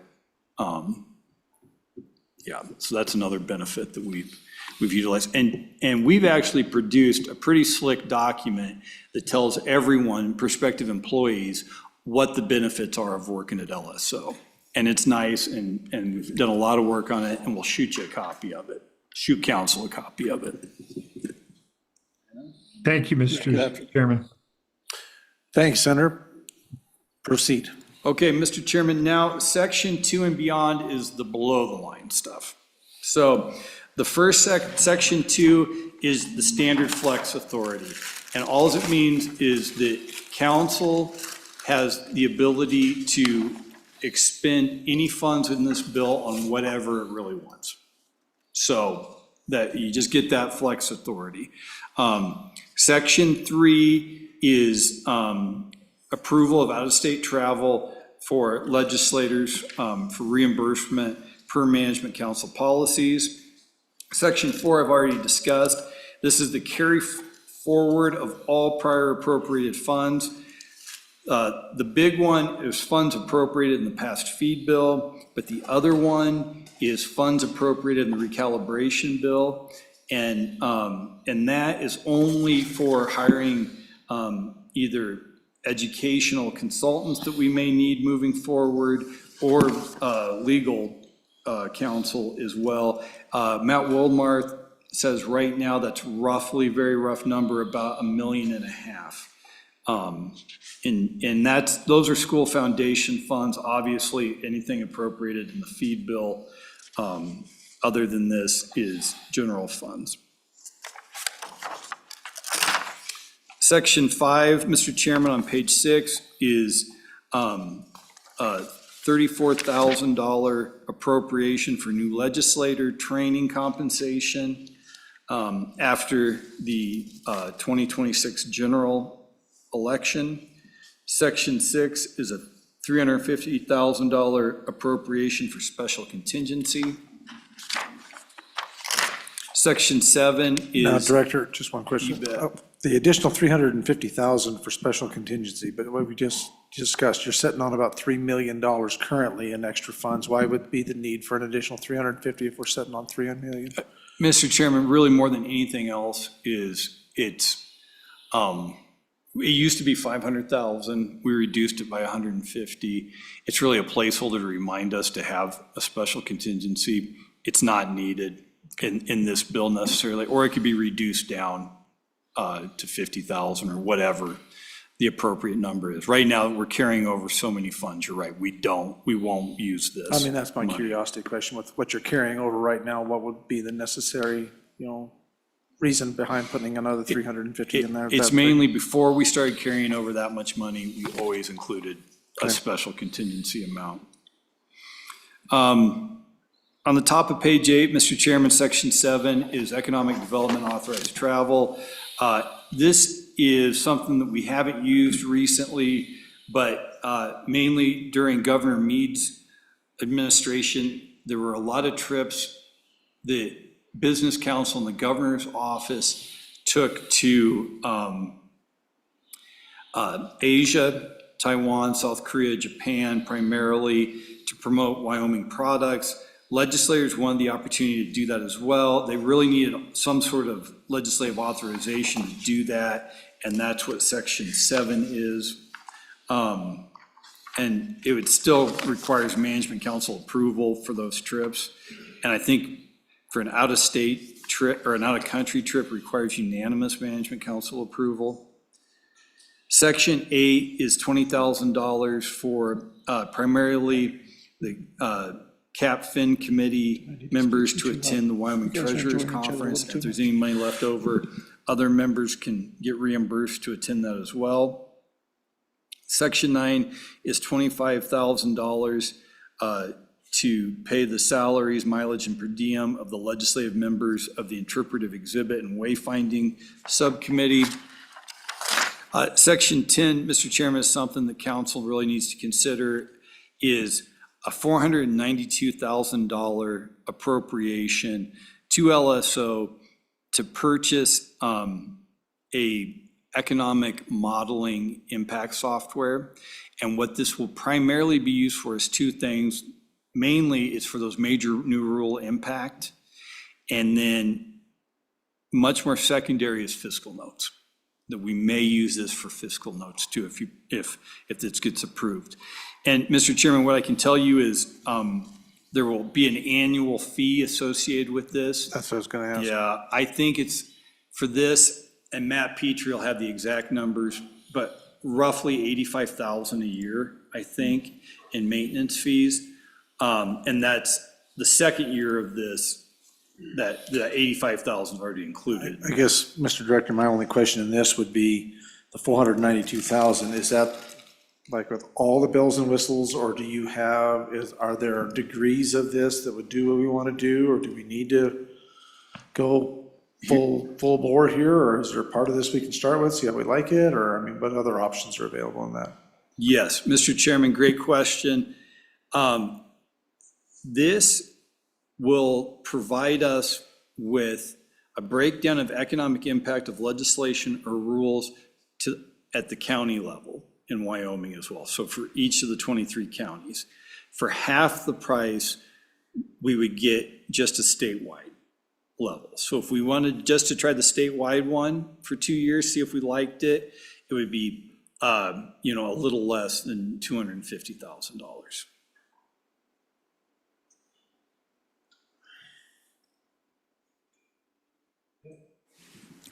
Thank you, Mr. Chairman. Representative Barrett, please. Matt, Don and I have been talking about a lot of this work that's going through revenue right now. And he's working with the executive branch to do a similar thing. I've asked for some dynamic modeling on sales tax changes. Would this system be able to do that? I mean, we talked about paying extra for down to the county level, because what the issue is, if you change sales tax, those border communities can easily drive across the border to buy things with less sales tax or no sales tax. And so we kind of wanted to model that by the county versus a statewide. Is that the level of information you'd get from this? And are there other executive branch agencies that are using this software already? Director? Yep. Mr. Chairman, and maybe Matt will come up and speak to this more intelligently than I can, but the answer to the first part of your question is yes, that this could, a bill for a change in taxation rate, we could use this software at the county level to determine the county impact of that change.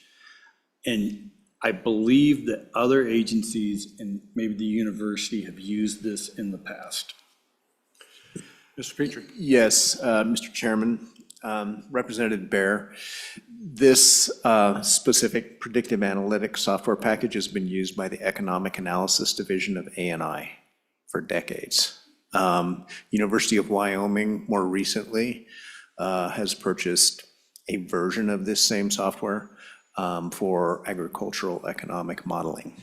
And so it's, and then across the country as a whole, there are a total of roughly 20 states that have this same economic modeling predictive analytics software.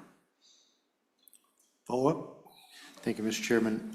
Mr. Petrie, so we are working with A&I on this particular subject, and Don was going to get me pricing for going down to the county level. So is it my understanding then that A&I, the software that they're using is statewide, not by county? Mr. Petrie? Mr. Chairman, Representative Bear, I'm not entirely familiar with the package that the Economic Analysis Division has, but I do believe that it does drill down to the county level and doesn't just model at the state level. Go ahead and finish your thought, and then we'll try to get Mr. Richardson. And, I think that getting back to what Director Obrecht said, the primary use for this would be for that regulatory impact analysis that we were talking about. And I think there's some real value in it, just alluding to one of the chairman's questions during that part of the presentation, and that's, basically trying to figure out what those impacts are further down the road. so that you don't have to revisit those. But another aspect of that software is that it could be used for fiscal notes, especially those fiscal notes where you have a very short turnaround time. That would be secondary to the use for the regulatory impact analysis. In terms of what types of demands would we make on the economic analysis division of A&I for using their software package? Hard for me to say, but I think there are certainly some benefits, not only for having our own package, but just for confidentiality purposes to have our own package separate from the executive branches and the universities as well. Representative Bear, follow up. Thank you, Mr. Chairman. I concur with that. I wasn't suggesting that we borrow their license for ongoing uses like this, and I agree with you. But you do bring up an interesting point. We had a footnote last year from the Treasurer's Office. We had lots of comments about impacts of a particular piece of legislation on investments. Now, that's not the state or our counties. That would be something, more attuned with Wall Street. Does this software go to that extent, or is it just impacts on the state? Mr. Petrie?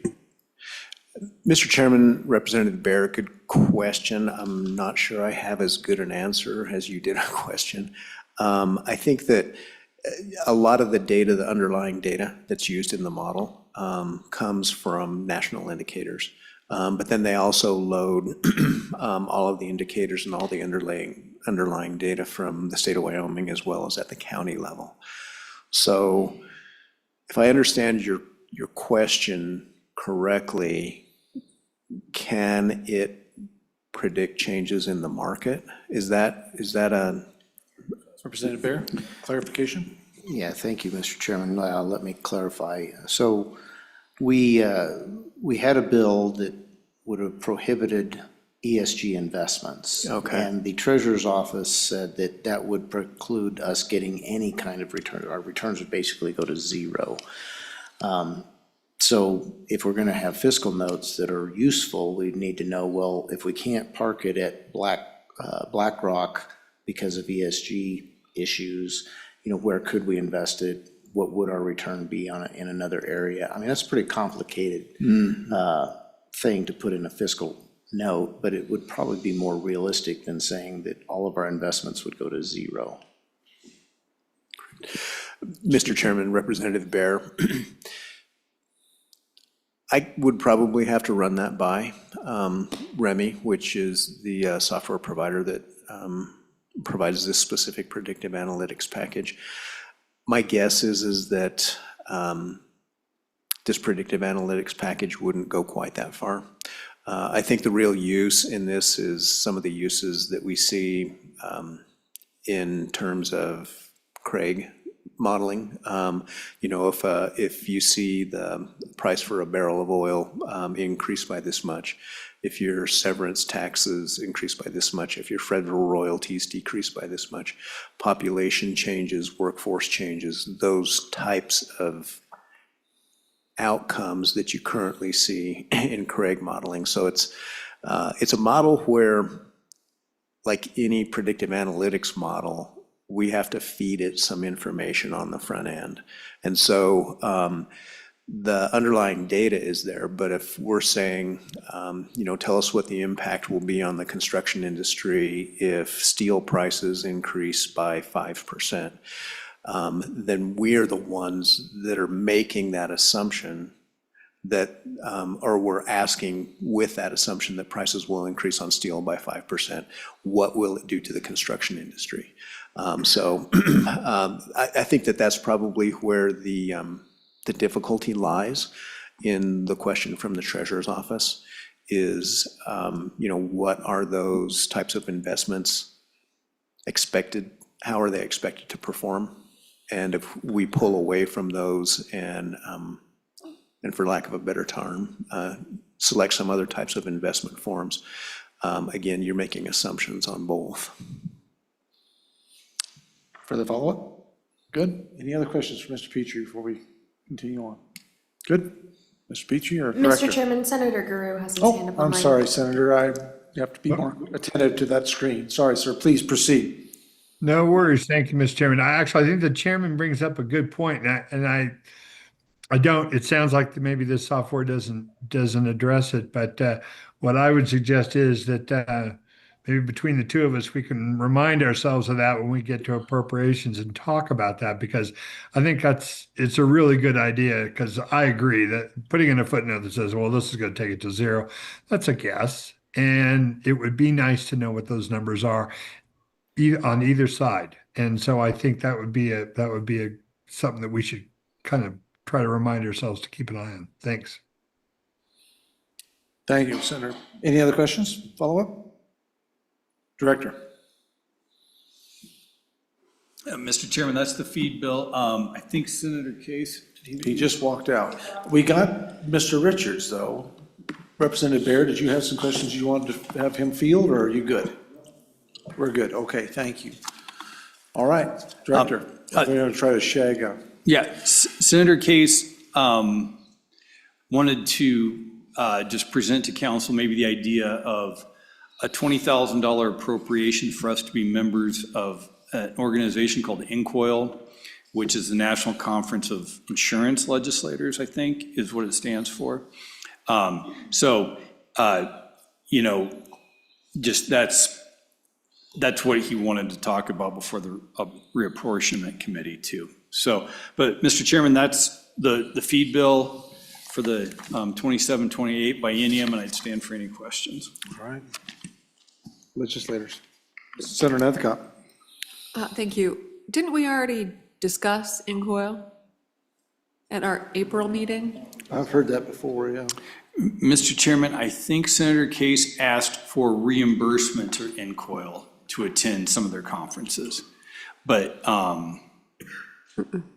no, I believe that we looked at it, because I think that I was inclined to become a member and then upon further review, disinclined. And I don't remember the why, but I do remember that, ooh, that could have been not great. Do you know about INCOIL? Mr. Chairman, I don't. Any further follow-up, Senator? Good. Anyone? My mind's over half a century old. I give up on stuff. Okay, further questions? Any other issues, questions, comments, philosophies, thoughts? Okay, easy. I take that back.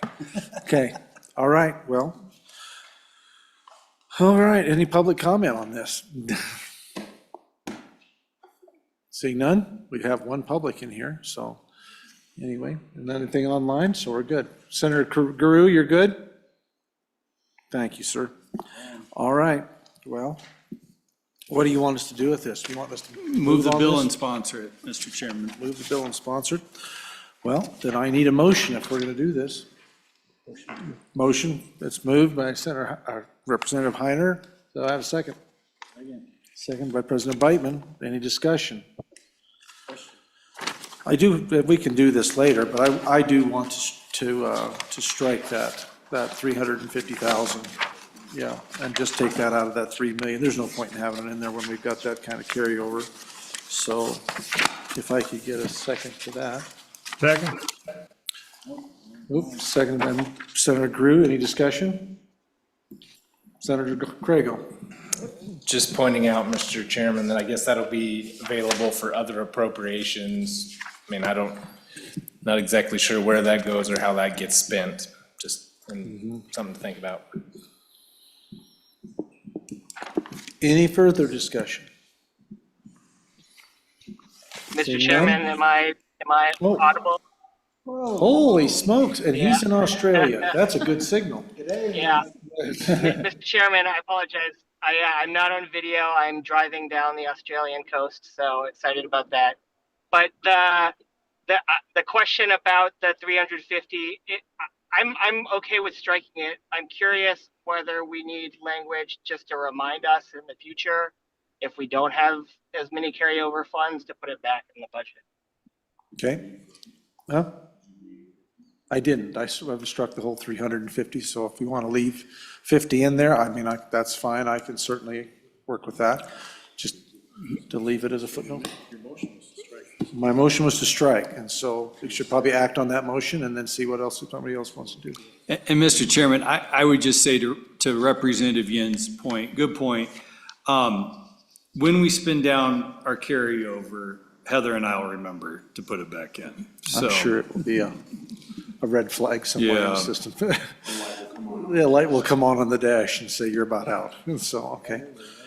All right, any other discussion? Thank you, Representative Yin. Have to vote on that amendment. So with no other further discussion, unless I'm missing someone, all those in favor signify by saying aye. Aye. All those opposed, no. Aye. 2 nays. Motion has passed. We'll strike that. Mike Yin and Senator Crago. Oh, that's right. Yin, he said aye. Aye, yeah, aye. Aye to, okay, all right. He's halfway across the world, there's a delay. There's a slight delay, yeah. So, yeah, he's already gained an Australian accent. That's awesome. So, all right, anything else otherwise? Seeing no discussion, Ashley. Mr. Chairman, for 26 LSO 256, the legislative budget feed bill sponsorship for the 2026 session, Senator Crago. Aye. Senator Guru. Aye. Senator Nethercott. Senator Salazar. Aye. Representative Baer. Aye. Representative Haroldson. Aye. Representative Heiner. Aye. Representative Yin. Aye. Vice Chairman Beitman. Aye. And Chairman Nyman. Aye. That is 10 aye. Thank you, Ashley. So that will be carried. Management Council will get that done. Those amendments get taken care of. Pretty remarkable. We've got a legislator in Australia that can opine on a meeting. That is incredible technology. Amazing to me. All right, next on our agenda is Director. Mr. Chairman, this is really the last thing for open session, and maybe we can just, since Senator Case isn't here again, we could push this off till tomorrow. It's just the report of the subcommittee on reapportionment. If you want to just take that up tomorrow, we can do that. We certainly can. It's up if. Or I staffed it, so I could also give the overview. Well, But it's up to you. Whatever, well, committee, are you good with Director Obrick giving the overview, or do you want to wait till tomorrow and let Senator Case? Okay. Do it? Okay. Director, carry on, please. All right, Mr. Chairman, Council created a subcommittee to hear testimony, take testimony on Wyoming Session Law, Chapter 156, the constitutional apportionment of legislators, and so the subcommittee was created of members of the Joint Corporations, Elections, and Political Subdivisions Interim Committee. The subcommittee consisted of Senator Cale Case, co-chairman Representative Christopher Knapp, co-chairman Senator Brian Boner, Senator Sherry Steinmetz, Representative Steve Johnson, and Representative Nina Weber. The subcommittee met in Newcastle on September 25th and again online October 22nd. And Mr. Chairman, the main impetus of the subcommittee is this.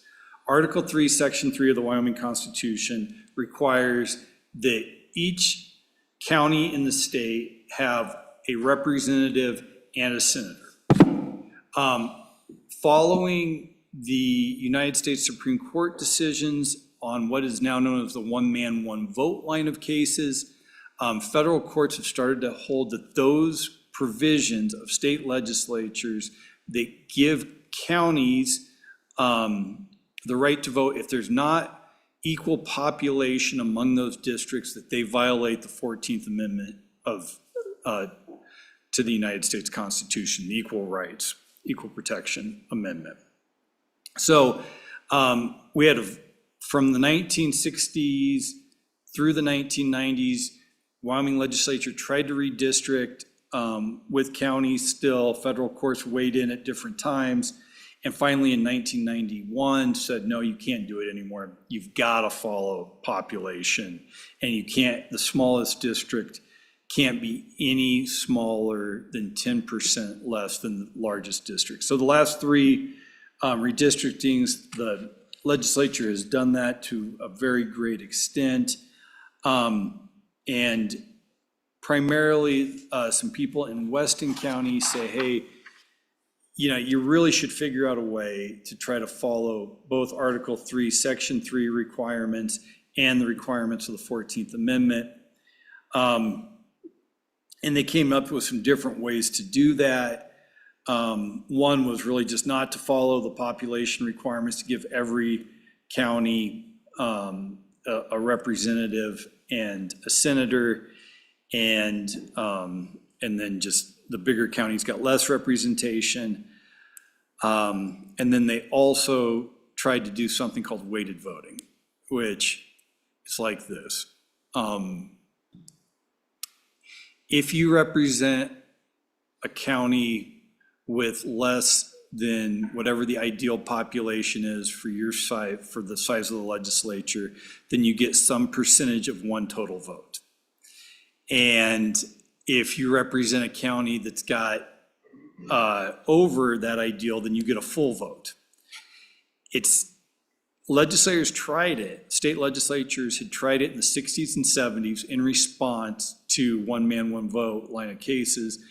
And the federal and state courts found that those schemes violated either the federal constitution or the state constitution. And mainly because, in Wyoming, our constitution says that legislation can only pass among a majority vote of all those members elected. So if you've got fractional voting, and the other thing that bogged down, and the subcommittee got into this, was how would you do committee voting? It just got so, and their response, the proponents of this was, well, you don't do weighted voting in committees. And I think, especially since in Wyoming, we say all our bills have to go to committee first, that's an integral part of the legislative process. So the committee at the end of it said, these people's concerns are genuine, and they appreciated their efforts on this to really try to find solutions. But right now, with the population disparities between the counties in Wyoming, that, we could meet one man, one vote and Article 3, Section 33 if we gave Niobrara County a representative and a senator. If we got a senator for Niobrara County, then you would have to have a Senate with 213 members in it to meet the equal protection or the equal population requirements of the 14th Amendment.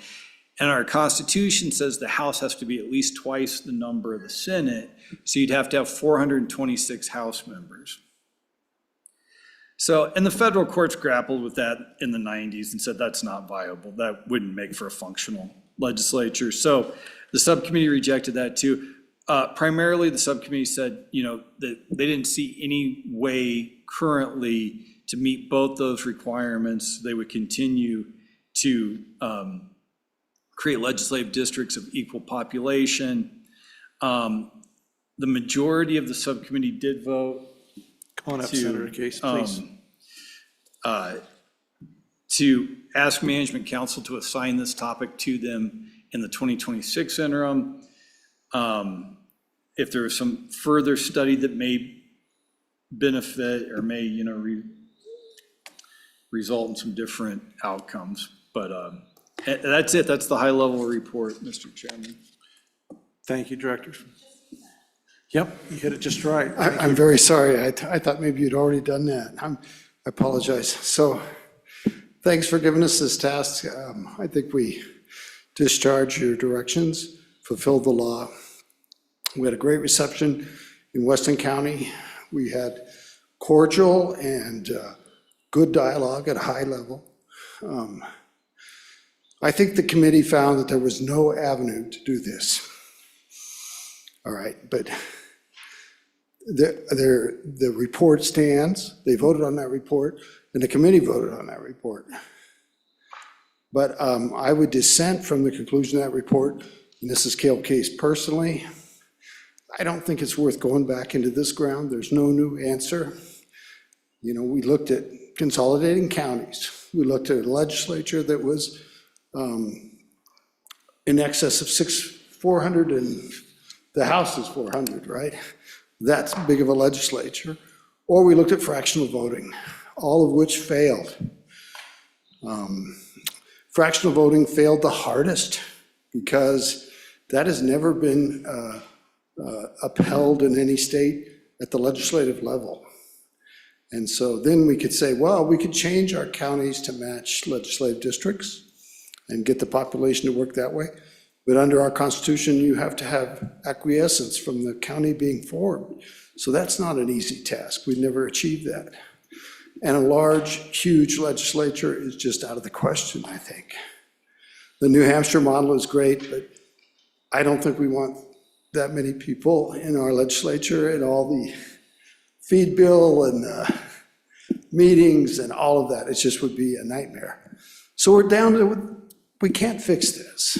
And that's my personal conclusion. That would be what I would say. Don't study this anymore. We did our best. We gave it our best shot. We educated people. Thank you. We're done. The committee and the Corporations Committee both voted with that last paragraph to say, go back to the Land Management Council and ask us to continue. And that's their recommendation. That's the committee's work. I want to represent that fairly to you. And I think they're trying to be nice. That's what Cal Case thinks. So thank you. Any questions? Representative Bear, please. Thank you, Mr. Chairman. Just for my curiosity, in this committee and your hearings, what does the court say about our at-large representative and the Senate as far as one man, one vote? How do they get around that on the federal level? Do you want to take that first? I'm going to assume, and you can correct me if I'm wrong, that it has to do with sovereignty of states. And we don't have sovereignty of counties. Would that be is that the argument? Mr. Chairman, Representative Barrett, exactly. The Senate with, each state getting 2 members in the US Senate was part of what they call the Connecticut Plan, the Great Compromise to get the small states to agree to the Constitution. And because counties are nothing but political subdivisions of the state, they don't rise to that sovereign level like a state does. Follow up. And his answer, the reason that is allowed in the Constitution, because it's in the Constitution. Right. It is the exception in the Constitution that brought our nation together. So as a follow-up, thank you, Representative Mr. Chairman. Was there any discussion in the committee about redrawing the county lines? Director? Senator? Yes, we did talk about that being a possibility because counties can be drawn.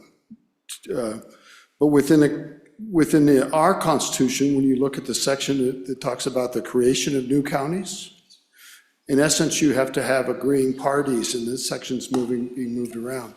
And that does not, say we were to combine Niobrara and Weston, for example, it would get us closer. It would still be a long ways out towards having a district that fits the numbers. But both counties would, in essence, have to agree to that. And I don't think that's possible. And Mr. Chairman, there's one more piece of the report that a lot of people have said that the fact that the Wyoming Constitution has this in it, and we haven't tried to take it out, that we need to put up a constitutional amendment to propose rectifying it, either by getting rid of the 1 and 1 from the counties or, some means. I think that's a very dangerous thing to do because changing our Constitution is more difficult than any state. 2/3 vote of both houses, and then a majority of those in the election, not just those voting on the proposition. So in essence, we could put that up to be taken out of the Constitution. It could fail. And then we'd even have more scrutiny about we're doing something wrong now. So that one didn't seem to go anywhere either. Thank you, Mr. Chairman. Any other comments, questions for the Senator and the Director? I appreciate, Senator, you bringing that last point up, because that was one question that was brought up that evening, is if we can't follow our Constitution in its current form, then we'd like to be able to figure out how to change the Constitution so we can abide by it. And so very dangerous, Mr. Chairman. So that was definitely a point that they brought up that day. Senator Nethercott. Thank you, Mr. Chairman. Just the lawyer in me can't help herself, but there's many constitutional amendments that may not work in the way that people think they do, or are written in a way that seem pretty clear, just reading the amendment itself, but how the courts have interpreted them in the majority of states over 150 years is a very different interpretation of how the constitutions actually work. And so it isn't always so bright line and black and white that we need to go fix this every time. I appreciate that sentiment, absolutely, but this is not the first example of that in the 50 states or in Wyoming for how some of our amendments don't necessarily square with modern times, and then how the courts massage that with other law. Any other discussion? Yeah, and that was some of the discussion too, and I appreciate your handling of the meeting, Senator. I think you've done a very good job, and the people in that area appreciated how you handled that, and the attitude and the willingness of the committee to do the best they could. I think there is something to be said, though, for the discussion about rural voting, and the shrinking voice of the rural vote, as we see, less and less representation in larger areas coming in. So I do think there are some other considerations that we hopefully can try to do, but right now the way you guys went through it, it proved to be basically impossible to be able to change those things right now. But I think we all as legislators need to be very cognizant that as that rural voice disappears, we're seeing more and more of our lines being drawn and larger areas of landmass where people are, charged with a large amount of our property tax requirements and payments are having less and less voice in the determination of what those taxes look like. And so, representation is changing dramatically. And I think it's good that we have these discussions, and I don't think we want to just necessarily just give up on it, but keep a weather eye on what we could do to maybe represent those and change those attitudes and those potential implications. So without any other questions, otherwise, thank you, Senator Case. We appreciate your work on this, and Director, thank you for making multiple trips up and down the stairs. How's it going? The exercise is I was a good little for out you? of breath that last time. I thought maybe I need to get out more. And I do thank Mr. Director for helping us with the subcommittee. We'd worked together on redistricting before he was Mr. Director, and it was helpful, I think, to bring our lead attorney and our director out to Weston County. I think that showed the seriousness that we treated this, and I think he did a great job, and thank you very much. Yeah, it was And well Heather did too. received and appreciated. Yeah, thank you, sir. Thank you all. All right, Director, moving on. Mr. Chairman, that concludes the agenda for today, except for the executive session. Representative Bear. Do we need to take action on the request from the subcommittee for next year or not? That did come out of this committee, I guess. Yes, thank you, Representative Bear. Mr. Chairman, what I would suggest is that you wait until the March or April meeting next year, and we will make sure to put that on the agenda. But when you create subcommittees next interim, I think that would be more appropriate than doing it now. Okay. Just mainly because we'll remind you, and then you can put that back on next year. That'll be another too. red flashing light on the dash. Mr. Yeah. So, Mr. Chairman, I think procedurally, thank you, Mr. Chairman. You're sure welcome. I think procedurally that's the right thing, right? We pick interim subcommittees in the spring. My fear is that everyone's hearts will soften a little bit more, like the Corporations Committee and the subcommittee. I mean, I don't feel it's a good use of taxpayer dollar or LSO time to continue to ask a question that's been answered and thoroughly provided and seeking a different answer, right? So I feel it is best for us to send a signal now that at least for me, is not something that I would support in light of the work and the result of this interim, to continue to entertain that notion, I don't think that's the right thing to do, is to lead those folks on that may be something that's in play. That's my position. So my motion would be to deny the request for a subcommittee in the spring for a continuation of the redistricting conversation as it applies to Weston County's concern. I would second that motion. We have a motion on the floor, seconded by Representative Baird. Discussion? All those in favor signify by saying aye. Aye. All those opposed? Aye. Denied. Thank you, Director. Mr. Chairman, now I just think if anyone has one last public comment and then a motion to go into executive session, we'll take a short break. Ashley will send Senator Grew and Representative Yin I don't know, she'll do whatever she needs to do. I was acting like I knew what I was talking about, but I don't. So, but anyways, we will take a break and then come back into an executive session. Unless, Mr. Correndi, you have been so faithfully here, do you have something you need to finish up with, or public comment? Okay, very good, thank you. All right, we'll take 10 minutes. 5 minutes, so we can get this thing over. Thank you, I felt that, I felt the 5. We still can't use those restrooms? Yeah, Mr. Chairman, before you break, why don't we just have the motion to go into executive session now? Okay, said moved, go into seconded, all those that, aye. We are in executive session. It was unanimous. It was, yes, and the little Australian guy, he's doing his thing.